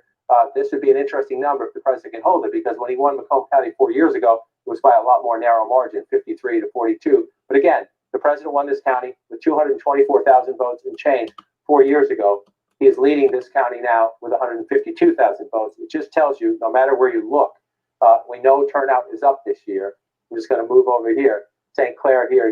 We know turnout is up this year, Wolf. So we just know there are a lot of votes missing. We need to count them, and we need to be patient. Let's do a key race alert right now. Pennsylvania, Donald Trump is ahead. He's ahead by some 664,000 votes right now. Very impressive. 61% of the estimated vote is in. Trump has 56.9%. Biden has 41.8%. 20 electoral votes at stake in Pennsylvania. it's 61% of the vote is in. So there's still plenty of opportunity for Biden to try to catch up. Yeah, so you say 61% of the vote is in, you see a lead like that, and you would think your first instinct is that's insurmountable. Then you have to remember, what are we missing? That's key. And it's different this year. Philadelphia is always a little slow. The big urban areas are traditionally sometimes slower than the smaller counties. But so what's missing, right? So you just go through again. I'm going to go through some of these counties where the president does quite well. 84% is in here in Blair County. 93% is in Cambria County.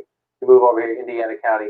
What do we have? 69% of the vote in there. So you pull it back out, and that doesn't mean there's not more votes for the president to make up in these rural counties, but you have a much higher percentage in than when you come over to the Democratic counties. In Allegheny here, you see 18%. And again, Joe Biden leading, 79% of the vote, 109,000 votes. The president only has 27,000, almost 28,000 votes in Allegheny County. You go back in time. The president has 27, just shy of 29,000 votes in Allegheny County right now. He lost the county last time. He got 259,000 votes. It just tells you everything you need to know. There's a ton of votes still to be counted in Pennsylvania. It can be frustrating, but it's where we are, and we just need to wait it out. We have another projection right now. CNN projects that Joe Biden will win the state of Minnesota. Biden beats Trump in Minnesota, wins 10 electoral votes in the state of Minnesota. Let's take a look at the electoral college map right now. With that win in Minnesota, Biden now has 215 electoral college votes. Trump has 136, 270, of course, being the number you need to win the presidency. Let's get a key race alert right now, see where things stand in Arizona. A key battleground state, 76% of the estimated vote is in. Biden has an impressive 207,000 vote lead over Trump in Arizona, 53.6% to 45%, 11 electoral votes in Arizona. In Nevada right now, it's very, very early. Less than 1% of the vote is in, but Trump has a lead of 8,700 votes, 74.6% to 22.2%. So let's take a look at where things stand right now in the Electoral College. It's impressive for Biden, 215 to 136, but there's still several states out there where Trump will do very well. Right, and this has been, Hillary Clinton lived this. Hillary Clinton lived this, I can show you, 4 years ago. You can get close, but not get there, right? Hillary Clinton got to 232. So you see Joe Biden at 215 now, and you think, okay, we're getting close to the finish line, and we're closer than him to the finish line right now. That's a fact of where we are in the state of play.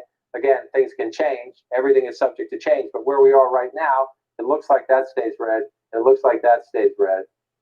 We'd have that one red. That's possible to stay red. So we see right there. So right there, Texas, Florida, North Carolina, unless we get some late returns that change the trajectory of those, and they're not done yet. That's why they're light red. They're not done yet. But if they stay that way, then all of a sudden you're in that. And then we're just going through. Then we're just going through it, right? We're just going to go through. We expect this one is going to be blue. We expect this one is going to be red. Right? We expect this one, it's close, but let's just lean that one red for now and see. You just mentioned that the president's leading in the early returns in Nevada. That would be a surprise. That would be a surprise, Bob. So I'm going to leave it alone for now. Joe Biden is leading right now in Arizona. We're not done yet. We're still counting votes. I'm going to leave Nevada alone. We'll just let the process play out a little bit. The Democrats certainly expect that. This is a Trump state that looks like Biden is going to flip. That's a Clinton state. That would be a big deal. President Trump, right, so far has not taken anything away from the Clinton map. So that's Joe Biden's foundation, that 232. That hasn't happened yet. We'll just watch Nevada as it plays out. So then, again, you're in this place now where we're waiting on here. It looks like we might have to wait till tomorrow, especially the metro Atlanta area. A lot of votes still out. The president has a healthy lead right now, but there's a lot missing. And this is the story of 2020. Patience, let them count the votes. If we have to wait till Wednesday or Thursday to know who our president is, that's simply, it's frustrating, but it's the way it's going to be. And so you're looking more through this. Again, I'm just going to say, this one looks like it's going to go this way. We're not sure about that yet. That's 230, 230. Here we go. This is where we are right now. You're in a very, very competitive race now. And so, where does Georgia go? We don't have Rhode Island in on this map. I think we should be getting that one pretty soon. So I'm just going to move Rhode Island in. I can see if I can get my finger in. That gets you to 234, 230. And then you're in a slugfest, essentially. And if, let's assume for the sake of argument here, that Nevada comes back, we're going to watch it. I'm not trying to anger Republicans out there. If the president can pull that off, that would be a big deal. If he can switch that back, that would get Joe Biden at 240. The president would be at 230. And so then what are you waiting on? You're waiting on Maine.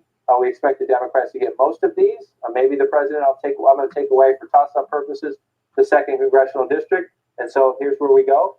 It looks like we're going to be tight wolf, and we're going to walk these through. We have a major projection right now. CNN projects that President Trump will win the state of Florida. A big win for President Trump in Florida. 29 electoral votes go to Donald Trump over Biden. That's a big win. Take a look at where things stand right now in the race to 270 needed to win. Biden still has 215 electoral college votes. Trump now has 165 electoral college votes. He just won Florida. That's a big, big win for the president of the United States. Democrats were hoping there could be some sort of upset in Florida, not happening. Right, and so we entered the night with the possibility of a big statement election where the Democrats flip several Trump states. Florida was one they had. Not going to happen. Texas is on their chart. Doesn't look like it. We still have votes to count. We're going to be patient. But it doesn't look like it. North Carolina, cliffhanger. Closer than it was, perhaps. But it doesn't look like either. So that's what. So the statement election, the big blue wave, appears to be out the window. Again, we have some places where it's still going to count.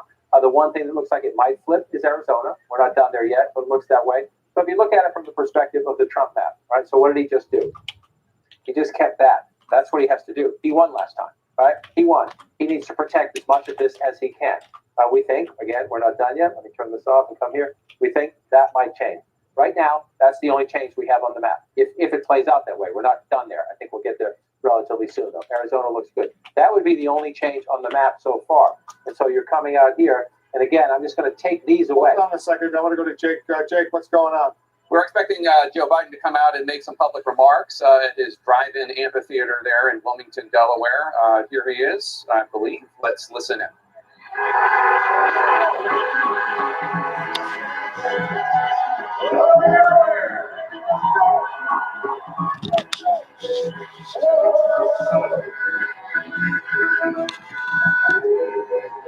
Good evening. The patience is commendable. We knew this was going to go long, but who knew we were going to go into maybe tomorrow morning, maybe even longer. But look, we feel good about where we are. We really do. I'm here to tell you tonight, we believe we're on track to win this election.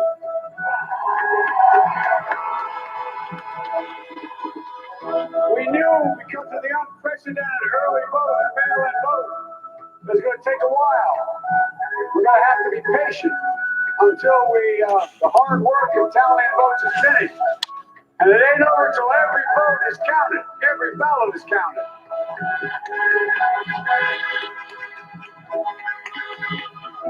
But we're feeling good.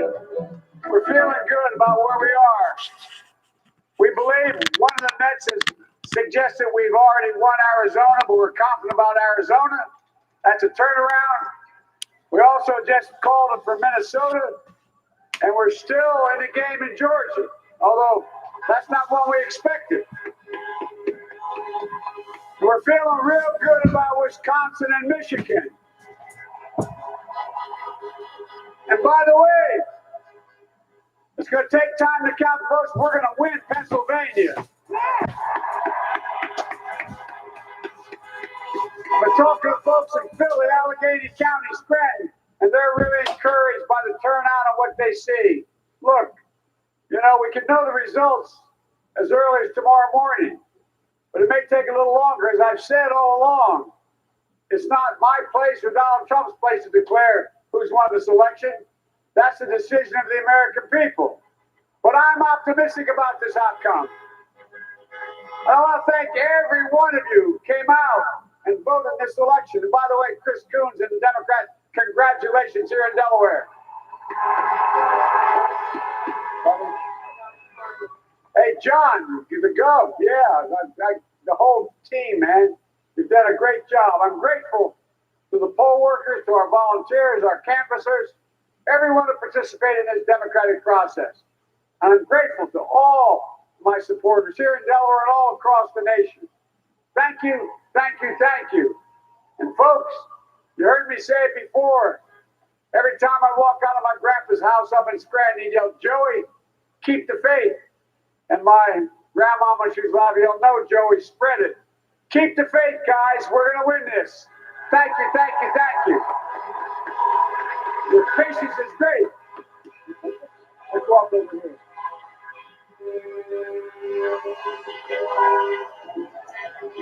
All right, former former Vice President Joe and former Second Lady Jill Biden thanking supporters for their patience, talking about how they think it's going to take a little while, but they still feel confident about what's going to happen in Wisconsin and Michigan and Pennsylvania. Patience.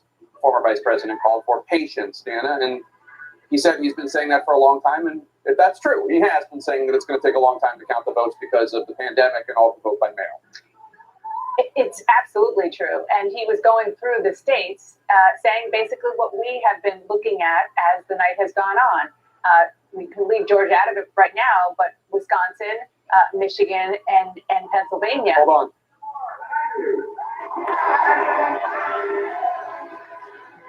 Okay, there we go. Sorry about that. No, that those states are likely to take longer because the early vote is going to take a bit longer to count there. And the fact that he has come out, frankly, before Donald Trump did, is maybe not something that anybody predicted, considering the fact that the president was going on and on about the fact that he doesn't think that votes should be counted after Election Day, which we should say over and over again is not the way it works. And it's not going to happen. The votes are going to be counted. It already is after Election Day, by the way. And the votes are going to be counted.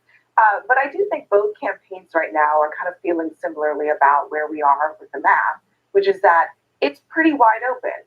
We don't have enough information to know which direction this is going to go.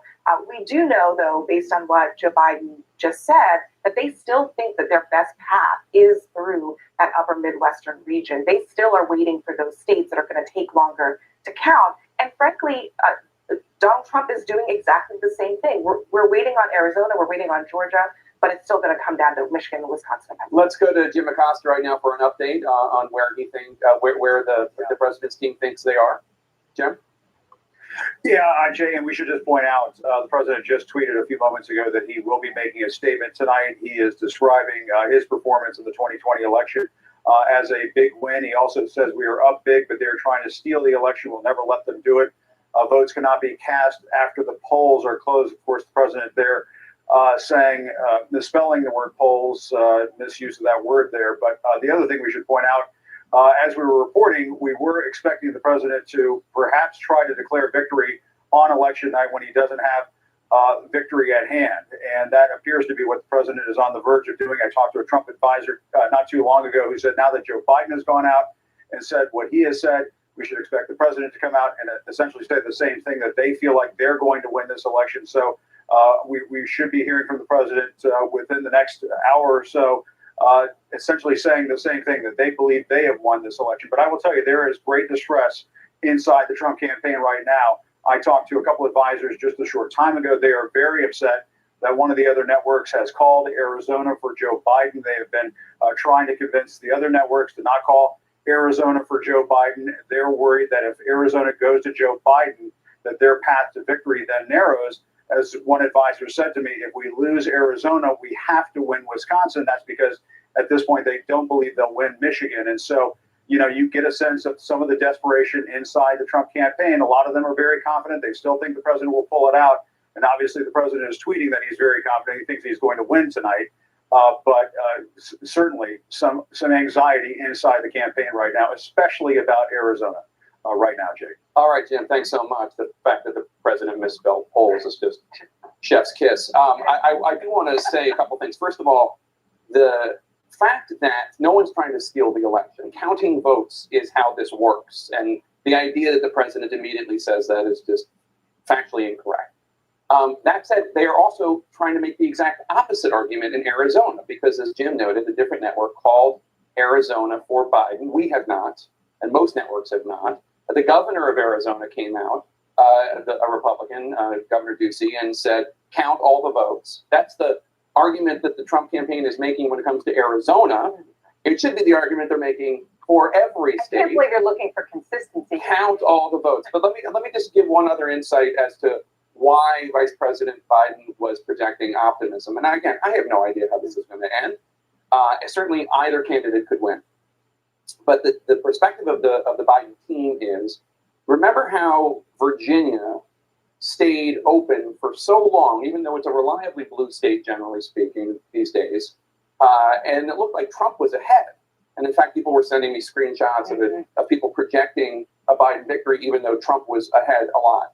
And I've heard from Biden campaign people who have said, Virginia is how we see what's going to happen in Pennsylvania, Michigan, Wisconsin, and those three states, in the sense that it looked like Trump was ahead. And then the major population centers, Richmond and Fairfax County in Northern Virginia, they started sending in their votes, and then it wasn't close. And then it became clear that Joe Biden was going to win the Commonwealth of Virginia. That's what the Biden people think is going to happen in Pennsylvania, Michigan, Wisconsin. I don't know that they're right. I will just add, Georgia. We don't know what's going to happen in Georgia probably until tomorrow, or I guess it is tomorrow, until later today, because we don't know the votes in the major population centers, namely Atlanta. But one thing I really want to drill down on is the president's tweet saying they are trying to steal the election. That is so patently false and frankly scary. And the reason is because people who love the president believe everything he says. They just do. I mean, I've been on the road and I've talked to Trump supporters, and they parrot everything that he says. And even things that are just not true. Stealing the election is not counting the votes. You must count votes in order to know what the people believe. And that includes votes that aren't counted until election day or after election day, because the state law doesn't allow that, like in Pennsylvania. It's obscene that he said that. It is, but it's more than obscene. It really is dangerous. Absolutely. Because it's going to cause a lot of unnecessary tension in an already unnerved country. We already knew that this is what was going to happen. I mean, this has been telegraphed for days. In fact, earlier tonight, just a few hours ago, they sent a fundraising email to their supporters with almost the exact same language, implying that this race has been decided, which it has not. This is a ploy to muck up the works and make it seem as if things are more definitive than they actually are. We won't know who wins until all the votes are counted. That's the end of the story, no matter what President Trump says. Now, he can come out and say, we feel really good, just like Joe Biden said. We feel really good about the direction this is going in. They can feel however they want. We have to wait for the votes to be counted. But I expect that President Trump will come out and claim that the sort of elusive they, whoever they is trying to do something that nobody's trying to do. We just don't have the vote. Yeah, it's false, and it's premature, and it is dangerous because it could get people hurt. Wolf Blitzer, back to you. All right, guys, thank you. We have another projection right now. CNN projects that President Trump will win the state of Iowa. He beats Biden in Iowa, 6 electoral votes in Iowa. Trump wins Iowa. Let's take a look at where the Electoral College map stands right now. Biden still has 215 Electoral College votes. Trump now has 171, getting closer, 270 needed to win. We have a key race alert right now. All right, let's take a look at Arizona right now. 76% of the vote is in. Biden still maintains an impressive 207,000 vote lead over Trump, 53.1% to 45.6%. The lead just went down to 185,000 in Arizona. In Nevada, only 5% of the vote is in. Trump has a lead of 32,000 or so, 73.4% to 23.9%, 6 electoral votes in Nevada. In Georgia, 82% of the estimated vote is in. Trump still maintains an impressive nearly 300,000 vote lead over Biden in Georgia, 52.9% to 45.8%, 16 electoral votes in Georgia. Let's go back to John King, who's watching all of this oh so closely. So right now, the race to 270, 215 for Biden, 171 for Trump. And so we're waiting. Pennsylvania, Michigan, Wisconsin. You heard Joe Biden say we need to wait. Georgia as well. We're going to wait. I just got a text from somebody in Michigan who says they share Joe Biden's confidence. We'll see. We'll see, right? The Democrats are going to say we're doing fine. We'll hear what the president says momentarily. Here's where we are. Here's where we know we are. 215 to 171. But let's, if you will, refight the last war. You always do the next election based on the last election, especially when you have an incumbent president who ran on this map. Why is the Trump campaign so upset about Arizona? Well, Arizona, right now, we have not called it yet, but Arizona would be the first takeaway, right? Everything else that has happened so far is filling in according to the map of 2016. So if you take this one away and Joe Biden gets that, the president's still above 295, but then think about where we were, right? Think about where we were. Let's, for the sake, just for now, let's take these off and make them toss-ups, right? Because we're waiting for votes to be counted there. That gets you down to 243, 249. The Biden campaign is pretty confident they're going to get Maine's 2nd congressional district. There's still one on the table here, but where are you right there? 244 to 248, right? So it is possible that if Joe Biden can get this and get this, that Joe Biden gets to 270 with Wisconsin and Michigan and not even win Pennsylvania. Now, the Biden campaign thinks it has every chance to win the Commonwealth of Pennsylvania, but that is why that is so important. Without that, Joe Biden needs to run the board in the blue wall states. If he has that, he can get there with 2 out of 3. And again, they had a healthy lead in Michigan coming in. We need to count these votes. We need to count these votes. But the Biden campaign thinks had a healthy lead, had a relatively healthy lead. If you come over here and look at where the count is and where the votes are missing in both Wisconsin, both Wisconsin, votes are missing here in Democratic areas. Over here in Michigan, votes are missing in Democratic areas. So the Biden campaign thinks if they can pick up that in Wisconsin, that would be the flip. That leaves them a little bit of wiggle room as we go, Wolf, through the night into the count in Pennsylvania, Michigan, Wisconsin. They hold Arizona. They don't have to win all 3. They can do it with just Wisconsin and Michigan. We'll see. We shall see. President Trump says he will speak tonight. We're standing by for that. We'll be back in 2 minutes.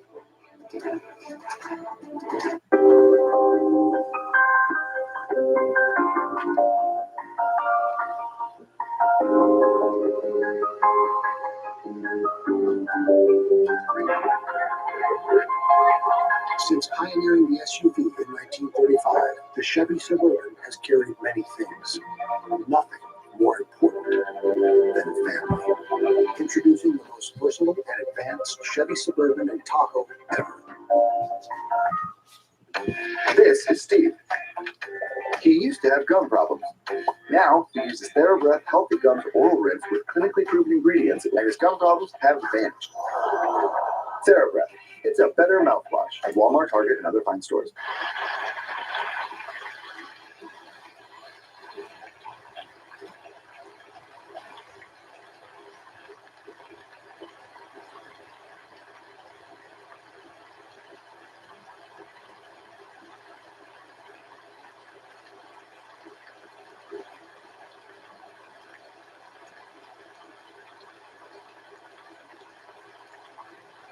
Calm. Download the free app now.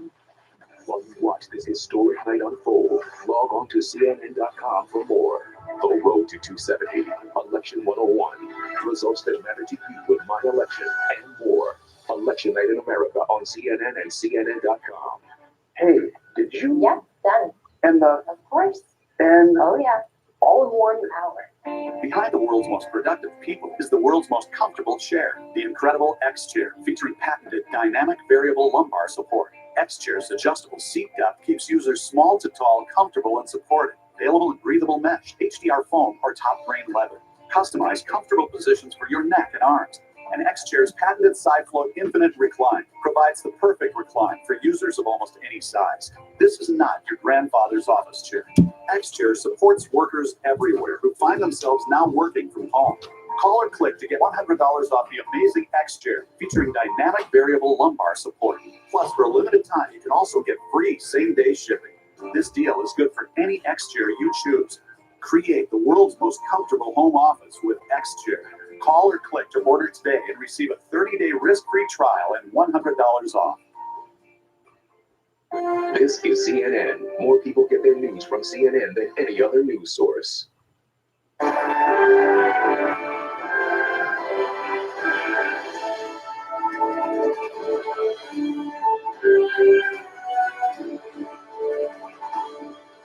All right, let's take a look and see where it stands right now. The race to 270 electoral college votes. Biden is at 215. Trump is at 171, 270. Once again, needed to win the presidency. We have a key race alert right now, 2 key battleground states. Let's take a look at Michigan right now. 57% of the estimated vote is now in. Trump maintains his lead, 278,000 vote lead over Biden, 53.4% to 44.8%. Once again, 57% of the estimated vote in Michigan is in. In Pennsylvania, 64% of the estimated vote is in. Trump has a very impressive 668,000 vote lead over Biden, 56.6% to 42%, 20 electoral votes in Pennsylvania. Let's go over to David Shelley and take a closer look. So here's the question. You're looking very closely at these numbers. Can the former vice president catch up? Oh, the answer to that is possibly so, and I'm going to show you why. This is the state of play in Michigan right now. You noted Donald Trump's lead in Michigan. 57% of the vote is currently in Michigan, according to our estimate. What do we know about the early vote? 22% of that current vote is early vote at the moment, but we don't expect it to stay that small of a share. We believe in Michigan, the early vote, that 55% of the overall vote in Michigan, once every vote is counted, will be early vote. And I just have to stress, right now in Michigan, Joe Biden is winning the early vote 65% to 35%. It's a huge Biden strength. So as the share of early vote goes up in Michigan, Joe Biden could benefit from that and possibly overtake Donald Trump in the state. It's a similar story in Pennsylvania. Similar. It is a similar story. Take a look at the state of play in Pennsylvania right now. 64% of the estimated vote is in Pennsylvania, and you noted Donald Trump has this lead, 2.5 million to 1.9 million for Joe Biden, okay? But how much of this is early vote in Pennsylvania? Well, take a look. Of that current vote that's in right now, only 16% of it is early vote. We think the share of the early vote is going to grow quite a bit, all the way up to 45% of the overall vote in Pennsylvania. We expect when all the votes are counted, 45% is going to be early vote. And Joe Biden right now in the early vote that is in is winning the early vote 80% to 20% against Donald Trump. It's a huge Biden strength, and it is going to grow as the share of the early vote grows in Pennsylvania, and that could potentially allow Joe Biden to overtake Donald Trump in the Commonwealth of Pennsylvania. So the answer is it's doable. We'll see what happens. We'll be patient. We're waiting. We're waiting for the president to speak. We heard from Biden. Now we'll hear from the president fairly soon. And let's hear from our team here. David Axelrod, where does this thing stand for you? Exciting, isn't it? Look, this is, as John described it, it's like a chess game. And so far, no one's taken a piece from the other player. The president has held serve. He's held some of the states that he won last time. But it was always going to be about these final states of Michigan, Pennsylvania, and Wisconsin, the so-called blue wall states. If you talk to the Biden campaign and to Democrats, they'd say, you know, these were the states that he needed to win to get to 270. Arizona would be a bonus for them.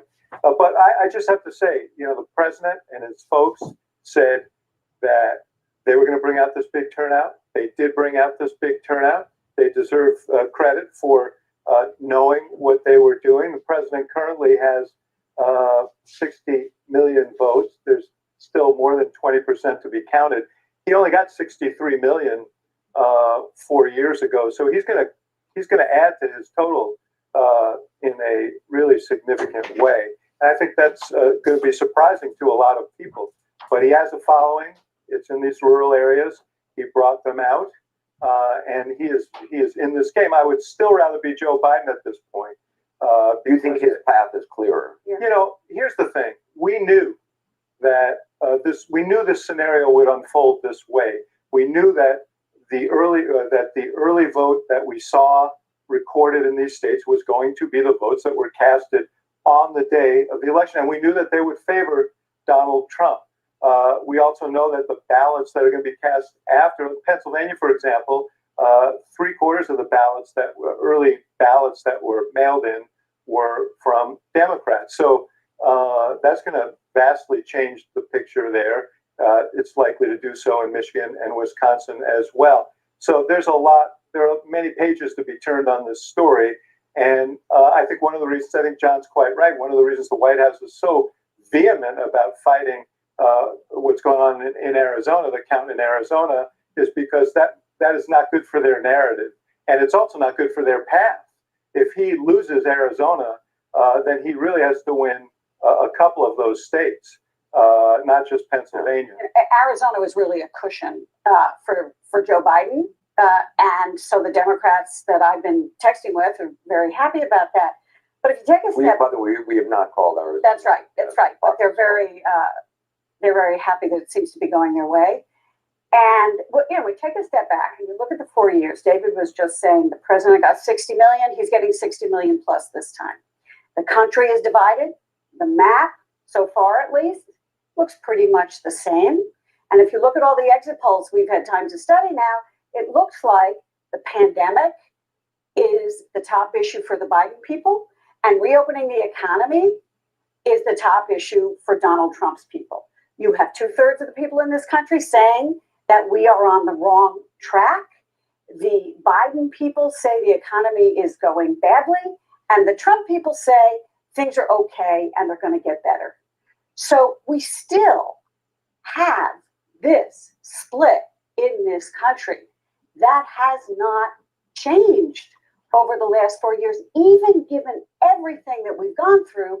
And now we have a president of the United States who is saying that the other party is trying to steal the election, as if counting the votes is some kind of abnormality in American politics, which of course it isn't. We don't know the results of elections on election night all the time. By the way, Vice President Biden has just tweeted something saying it's not my place or Donald Trump's place to declare the winner of this election. It's the voters' place. Well, what Trump was doing was saying that it was being stolen, which was even worse. Before you go, I just want to say a couple of things. I think a lot of Democrats are hurt tonight. I think there's a lot of hurt out there.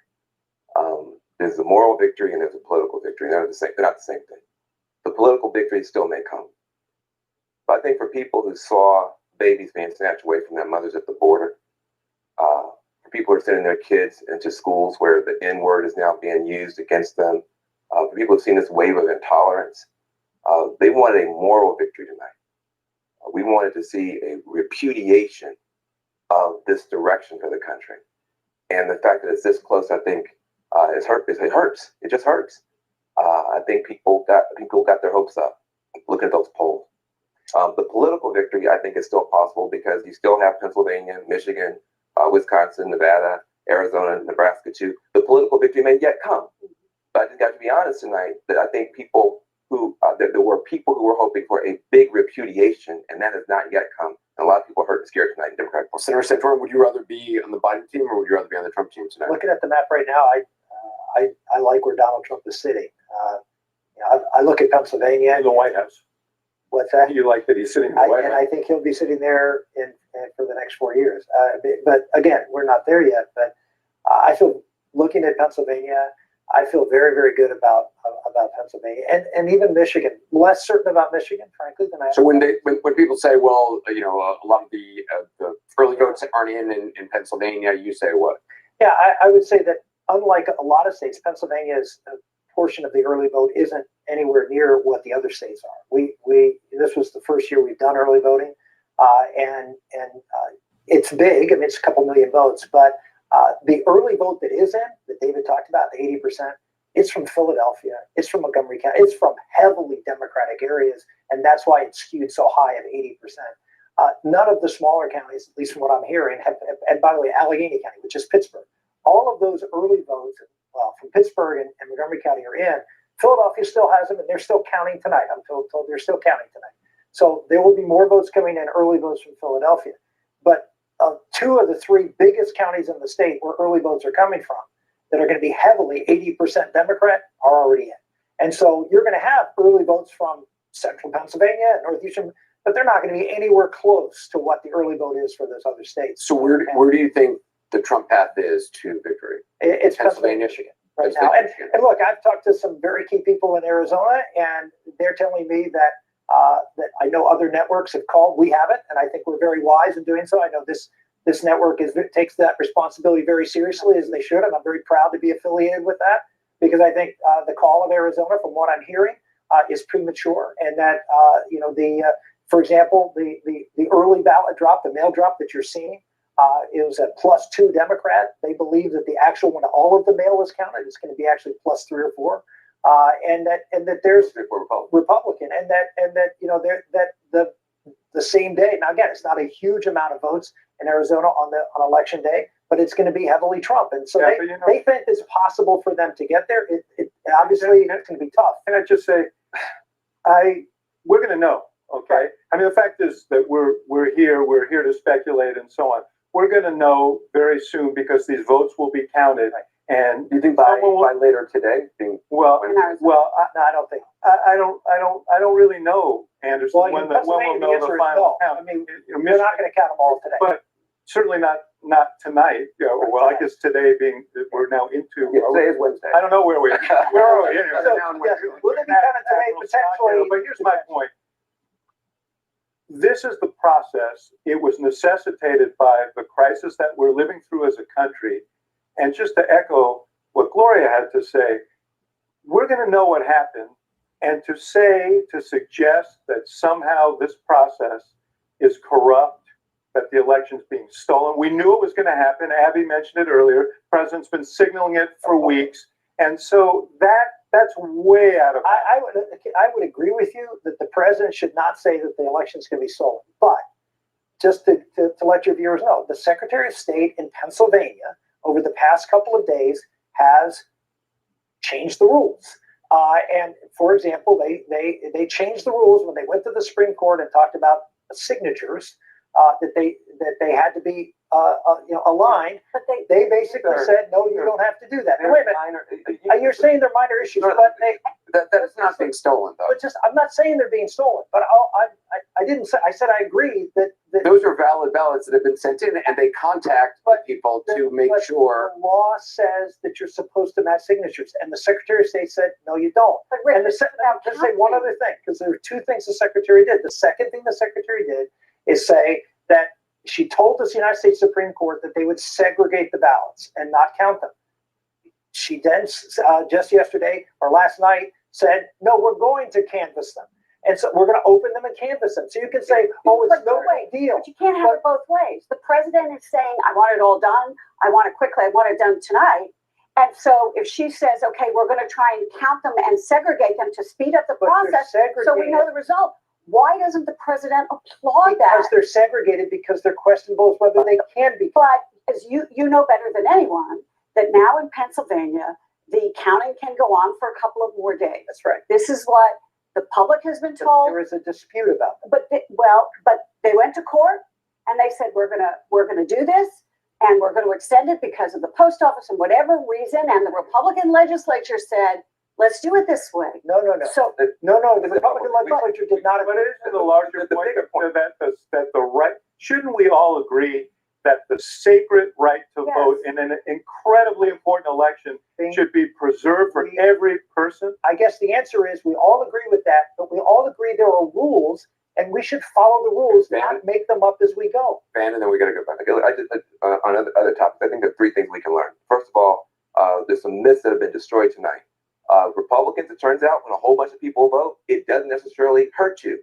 So maybe you can let more people vote. You had a big turnout. You haven't been hurt by it. Democrats, it turns out, when diverse people vote, it doesn't always go our way. So it's not a census. It's an election. We're going to have to do a much better job of reaching out to Latinos and to African Americans in some parts of the country. And lastly, these polls are not to be trusted. There's something wrong with the polling industry because the reason that people right now, I think, are hurt is because we got a little bit inflated with these polls. All right, let's go back to Will. All right, guys, thanks very much. Let's get a key race alert right now. Arizona, a key battleground state, 11 electoral votes. 79% of the estimated vote in Arizona is now in, and Joe Biden maintains his lead, 163,000 vote lead over Donald Trump, 52.6% to 46.1%. Biden is still ahead in Arizona with 79% of the vote in, John. We're watching Arizona very, very closely. That would be a switch. That would be a switch. And so let's start from where we are on the map, and it's going to take a minute, but let's build up from here, 215 to 171. That would be a switch. So let's just say, for the sake of argument, we haven't called it yet, but let's just say that one is a switch. And let's say that Joe Biden holds the Clinton state of Nevada and that Joe Biden holds the Clinton state of Hawaii, right? And so then we're moving through and we look right here. And let's say that Joe Biden wins Maine. I'm going to give him all of the congressional districts here. There's one up there that's in play. President Trump carried Maine 2, the second congressional district. Last time, Maine and Nebraska do it by congressional district. So there's one up there It could be in some dispute, but let's stop there for a second. Now let's look at this map here. We haven't called Texas yet. Let's move that one over. Let's assume Alaska goes this way as well. Let's assume Montana. John, does. hold on. I got a projection right now in a state very close to your heart. CNN projects that Joe Biden will win the state of Rhode Island. Rhode Island goes to Biden with 4 electoral votes. Took a while, but Rhode Island wins now. On the road to 270 needed to win. Biden now has 219. Trump has 171 with that win in Rhode Island. I believe you went to college someplace in Rhode Island. Indeed, started my career for the Associated Press in Providence, Rhode Island. It's a great state, the state of Rhode Island. I just made it there. We just finally, this is the latest we've ever waited on Rhode Island, but that's the year we're having. So you move Rhode Island over as well, and you're going through these states right now. Again, we haven't called Texas yet, but I'm going to give it there. We're still waiting on Alaska and Montana, but the light reds means we're leaning them there. It looks like that's the way they're going, right? So let's add North Carolina to that. We have a ways to go here and everything. And so then where are you? Georgia, president's ahead, right? So I'm going to do this for now. And right now, Democrats in Georgia are saying, don't you dare. I get it. A lot of votes to count in Atlanta, the call counties, right? For the sake of argument, what happens if the president holds that? So where are we now? Where are we now? That 11, the Arizona flip is important because Joe Biden had hoped to run the board here. 1, 2, 3. That would make him president. Now, we've got some issues, right? These races are closer than we thought. So let's take this one away. Pennsylvania we're waiting on. Joe Biden can win if he gets this main second congressional district, or one of them. He could get it in Nebraska as well. If he gets one of the congressional districts, picks up Arizona, he can win the presidency with Wisconsin and Michigan. Or if he wins Pennsylvania, then you could take away, if you do it this way, let's say you get Pennsylvania and you lose one of these. You could do it that way too. You can't lose them both. But it makes it, you don't have to run the board in the so-called blue wall with Arizona if you get one of the congressional districts. It's very close as you play it. We'll see how it plays out. So that's why we're going to have to watch. And again, there are Democrats saying that we think we can get this one back. We'll see how that goes. We got a key race alert right now in those 2 congressional districts in Nebraska and Maine, 1 electoral vote in each. Right now, the 2nd congressional district in Nebraska with 94% of the estimated vote in. Biden has 52.7%. Trump has 45.3%. Biden is leading by some 23,000 votes in that congressional district. In Maine right now, 46% of the vote is in. Trump is ahead. Look at this. Trump is ahead by some 18,000 votes, 52% to 44.5%, 46% of the vote in that congressional district in Maine is in. Those are each, John, one electoral vote. And so let's change the map based on the vote right now. Doesn't mean that's the way it's going to end up, but let's change the map based on the vote right now. You just said that the president is leading in Maine too, so we'll switch that one over to him. And you said that Joe Biden is leading here. Oh, sorry about that. You got to do this one at a time. I'm sorry. Let me fix it. So you come back here. You say here, and we still have one to call here. He's leading in that one. So you come back there. And so where does that get you? That gets you now. I'm going to take these back, right? Let me take these back for now because we're not done here. Again, this shows you the importance of Arizona if it stays there. This has Florida. We already projected Texas. I'm giving the president these. So let's just say again, come back to the argument, and I go, Democrats are going to get mad about this because we're going to count in the morning. If you give the president Georgia, so then you're looking at 244 and 247. And again, it comes down to here. If the president can get this, that gets him in play. He needs one more, right? Even if he gets that one, it wouldn't be enough. You need to pick up something else up here, right? And so can you do that again? That would get the president there. If you're Joe Biden, you hope to do this and this, but you're not sure. That's why we're going to count. We have another projection right now. CNN projects that President Trump will win the state of Texas. He beats Biden in Texas. He wins 38. That's a big number. 38 electoral votes. Here's where the electoral map stands right now. Biden now has 219. Trump has 209. You need 270 to be president of the United States. 219 to 209. John, Texas, a big win for President Trump. Texas is a big win. I'm not sure what I'm missing on this map, but I'll figure it out as we get there. As we go through it later. No, I know about Rhode Island. I'm not needing the Trump for Trump. I'm missing some votes for Trump there. We come up there. There we go. We get that. There we go. 219 to 209. So the question then is, how do you get there from here? So let's do it another way. We're building this way, right? Another way to look at it is to go back to 2016 and start here. And so Texas, that was one of the opportunities. Democrats thought they had the chance to make this a statement election. They thought the Democrats thought they had a chance to take this away and to take this away. The two biggest prizes right here, right? California's the biggest of them all. These are the two big Republican prizes in electoral politics. Democrats thought they had a chance. They are now staying with Trump. Democrats thought they had a chance. Another giant electoral prize, staying red for Trump. And so you're looking at the map. We're not sure yet about North Carolina, but again, Democrats thought they could flip it. Right now, the president has the lead. We're not at the finish line there, but it's trending that way. We'll watch and we'll count the final vote. So then you're looking at it this way.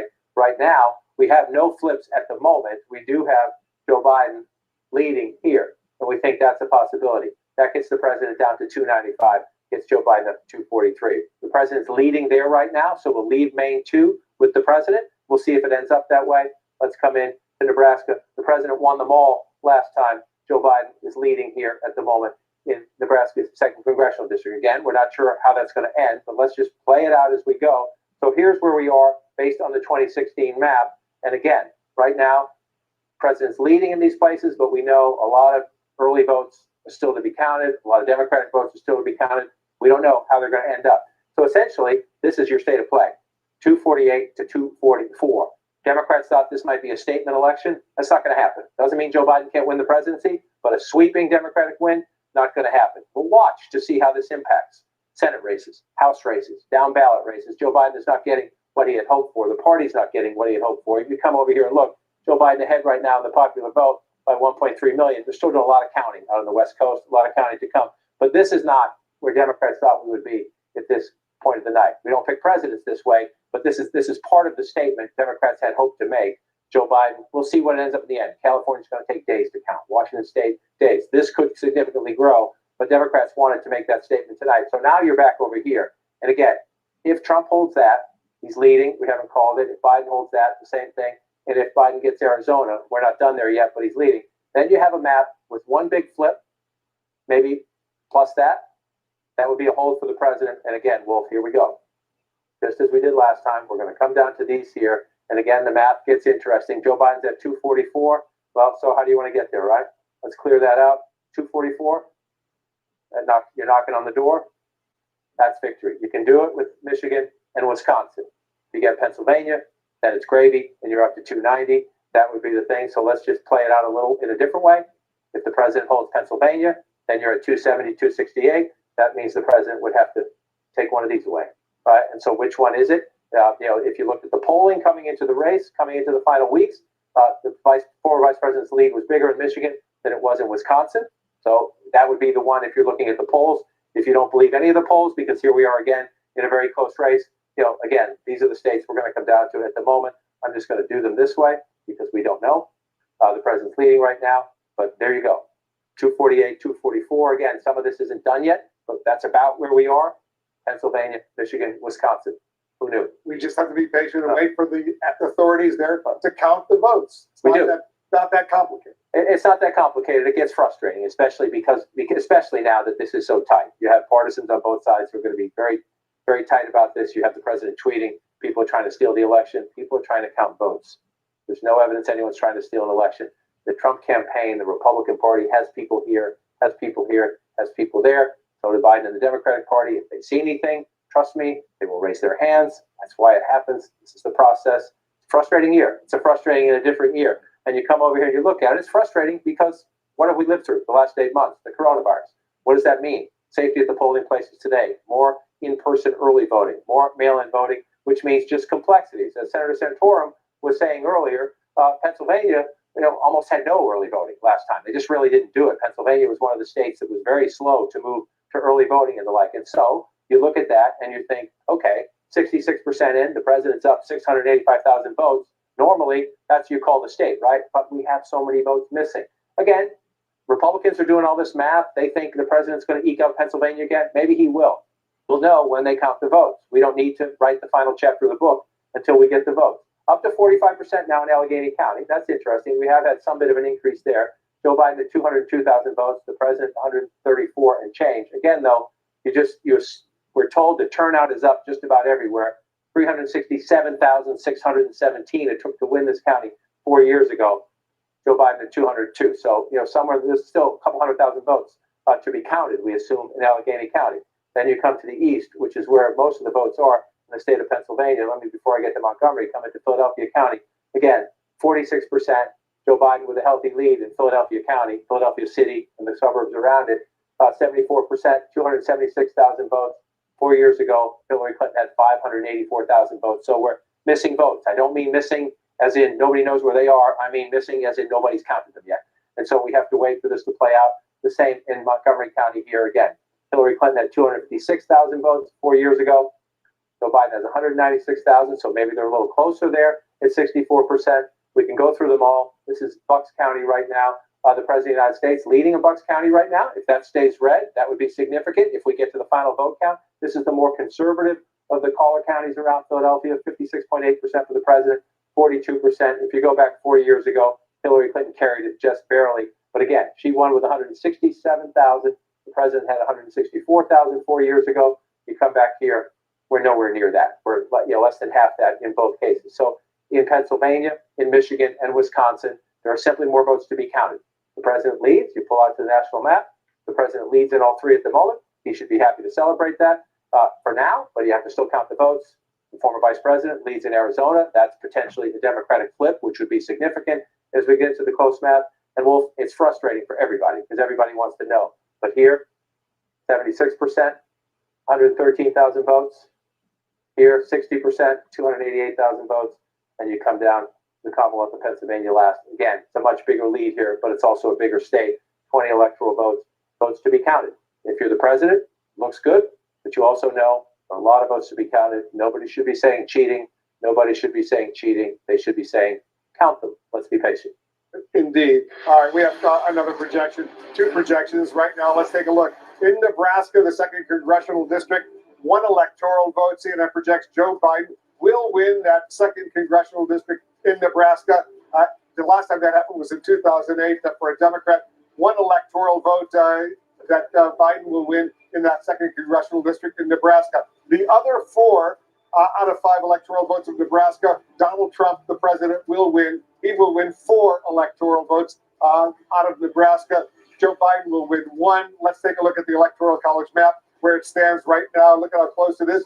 Biden now has 220 electoral votes. Trump has 210 electoral votes, 270, of course, the magic number needed to win the presidency. Let's get a key race alert right now and see where things stand in these states. In Arizona right now, 79% of the estimated vote is in. Biden still maintains his lead, a lead of almost 162,000 votes, 52.5% to 46.1% for Trump. 11 electoral votes in Arizona. In Nevada right now, still very early, only 7% of the estimated vote has been counted. Trump maintains a lead, 35,000 over Biden, 67.8% to 29.5%.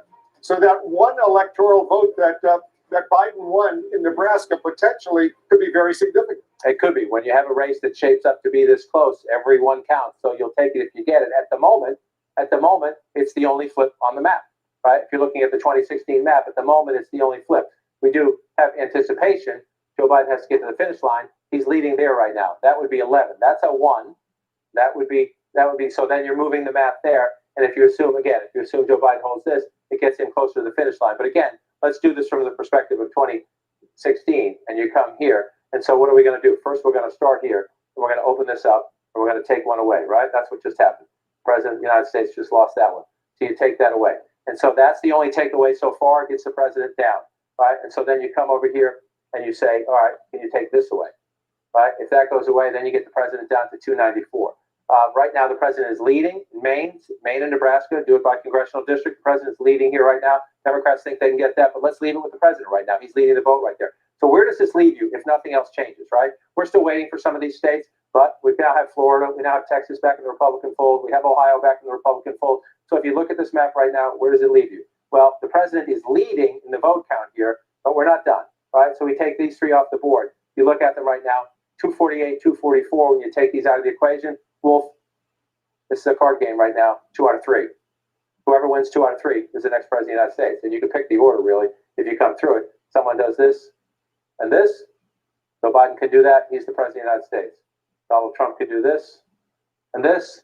He's the next president of the United States. Pick your 2, any of these 3 right now. So they're all off the board. We just take them off 1, 2, 3, because we have votes to count. But essentially, unless we're stunned by something out in the other states, and that's just most unlikely. Nevada, we have to watch Nevada. The president has a lead in the early vote, I believe, in Nevada. That often happens. Republicans go ahead early. We have to see what happens. It's possible, so we'll keep an eye on it. But if Nevada stays, and Clinton stays, if that stays there, we come down to Pennsylvania, Michigan, Wisconsin, shocker, and 2 out of 3 gets you there. And we'll see how it goes. And again, you can do the math either way, right? What if Joe Biden wins the 2 smaller ones in terms of the electoral votes? That's enough. That gets him to exactly 270 if nothing else changes on the map, right? If the president, if it's for Donald Trump, the president of the United States, he could do it for here and here as well. So it takes 2 out of 3. Obviously, Pennsylvania has 20. It's bigger, but in an odd way. You still, whatever you do, if you get Pennsylvania, you still need one of those. If you get both of these, you don't need Pennsylvania. That's the math we're in, and that's math that's going to carry us into the morning, most likely, as they continue. We've been saying for weeks that blue wall is going to be critical. It turns out to be absolutely critical. We got a key race alert right now. All right, let's take a look at the 2nd Congressional District of Maine. 1 electoral vote at stake. 46% of the estimated vote is now in. Trump maintains his lead over Biden by 18,000 plus votes, 52.1% to 44.4%. John, that 2nd Congressional District, 1 more electoral vote, but Trump's still maintaining his lead. Less than half of the vote is in. Right, less than half of the vote is in. Democrats thought they were going to get this. Democrats thought they were going to carry the state of Maine. I just want to look and see what we know in the vote total over here. Forgive me for walking over here. You just want to look at the map. Again, Maine takes a long time to fill in because of the way they do the townships. 51 to 45, 58% of the vote in. Democrats thought they would, let's see, we're not done yet. Democrats thought they would have a bigger lead in Maine, and they thought it would be enough to get them that congressional district. That's certainly what they thought. But again, I'm just going to say this again. The president went to Maine. A lot of people said, why is he doing that? Right? The president went to Maine in the last 10 days of the campaign. A lot of people said, why are you doing that for 1 electoral vote? Well, we're going to find out, probably not tonight as we go through the hours ahead, whether that mattered. But in the places the president went and campaigned, definitely, he's closer or ahead, especially in these other states that we've put his way. So there's no question that Trump rallies drove up turnout. Is it enough? We don't know yet. We'll soon find out. We have another key race alert right now. In the key battleground state of Michigan right now, 61% of the estimated vote is in. President Trump continues to maintain his lead of about 287,000 votes, 53.3% to 44.9%, 16 electoral votes in Michigan. All right, so let's take a look at Michigan right now, John. As we look at Michigan, 60, we still have 61% of the estimated vote is in. That means 39% of the estimated vote is still outstanding. Right. So you look at this lead again, 287,400 and change there. You look at it, you go back to 2016, this was a 10,704 votes. 10,704 votes decided Michigan 4 years ago. So you look at this lead by the president, you say, well, why haven't they called this state? Well, we haven't called the state because of what's missing. It's not what's in, it's what's missing. And so by missing, I mean counting. And again, you look at Wayne County, it's Detroit, it's the suburbs around Detroit, absolutely essential for the Democrats. We went through this 4 years ago. This was a major disappointment for the Clinton campaign. They did not get as many votes as they wanted out of Wayne County, as many votes as they needed out of Wayne County. There's Joe Biden at 206,000, right? Remember, 4 years ago, Hillary Clinton got 519,000 votes. It wasn't enough for her then, but that just tells you they haven't counted the votes. And we know, again, in-person early voting, mail-in voting, election day voting, election officials in all of these states are overwhelmed. They've decided how to sequence their count. The count is going slowly, and so we're waiting. We got a lot of votes. Clearly have a lot of votes still to be counted when you see those numbers so much lower than 4 years ago. 37% of the vote in Wayne County reporting so far. Lots of votes outstanding. Kamala Brown has got some new information about Michigan. What are you learning? Yeah, that's right there in Wayne County in Detroit. 92,000 mail-in ballots still have not been counted yet. So we are expecting those ballots to be counted and have a better idea of what the total is by the morning. I know it's early morning right now, but a little bit later in the morning, we expect to find out more about Detroit. Of course, that is a Democratic stronghold. And then you have Macomb County. This was a county that Trump flipped.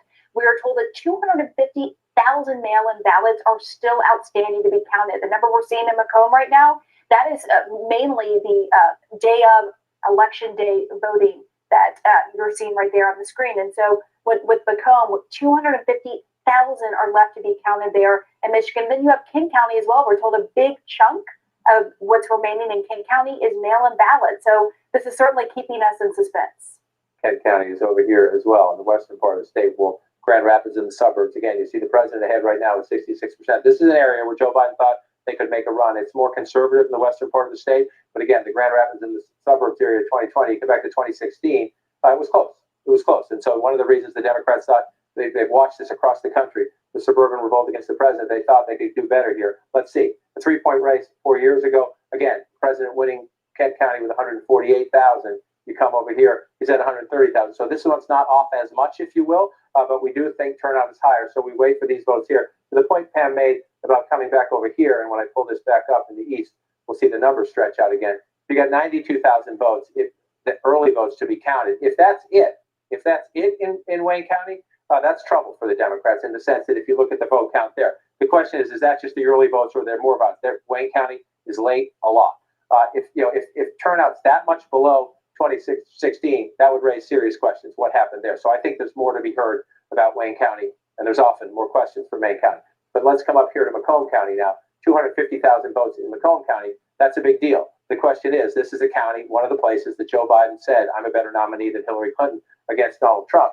In Macomb County, you pull it up here, and just let's bring it out so we can see it. Again, 47% of the vote in. If there's 250,000 votes still to be counted, well, that's a lot because the president's right there, 65 to 32. Now, the question is, if they're all early votes, how disproportionately Democratic are they? Because if you look now, 65% of the vote for the president, but we have a lot of votes to count. 152,000 won this 4 years ago. It took 224,000 to win this county. So if you've got 250,000 votes still to be counted here, again, that's interesting. The Democrats hope to swing this back to blue. The president has a pretty healthy lead right now, but if you have to count 250,000 votes, that's more than you have on the board right there. You got 220 something, 230, close to 230 when you add it all up. So what does that tell you? Again, we need to count the votes. We need to get to the finish line. And when we have a better sense of the total universe, so you have some here, and some here, we need to find out what's the total universe. Once you know the total universe, then you can figure out Joe Biden needs what percentage of the leftover votes. We have another projection right now. CNN projects President Trump will win the state of Montana. Beats Biden in Montana. 3 electoral votes in Montana. Trump wins in Montana. Let's take a look at the map right now. 270 needed to win. Biden right now has 220 we've projected. Trump has 213.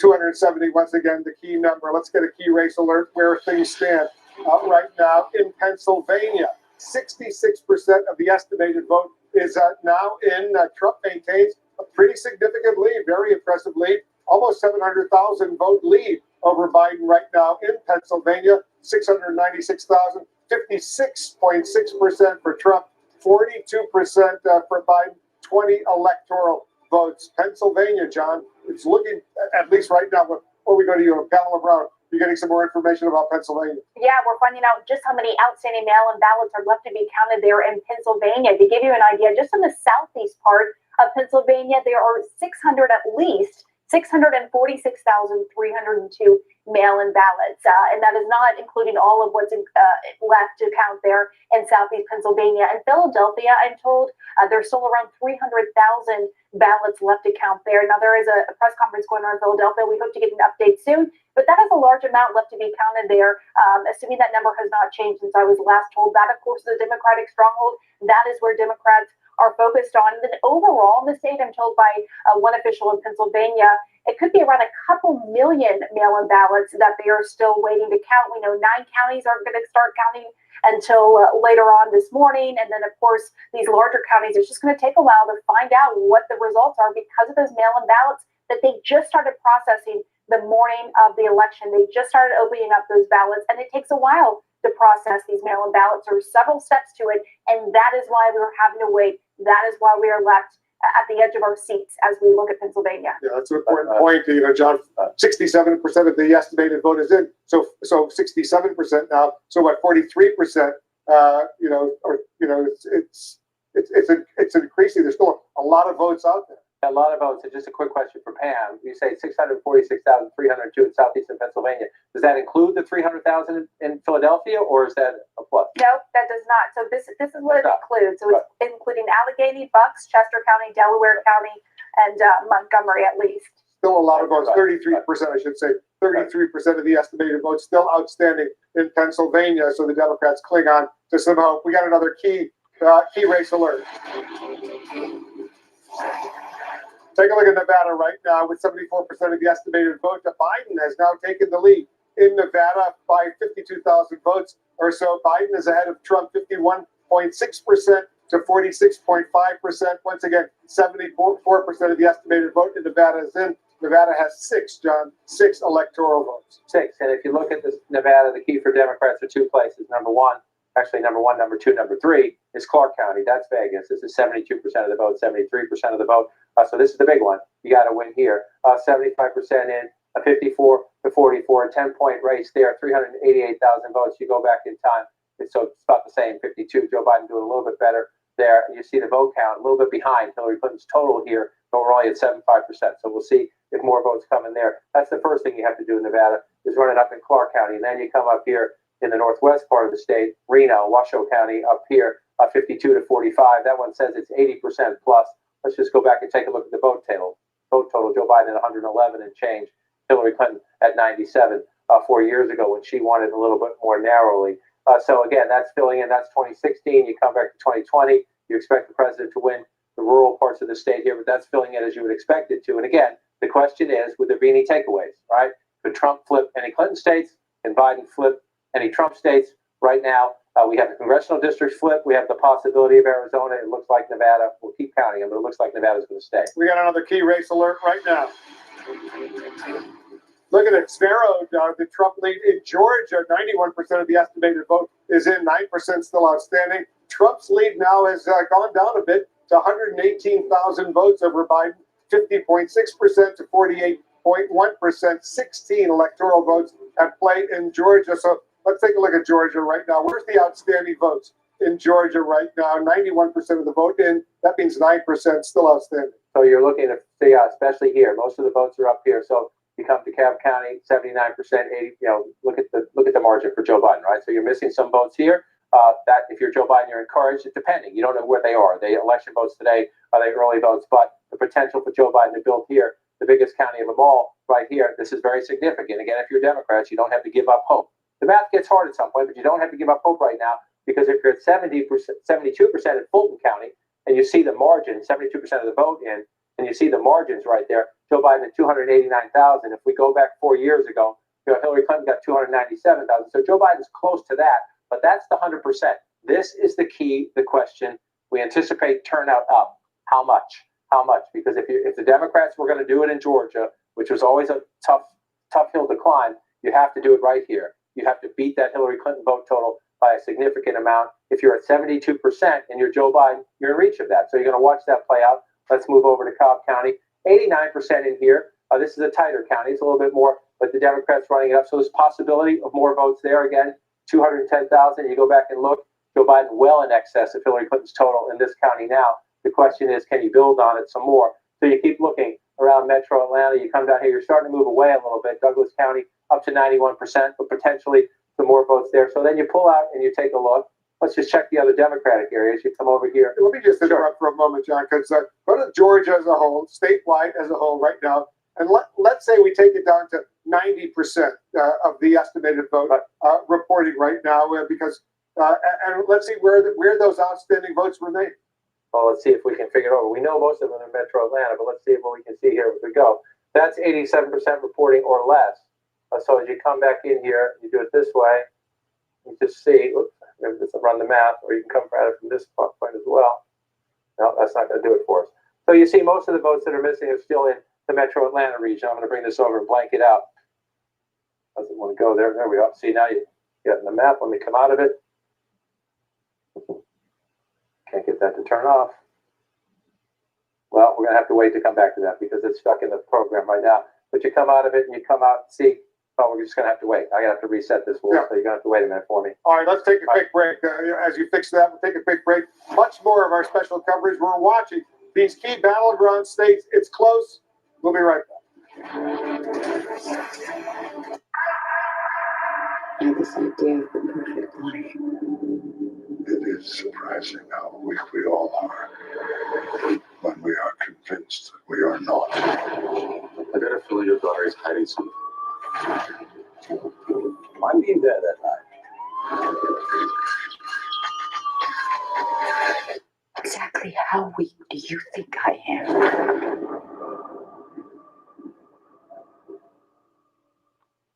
As a young girl, I was always comparing myself to my sisters. They were always thin, and I wasn't. I ate a lot of food. And then after I had my son, it was really difficult to lose the baby weight.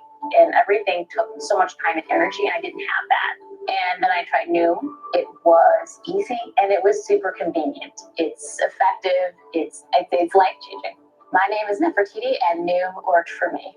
Visit Noom.com and lose the weight for good. This is Kate. She always wanted her smile to shine. Now she uses a capful of TheraBreath Healthy Smile Oral Rinse to give her the healthy, sparkly smile she always wanted. TheraBreath. It's a better mouthwash at Walmart, Target, and other fine stores. Are you ready? All right, here we go. Hey, little girl. Get on there. Up that resistance a little more. Come on. Do your own stuff. Come on. Almost there. You sure on top? Yeah. Come on. Push it, push it. Get on up. Hey! America's biopharmaceutical companies have one very important thing in common: a common enemy. We're making great progress because we're collaborating in ways that we've never done before. In a matter of weeks, we've progressed from potential treatments to antibodies and antivirals that have shown positive results. to several promising vaccine candidates. Because science Science is how we get back to normal.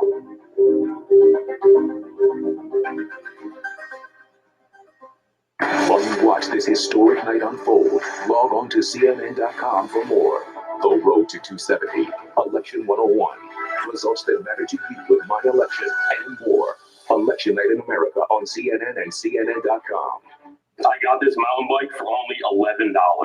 Dealdash.com, the fair and honest bidding site. An iPad worth $505 was sold for less than $24, a PlayStation 4 for less than $16, and a Schultz 4K television for less than $2. I want these Bluetooth headphones for $20. I got these 3 suitcases for less than $40. And shipping is always free. Go to Dealdash.com right now and see how much you can save.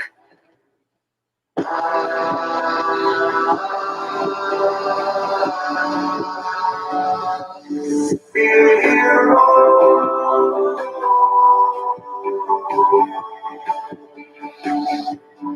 Be a hero.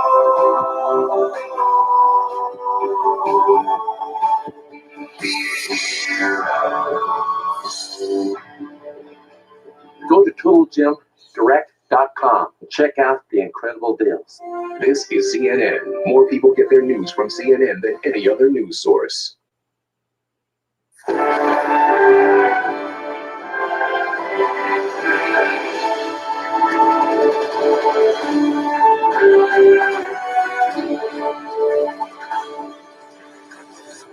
Welcome back. Let's take a close look at where the Electoral College count stands right now. 270 needed to win the presidency. Right now, Biden has 220. Trump has 213. We're watching this very, very closely. Let's get a key race alert right now. In Arizona right now, 80% of the estimated vote is now in. Biden maintains his lead of about 155,000 votes. He has 52.4% to 46.3% for Trump, 11 electoral votes in Arizona. In Nevada right now, 75% of the estimated vote is in. Biden has the lead there by about 48,000 votes. He's at 51.4% to 46.8% for Trump. 6 electoral votes at stake in Nevada. Let's go back to John King at the Magic Wall. John, you fixed that map for us. We're watching it closely. This is still a nail biter for all practical purposes. And it's going to be, I think, through the night as we go. You just mentioned, Nevada, Joe Biden has pulled ahead out there. We're waiting for the votes out there, but you're looking for anybody who's going to flip, right? Who's going to flip? This was a Clinton state. It looks like we'll have to keep counting votes there, but it looks like that one stays.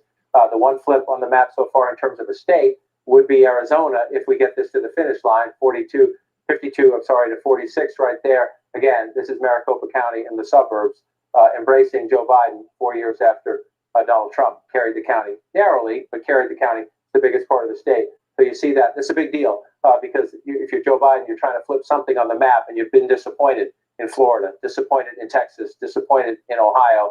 probably to be disappointed in North Carolina. So that's one that you're looking for. And again, we have the congressional district in Nebraska. It's in here. It doesn't show up on this map. You pull it out. The congressional district here in terms of the electoral college, that's one. You get to Joe Biden there as you're looking to pick it up. So then you come back over here. This one's interesting. We were just talking about it when we had the little glitch.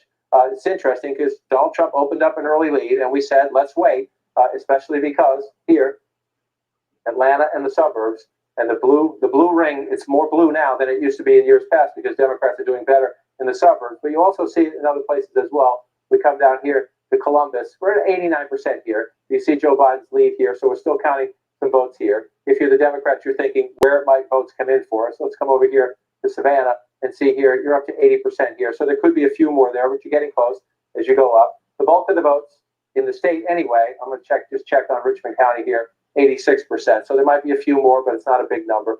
And so the bulk of the votes for Democrats anyway, bulk of the votes in the state are here. And you come to Fulton, get rid of this so it's not distracting, 72%. So that's more votes to be counted. More votes to be counted, which means you want to be patient here. This is by far, it's about 10% of the vote statewide. And then you just walk your way through these suburbs.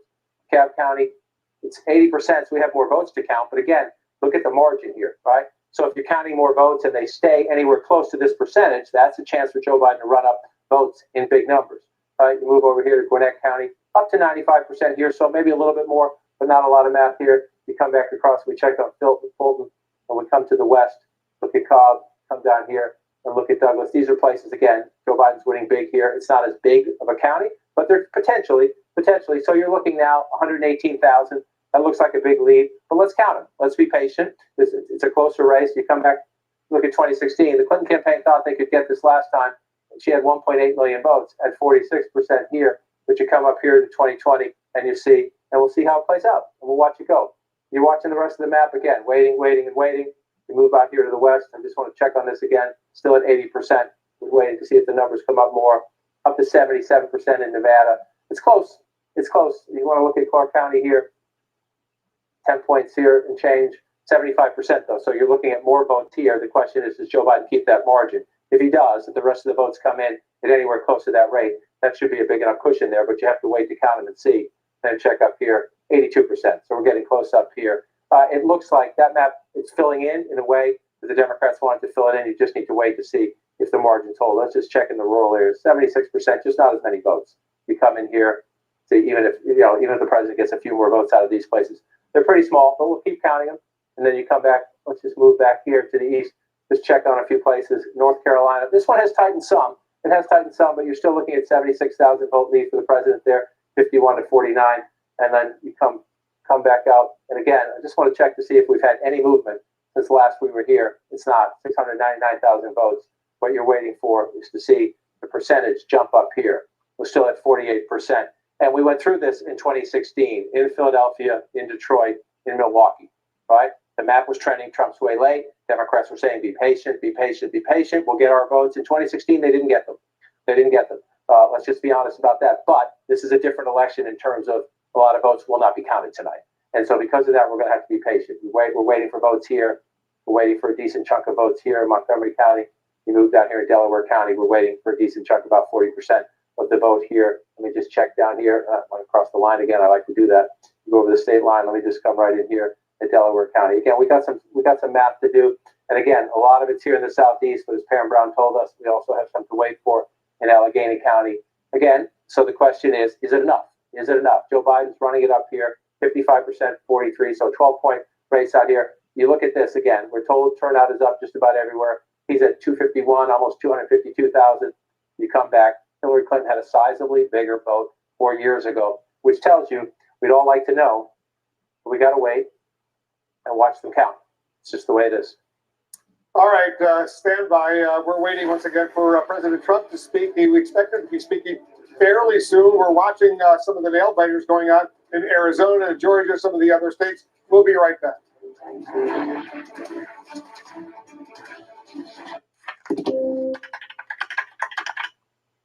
I had this $100,000 student debt. $225,000 in debt.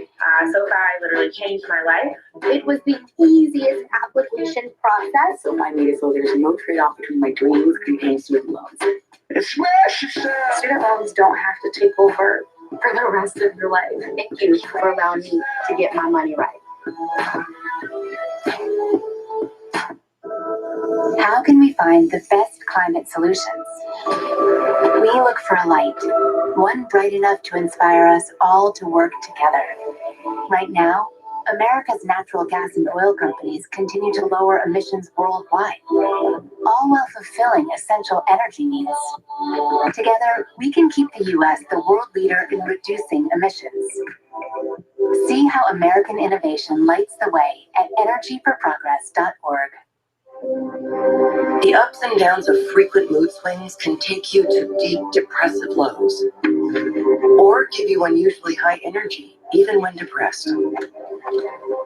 Overwhelmed by bipolar 1? Ask about Vraylar.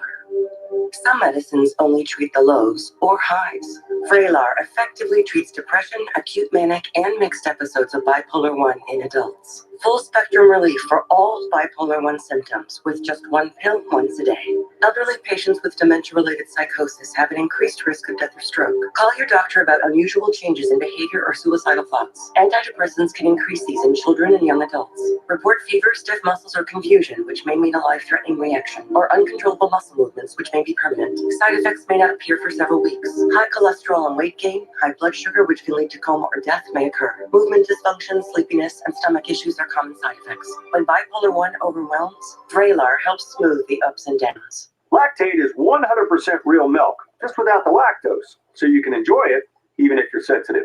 Yet some people say lactate isn't real milk. I guess all those cows must actually be big dogs. Sit. I said sit. The podcasts, the newsletters, the mobile app, the #1 source for news. This is CNN. Since we started Warby Parker, our goal has been to sell high-quality eyewear in the most seamless way possible. Over the years, we've made it easier than ever to shop eyeglasses, sunglasses, and contacts, try on frames, and renew your prescription, all from your home, or even your phone. So whether you're shopping in stores or online, we've got your eyes covered. Successful people tend to have one thing in common. They read, but these days it's hard to find the time. The Blinkist app gives you the key ideas from the world's best nonfiction books in just 15 minutes. Discover thousands of titles in business, history, psychology, and more. The Blinkist app also has audio, so you can listen and learn on the go. Fit reading into your life with Blinkist. Visit Blinkist.com or download the Blinkist app now. This is CNN. More people get their news from CNN than any other news source.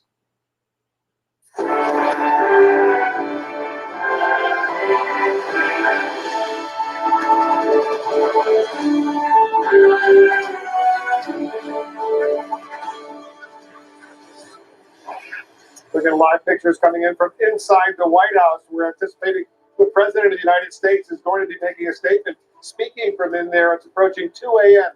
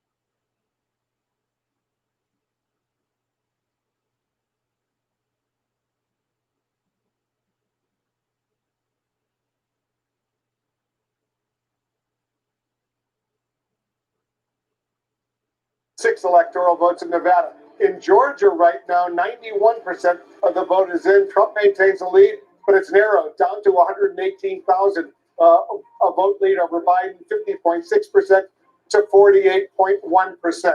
And as we're waiting to hear from President Trump, let's go back to Jake, Dana, and Ed. Thanks, Wolf. Well, of course, this year has been fraught with so many developments that it makes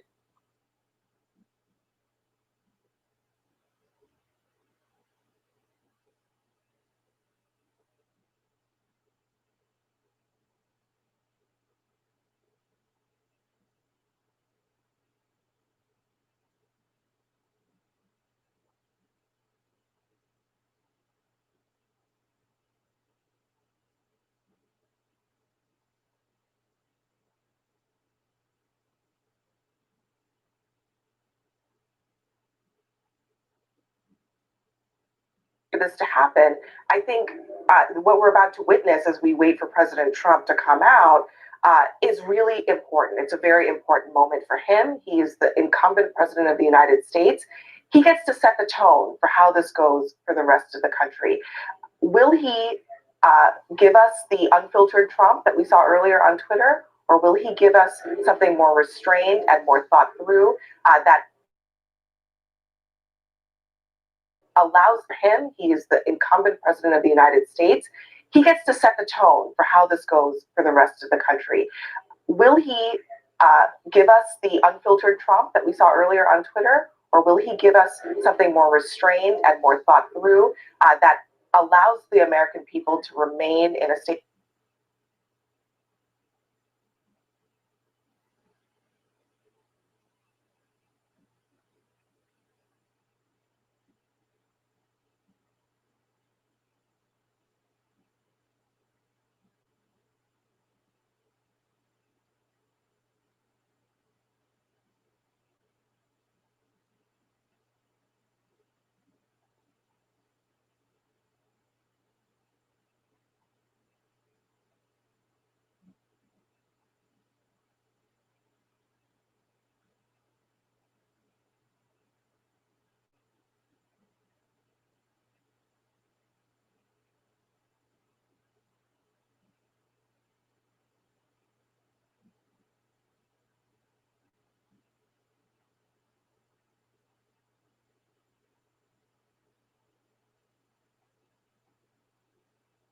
Either want to get to the president at this point to try to get him to tone it down, certainly as it relates to his earlier tweet, or whether it's even a lost cause for this president, because he has been saying what he said in his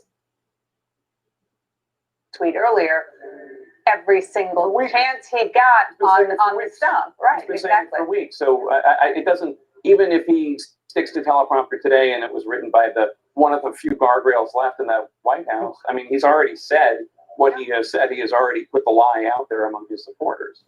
That's all I'm saying. Hope springs eternal. And I hope you're right. I completely agree with you. I do think that the night of an election, when both candidates come out and they say their piece, these are things that history will remember. I think people recognize that in this White House. The tweets are the tweets, but history will remember this moment. We'll see what he does. The wise thing for President Trump to do is to write something that is actually, frankly, similar to what Joe Biden did. Joe Biden came out and said, "I think I'm going to win." It's probably okay for President Trump to say, "I think I'm going to win," and he might. For him to say, "I won, and this is being stolen from me," would be historically, it would be a tectonic type of event, I think, in American politics. And you mentioned history, and I think it's important right now to point out that in most cases, historically, the American people didn't know who won the presidency that night. It has taken time to count votes. And that is something that I've seen historians reminding us of going back into election after election. And that's not going to change if and when the president says something different. I mean, It's just not. And let's remember, this is the 6th presidential race that I've covered. And the first two, 2000, 2004, we did not know who won that night. There you go. We did not know. Now it has I happened. hope it's not 36 days. No, we but it do. could be. But it could be. We don't know. There are lots of write-in and mail-in ballots. that are being counted in several states. And just like the Trump campaign, the White House don't want us to prematurely call Arizona or Nevada. The Biden people don't want us to prematurely call any other states. Let's bring in Jim Acosta, who is at the White House. And Jim, the president's already a little late based on what we were told and when he was going to come out. What do you anticipate he's going to say? Yeah, I mean, Jake, just to give you a sense of the mood inside the Trump campaign, that they are white hot over this call on another network for Arizona for Joe Biden. They have been clamoring for the other networks to not call Arizona for Joe Biden. That is part of what is driving some of the president's anger, and I think we'll see some of that expressed when he comes out in a few moments. He is going to try to make the case, as he did on Twitter, that just counting the votes in some of these battleground states, leftover battleground states, somehow deprives him of a victory or cheats him out of a victory. Let's keep in mind, counting the votes in these remaining states is not a victory for Democrats. It's a victory for democracy. And so I think to some extent, there needs to be a Surgeon General's warning on what the president says here as he comes out, because he is going to express, I think, in front of the cameras, precisely what he was just saying a few moments ago in those tweets, which is he feels that this election is being stolen from him, when in fact it's not being stolen from anybody. It's just the natural process of counting votes. And so, some of this, I think, is being driven by just some extreme tension inside Trump campaign headquarters right now. They thought things were moving along well tonight. They saw some of these margins and a lot of these states not matching what was out in those polls over the last several weeks. And so they thought they were beating the polls as they did in 2016. And then when some of these, results were coming in, Arizona being called by another network, that did not come into their plans. And I think also what is happening in Nebraska with that one electoral vote going to Joe Biden in Nebraska that we called, that was also not in the Trump campaign's plans. And so things are not going according to what they were hoping to see tonight, and they're reacting accordingly. I do think when the president comes out here, it is very likely he's going to say things that are just flat false. He's going to be making claims about voter fraud and so on. And we just have to remind our viewers, Jake, and as you have so many times, there is no evidence of widespread voter fraud in this country. And just because the president says something doesn't make it so. He doesn't get to declare who the president of the United States is. The voters get to do that. Election authorities get to do that across the country, Jake. That's right, Jim Acosta at the White House. Thanks so much. And we're still waiting for President Trump to come out and give his statement. We're not exactly sure what he's going to say. He has been saying things, Abby, about the election being stolen from him that are false, that Twitter and Facebook have labeled as false because he put them out on social media first. We don't have the capability of doing that like in pop-up video on VH1 and immediately next to his face. Abby, we'll explain what VH1 is later. But at the same time, it is important, as Jim notes, that if the president comes out and says that the election's being stolen from him, that he has won, that is not true.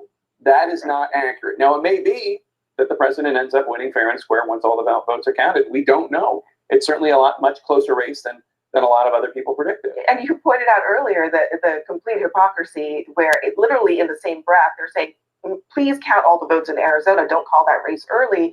But they're also saying in Pennsylvania, they're saying in Pennsylvania, well, if you keep counting after tonight, then you're stealing the election. It doesn't make any sense.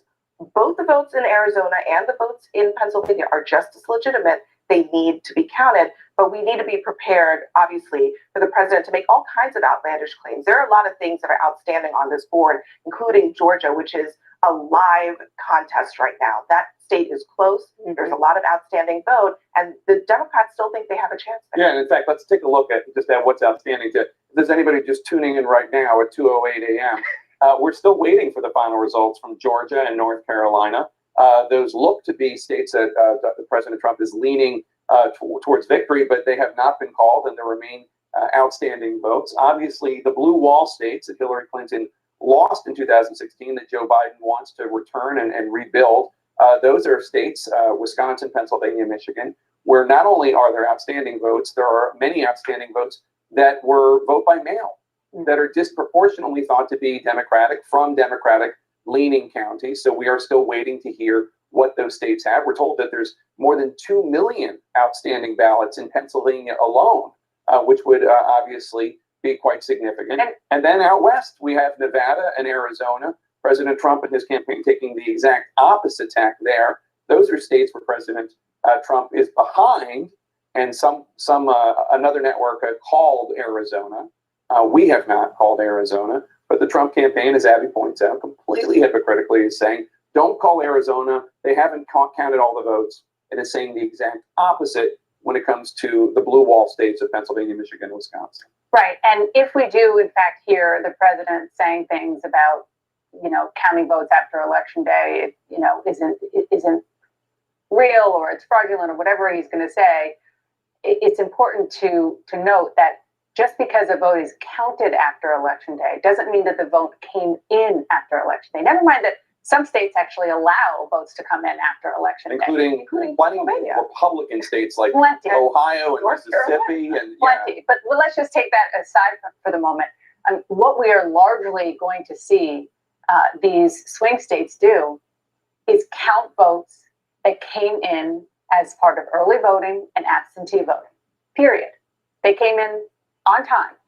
And, I'm sure there will be lots of votes that will be contested. The lawyers are already chomping at the bit, but that is the most important part of the story to remember before we listen to the president. Yeah, counting every vote is a fundamental democratic principle. It's part of what is important when it comes to democracy in this country. It's one of the reasons why states bend over backwards to make sure that as many valid ballots from legal voters can count as much as possible. And the idea that this president is seeking to openly disenfranchise people, tens of thousands of whom no doubt voted for him, is just remarkable. And it's something that even Republicans like Ben Ginsburg, a Republican lawyer who has been involved in voter fraud-related issues for the Republican Party for many years, basically has said is completely undemocratic. And the idea that you can just say, just because votes are coming from a more democratic-leaning part of the country,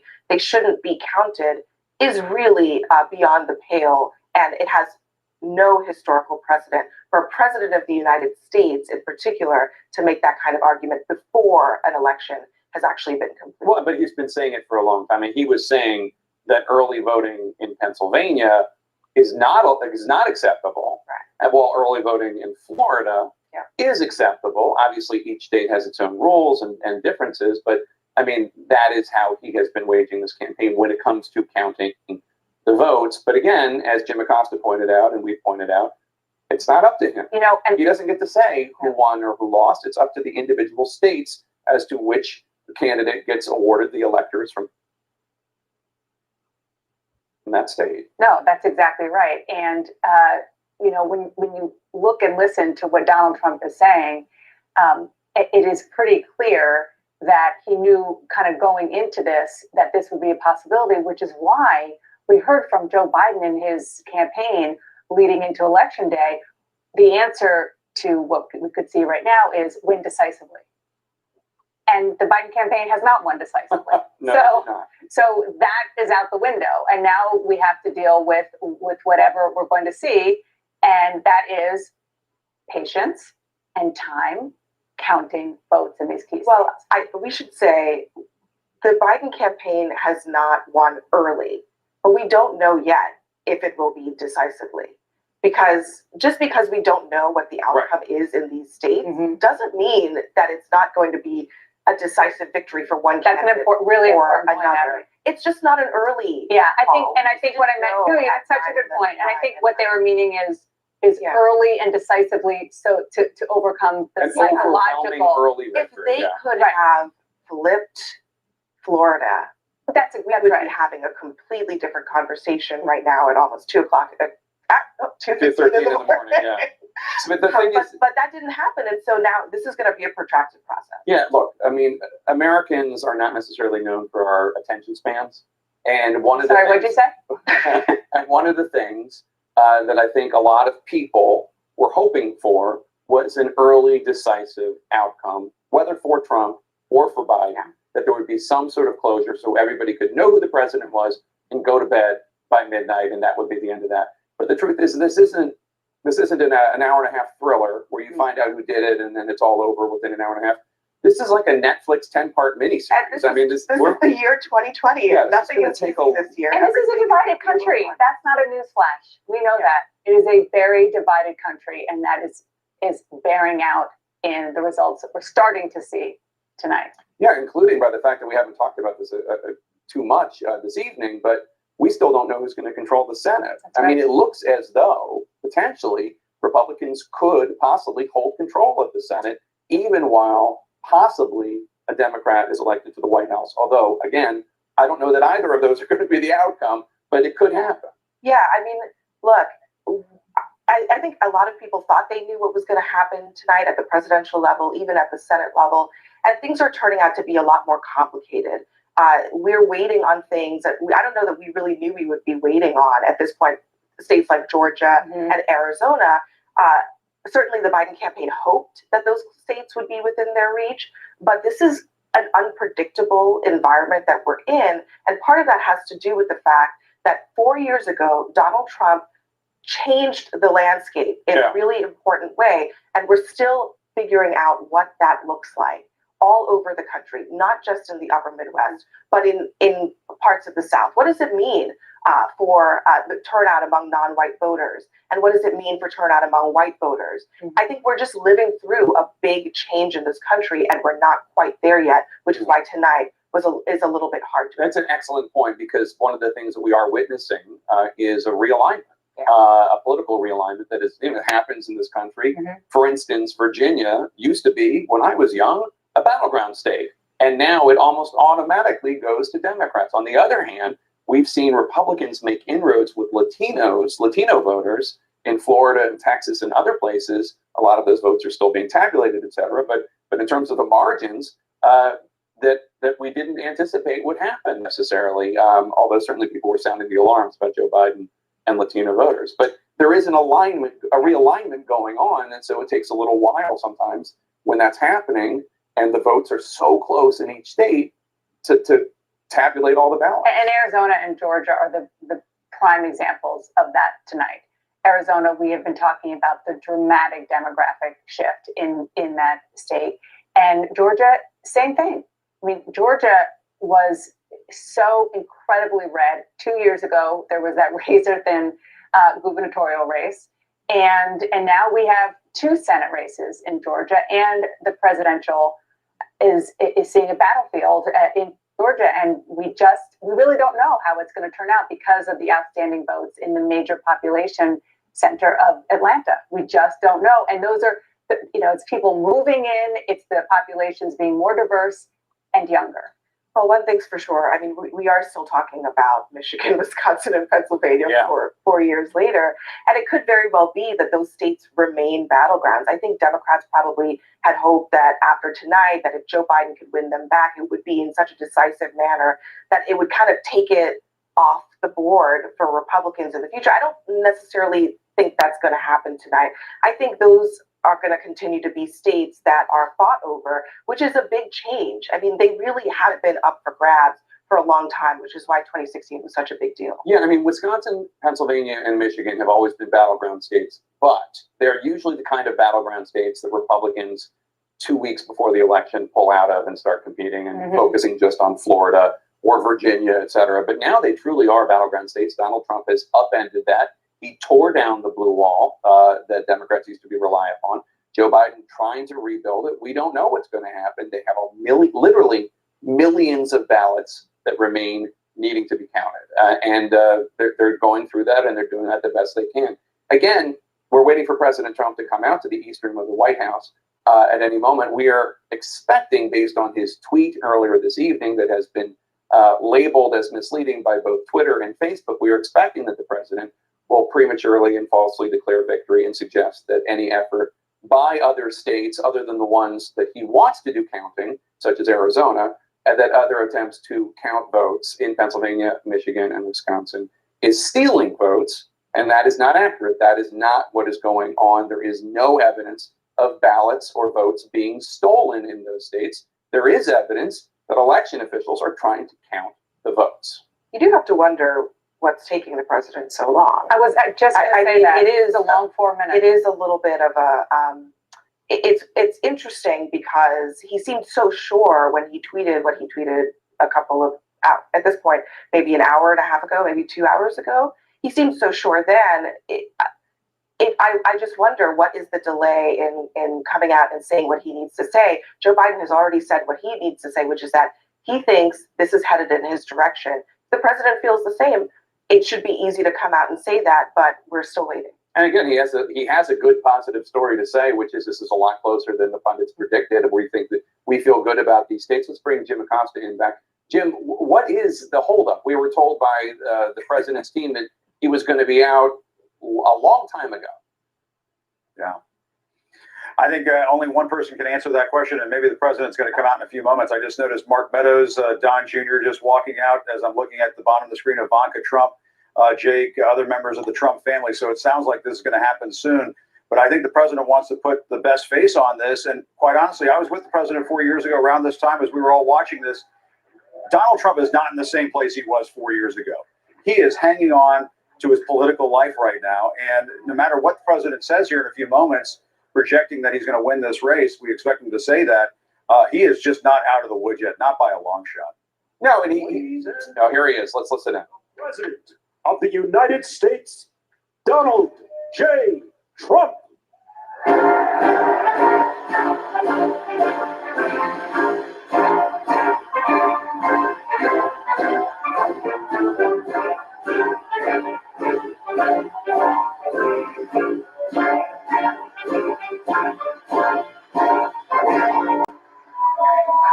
Well, thank you very much.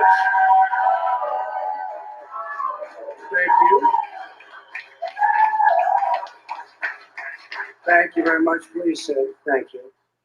This is without question the latest news conference I've ever had. Thank you. I appreciate it very much. And I want to thank the American people for their tremendous support. Millions and millions of people voted for us tonight. And a very sad group of people is trying to disenfranchise that group of people. And we won't stand for it. We will not stand for it. I want to thank the First Lady, my entire family, and Vice President Pence, Mrs. Pence, for being with us all through this. And we were getting ready for a big celebration. We were winning everything, and all of a sudden it was just called off.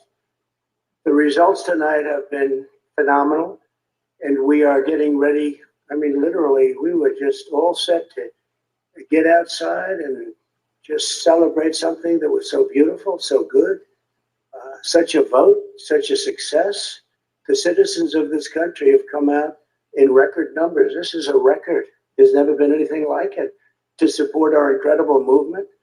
We won states that we weren't expected to win. Florida, we didn't win it. We won it by a lot. And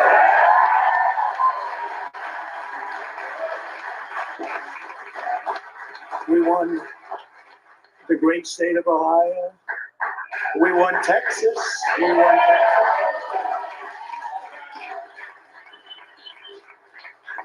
won Texas by 700,000 votes, and they don't even include it in the tabulations.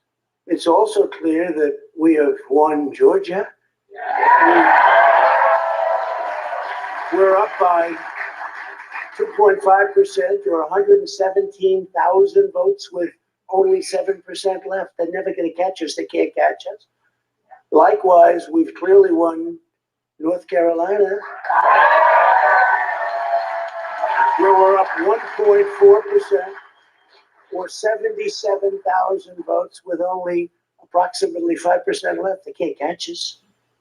We also, if you look and you see Arizona, we have a lot of life in that. And somebody declared that it was a victory for, and maybe it will be. I mean, that's possible.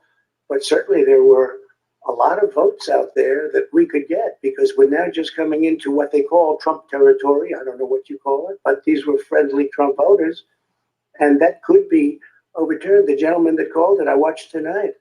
He said, well, we think it's fairly unlikely that he could catch. Well, fairly unlikely. And we don't even need it. We don't need that. That was just a state that if we would have gotten it, it would have been nice, Arizona. But there's a possibility, maybe even a good possibility. In fact, since I saw that originally, it's been changed and the numbers have substantially come down just in a small amount of votes. So we want that obviously to stay in play. But most importantly, we're winning Pennsylvania by a tremendous amount of votes.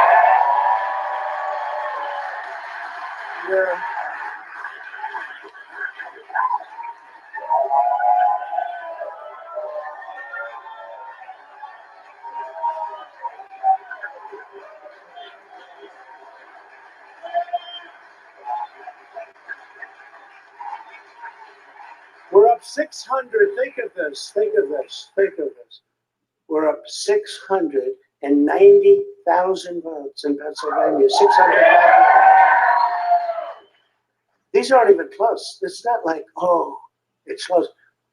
With 64% of the vote in, it's going to be almost impossible to catch. And we're coming into good Pennsylvania areas where they happen to like your president. I mean,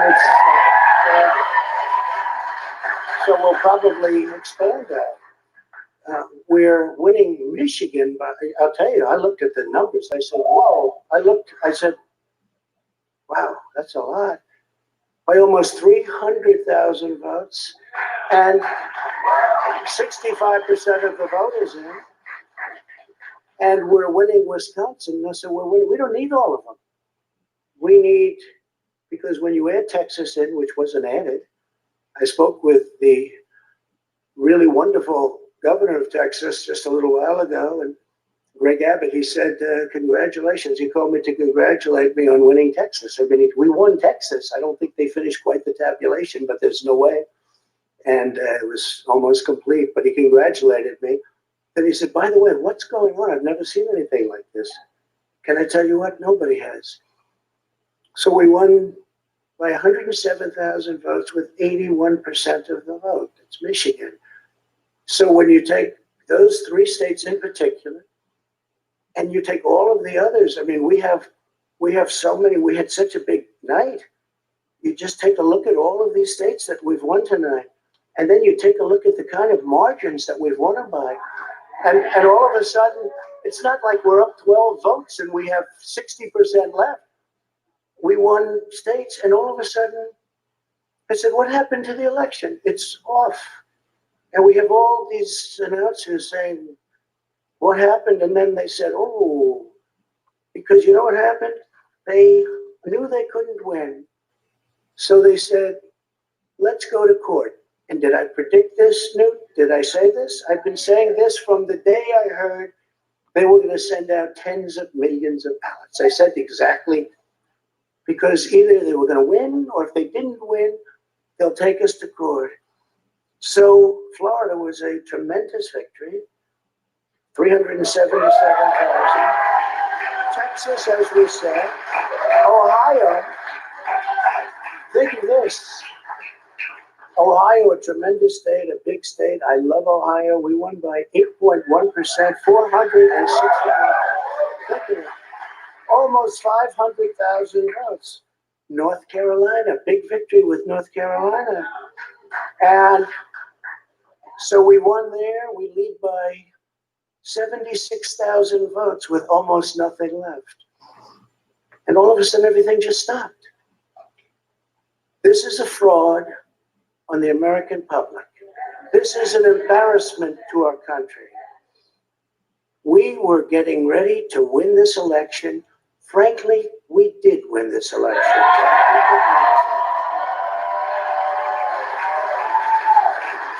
So our goal now is to ensure the integrity for the good of this nation. This is a very big moment. This is a major fraud in our nation. We want the law to be used in a proper manner. So we'll be going to the U.S. Supreme Court. We want all voting to stop. We don't want them to find any ballots at 4 o'clock in the morning and add them to the list. Okay? It's a very sad moment. To me, this is a very sad moment. And we will win this. And we, as far as I'm concerned, we already have won it. So I just want to thank you. And I want to thank all of our support. I want to thank all of the people that worked with us. And Mr. Vice President, say a few words, please. Please.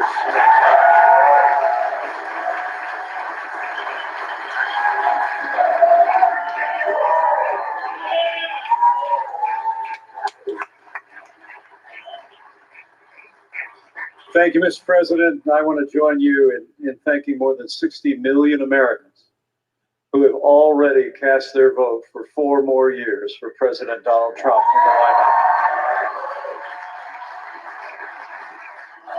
And while the votes continue to be counted, we're going to remain vigilant, as the President said.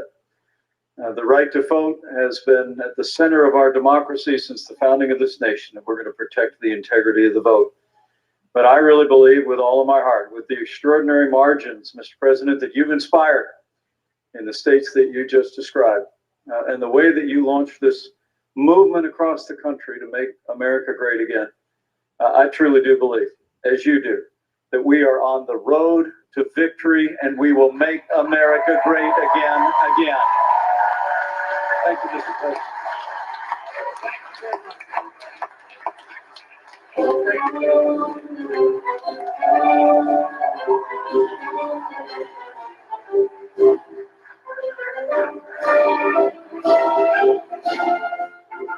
All right, President Trump, as we anticipated, falsely and prematurely declaring victory, saying that he won.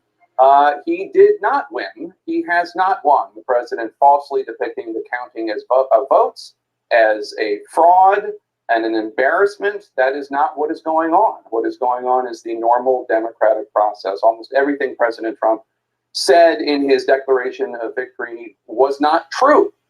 It is true that he is ahead in the polls right now in Georgia and North Carolina. Whether or not Biden will ever catch up is a matter for Georgia and North Carolina and their election officials to decide.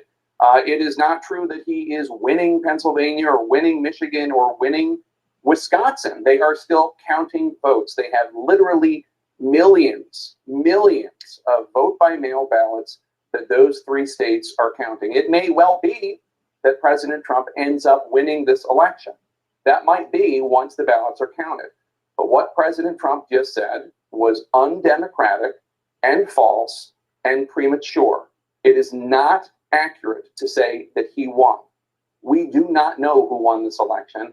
And I have to say, Dana, it's not a surprise, but still, years into this presidency, I find it shockingly disappointing that he still would continue to erode faith that the American people have in institutions. What is going on right now is a clean and fair election, and there is no evidence to the contrary. I know we expected him to say something like that, but hearing the President of the United States in the middle of an election, where they're counting votes all over the country, to say what he said from the White House is just not something that I don't think any of us really expected to see and hear in our lifetime. That is not what democratically elected presidents or candidates for the presidency say. That's what authoritarians say. And when he said that that people are going to be disenfranchised, the only person right now at this stage of the game who is trying to disenfranchise voters is Donald Trump, because he is saying the voters whose votes have not yet been counted in the states that he doesn't want them to be counted in don't count. Yeah, I mean, I think we should really underline what he's saying. He kept saying, I want the voting to stop. That's not what he's saying. He's really saying he doesn't want the votes that have already been cast to be counted. There is no justification for it. It's shocking, and it's really beyond the pale. I mean, he called it a fraud to count ballots in the United States of America.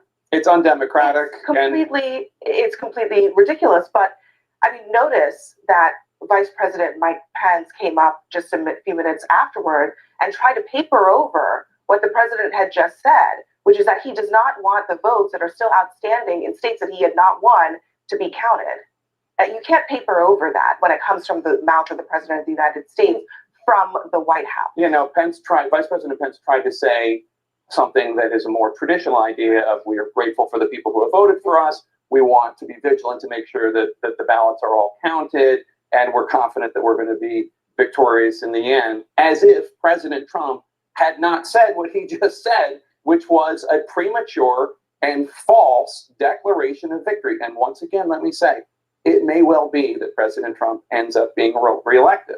And if he is, it will be because of the fair and assiduous and diligent counting of ballots in states like Arizona and Nevada, where he wants the counting to continue because Biden is ahead, and states where he does not want the counting, not the voting. The voting's done, but the counting to continue, where he is ahead because they have not brought in and counted all the millions of vote by mail ballots, by the way, that were cast vote by mail, because we're in the middle of a pandemic that the administration has not been able to get a control over. But let me bring in Jim Acosta. And Jim, we all were hoping that the president would not go there and lie and falsely and prematurely declare victory. So again, as always, it's not a surprise, but it is shocking. Absolutely. And Jake, I think our founding fathers are probably rolling in their graves right now. They did not envision a president of the United States delegitimizing an American election, and that is what the president just did a few moments ago. It's historic, and it's historically awful. I think one of the things that we're going to have to wait and see over the next several days is, and they've been previewing this over at the White House and inside the Trump campaign, they're going to be deploying, if they have not already deployed, an army of lawyers to all of these states where they want to contest the results of the election to try to cast aside votes that are still being counted. They want to question the legitimacy of these timelines for counting ballots in states where ballots are coming in after Election Day.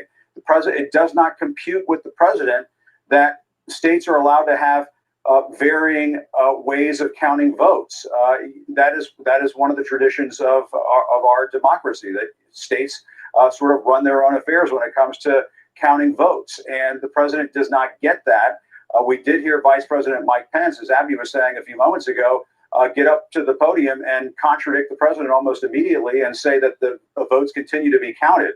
So there was at least an ounce of decency in that room when Vice President Pence came up there. He's obviously not going to tell the president to his face that he's wrong, but if you read between the lines, he was essentially allowing for the fact that votes are going to continue to be counted, Jake. All right, Jim Acosta, thanks so much. Let's bring in Republican election lawyer and CNN contributor Benjamin Ginsberg.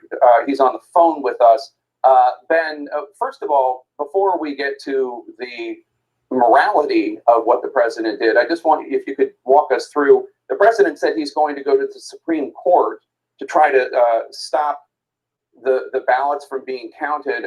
I'm not exactly sure what the strategy is. Is there a way for him to go to the Supreme Court and ask them to stop the counting of valid legal ballots from valid legal voters?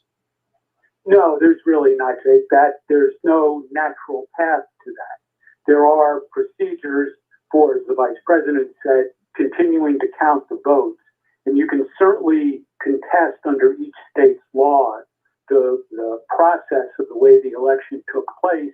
And ultimately, you can try and get an appeal before the Supreme Court. There's no direct right of appeal for something like this to the Supreme Court. The president is taking issue with the counting of ballots in Michigan, Wisconsin, and Pennsylvania.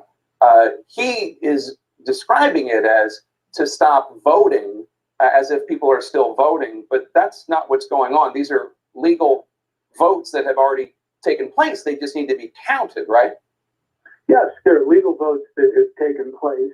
The voters have made their expressions. They're in the receipt of all the state officials, with the exception of Pennsylvania, which has its own law that extends the deadline. So these are all legally cast votes, and the process of trying to toss them out for some reason would just, I think, be viewed by any court, including the Supreme Court is just a massive disenfranchisement that would be frowned upon. Yeah, I mean, I'm looking at the numbers in Wisconsin and Michigan and Pennsylvania, as well as Arizona and Nevada, North Carolina and Georgia. I don't know who's going to be elected. It could well be President Trump. If you were advising him, what would you be advising him to do right now? I think you have to let all the votes be counted and watch it very carefully. And if you have objections to either particular ballots or to the process, then you have remedies after the fact through each state's individual contest laws or recount laws if the margins are close enough. But I mean, these are legally cast ballots, Jake, or at least will be determined to be legally cast ballots by the appropriate local, county, state officials. And for a president to say we're going to disenfranchise those legally cast ballots really is extraordinary.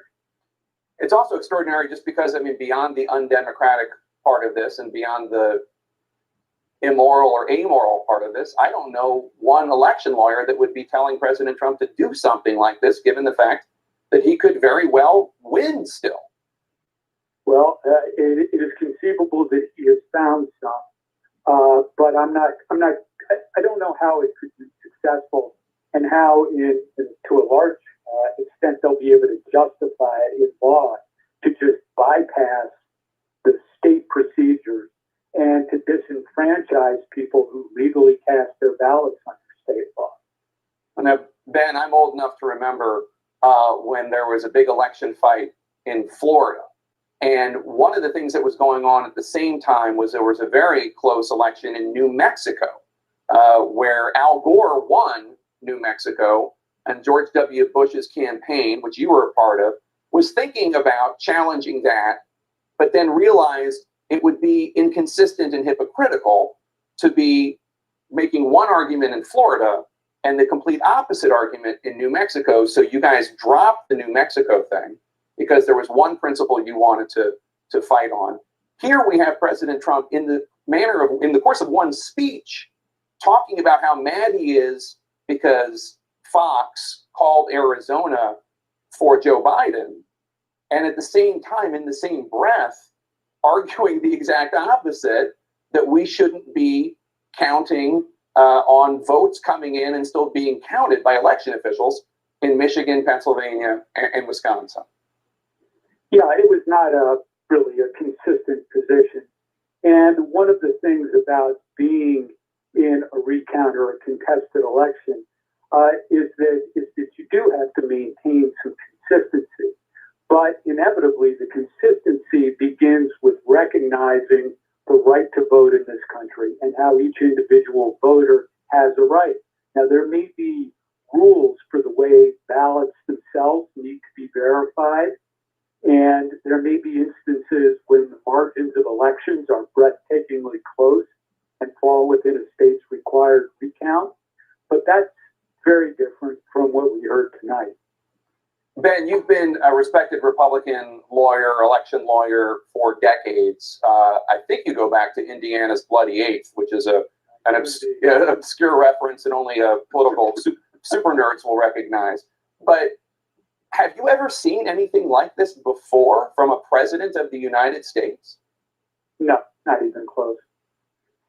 And what's your take on it? What's your take on the president, the Republican president of the United States, coming out and, in your view, as you already said, attempting to disenfranchise hundreds of thousands, if not millions, of American voters?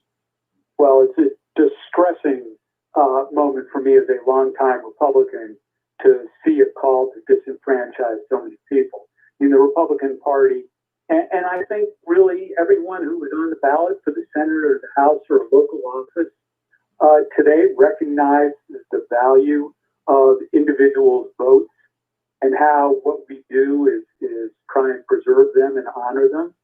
And so what the president said tonight is not only unprecedented and it not only lacks any basis in the law, it really is a disservice to all the other men and women who are on the ballot Republicans today.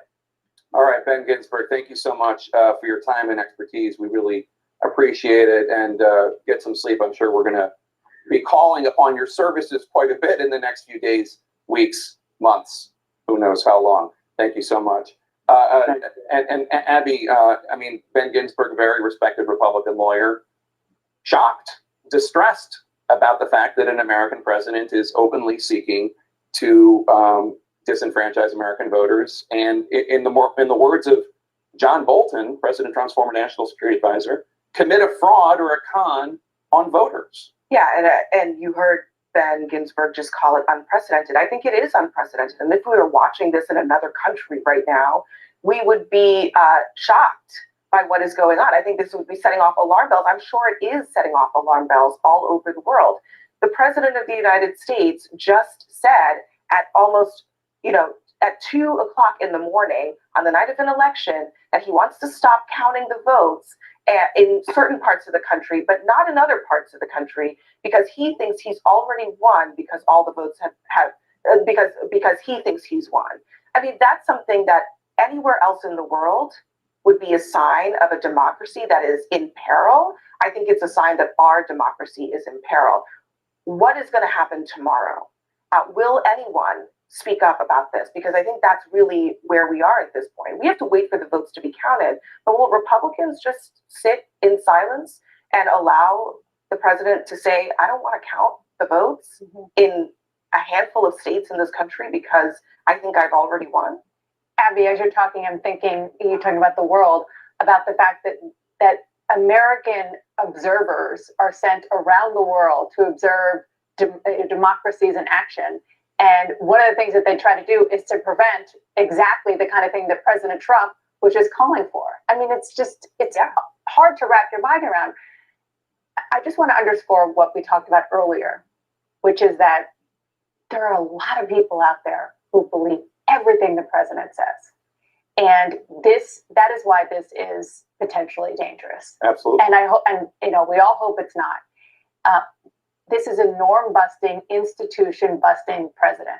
He ran that way 4 years ago, and even though he's president of the United States, he ran that way this campaign cycle.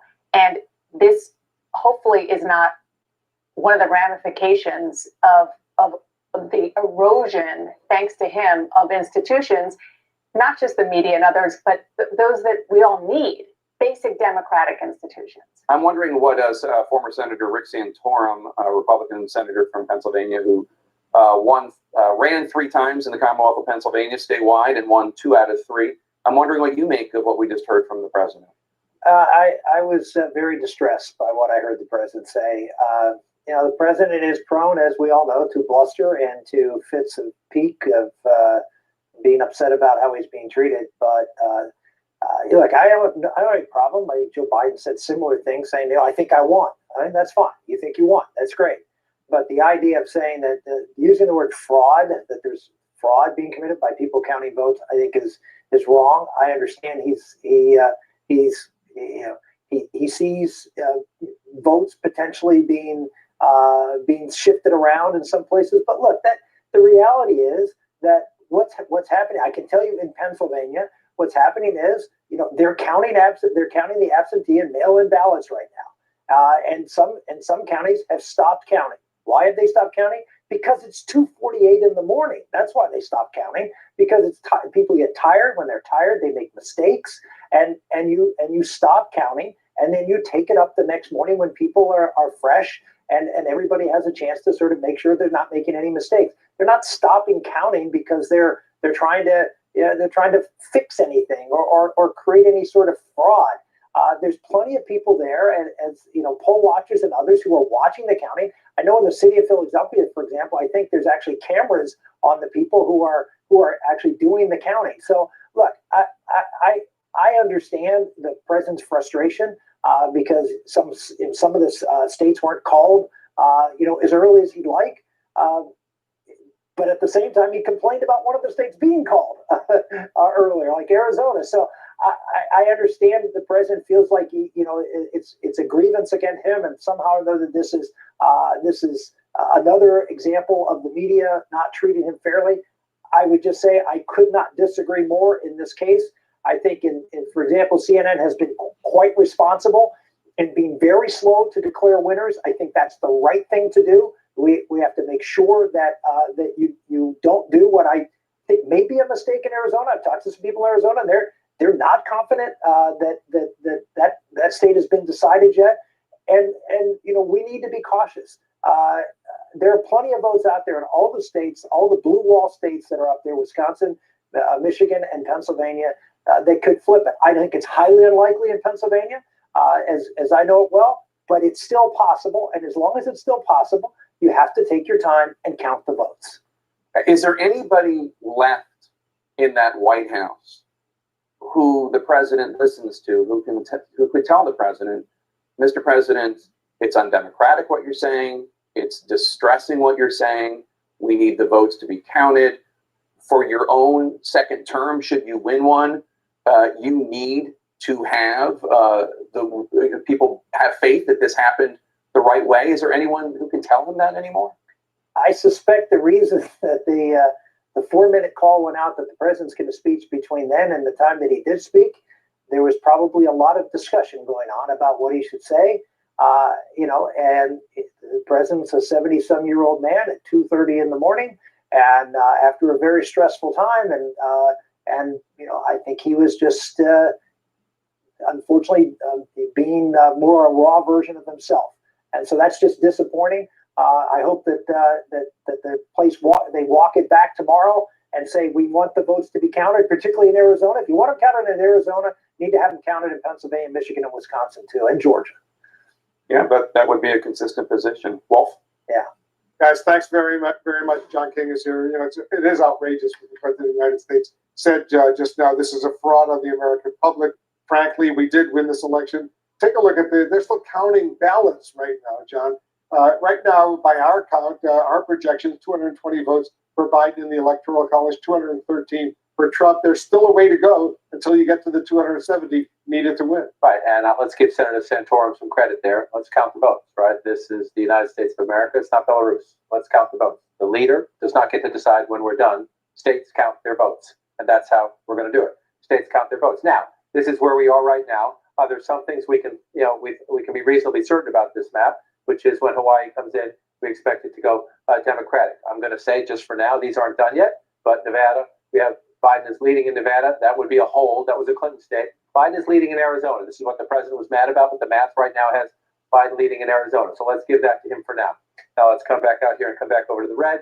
We assume when Alaska's votes come in, that will stay in the red. Let's get that to change. There we go there. That gets you to 241, 216. So then where are we? Then we come back over here. Georgia, the president's leading, but it's close. We're not done yet. North Carolina, the president's leading, but it's close. We're not done yet. In Maine, we're not done yet either here. Here's what we expect to happen in Maine. Let me just bring Maine out here. I see I tapped that in the wrong place. Let me take this off. Bring out this here. In this district here, Trump is winning here.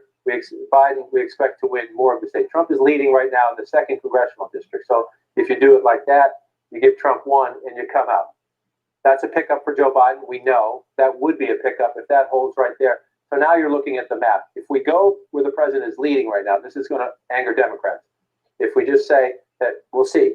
We still have votes to count. We're not done in Georgia. The lead has shrunk a little bit. You're going to pick up in Fulton County, some of the other Atlanta suburbs.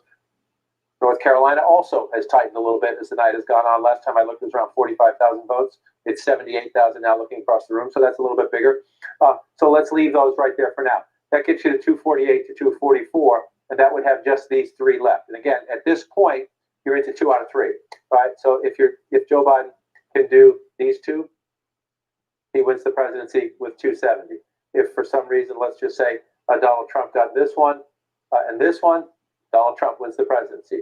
If Joe Biden came back in Pennsylvania, he would win the presidency. So if this plays out, if Georgia stays red, North Carolina stays red, and the rest of it goes as we think, it's 2 out of 3 in the blue wall states. Let's take a look at Pennsylvania. Pamela Brown's got some new reporting on what's going on in Pennsylvania. What are you picking up, Pamela? Yeah, absolutely. We're seeing how tight of a race it is there and how many outstanding mail-in ballots are. According to official numbers from the Pennsylvania website, there are still 1.4 million, more than 1.4 million mail-in ballots that have not been counted. So those ballots, those outstanding ballots, are not in the account right now.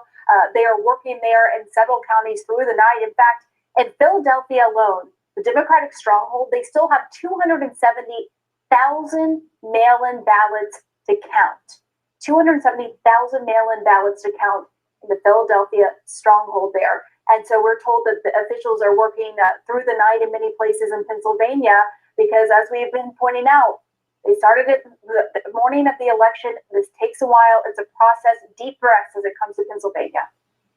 Interesting. John, take a look at Pennsylvania right now.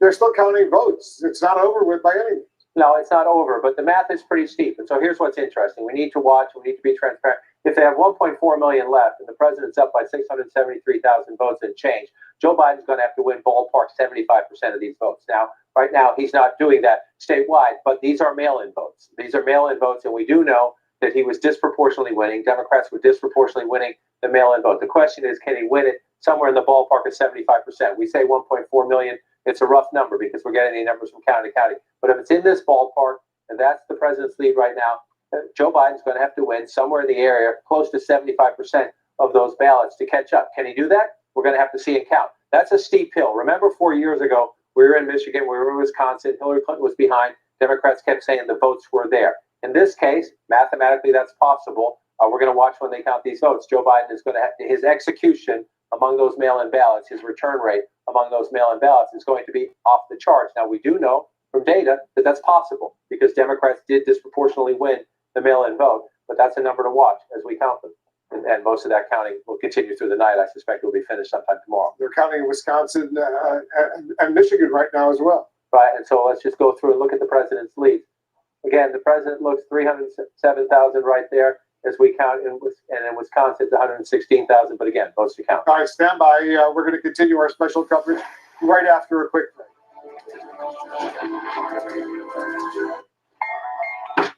Are you ready? All right, here we go. Hey, little girl, get on there. Up that resistance a little more. Drummer, do your own stuff. Drummer, you're almost there. You sure on time? Yeah, come on. Push it, push it. Get on up. Hey!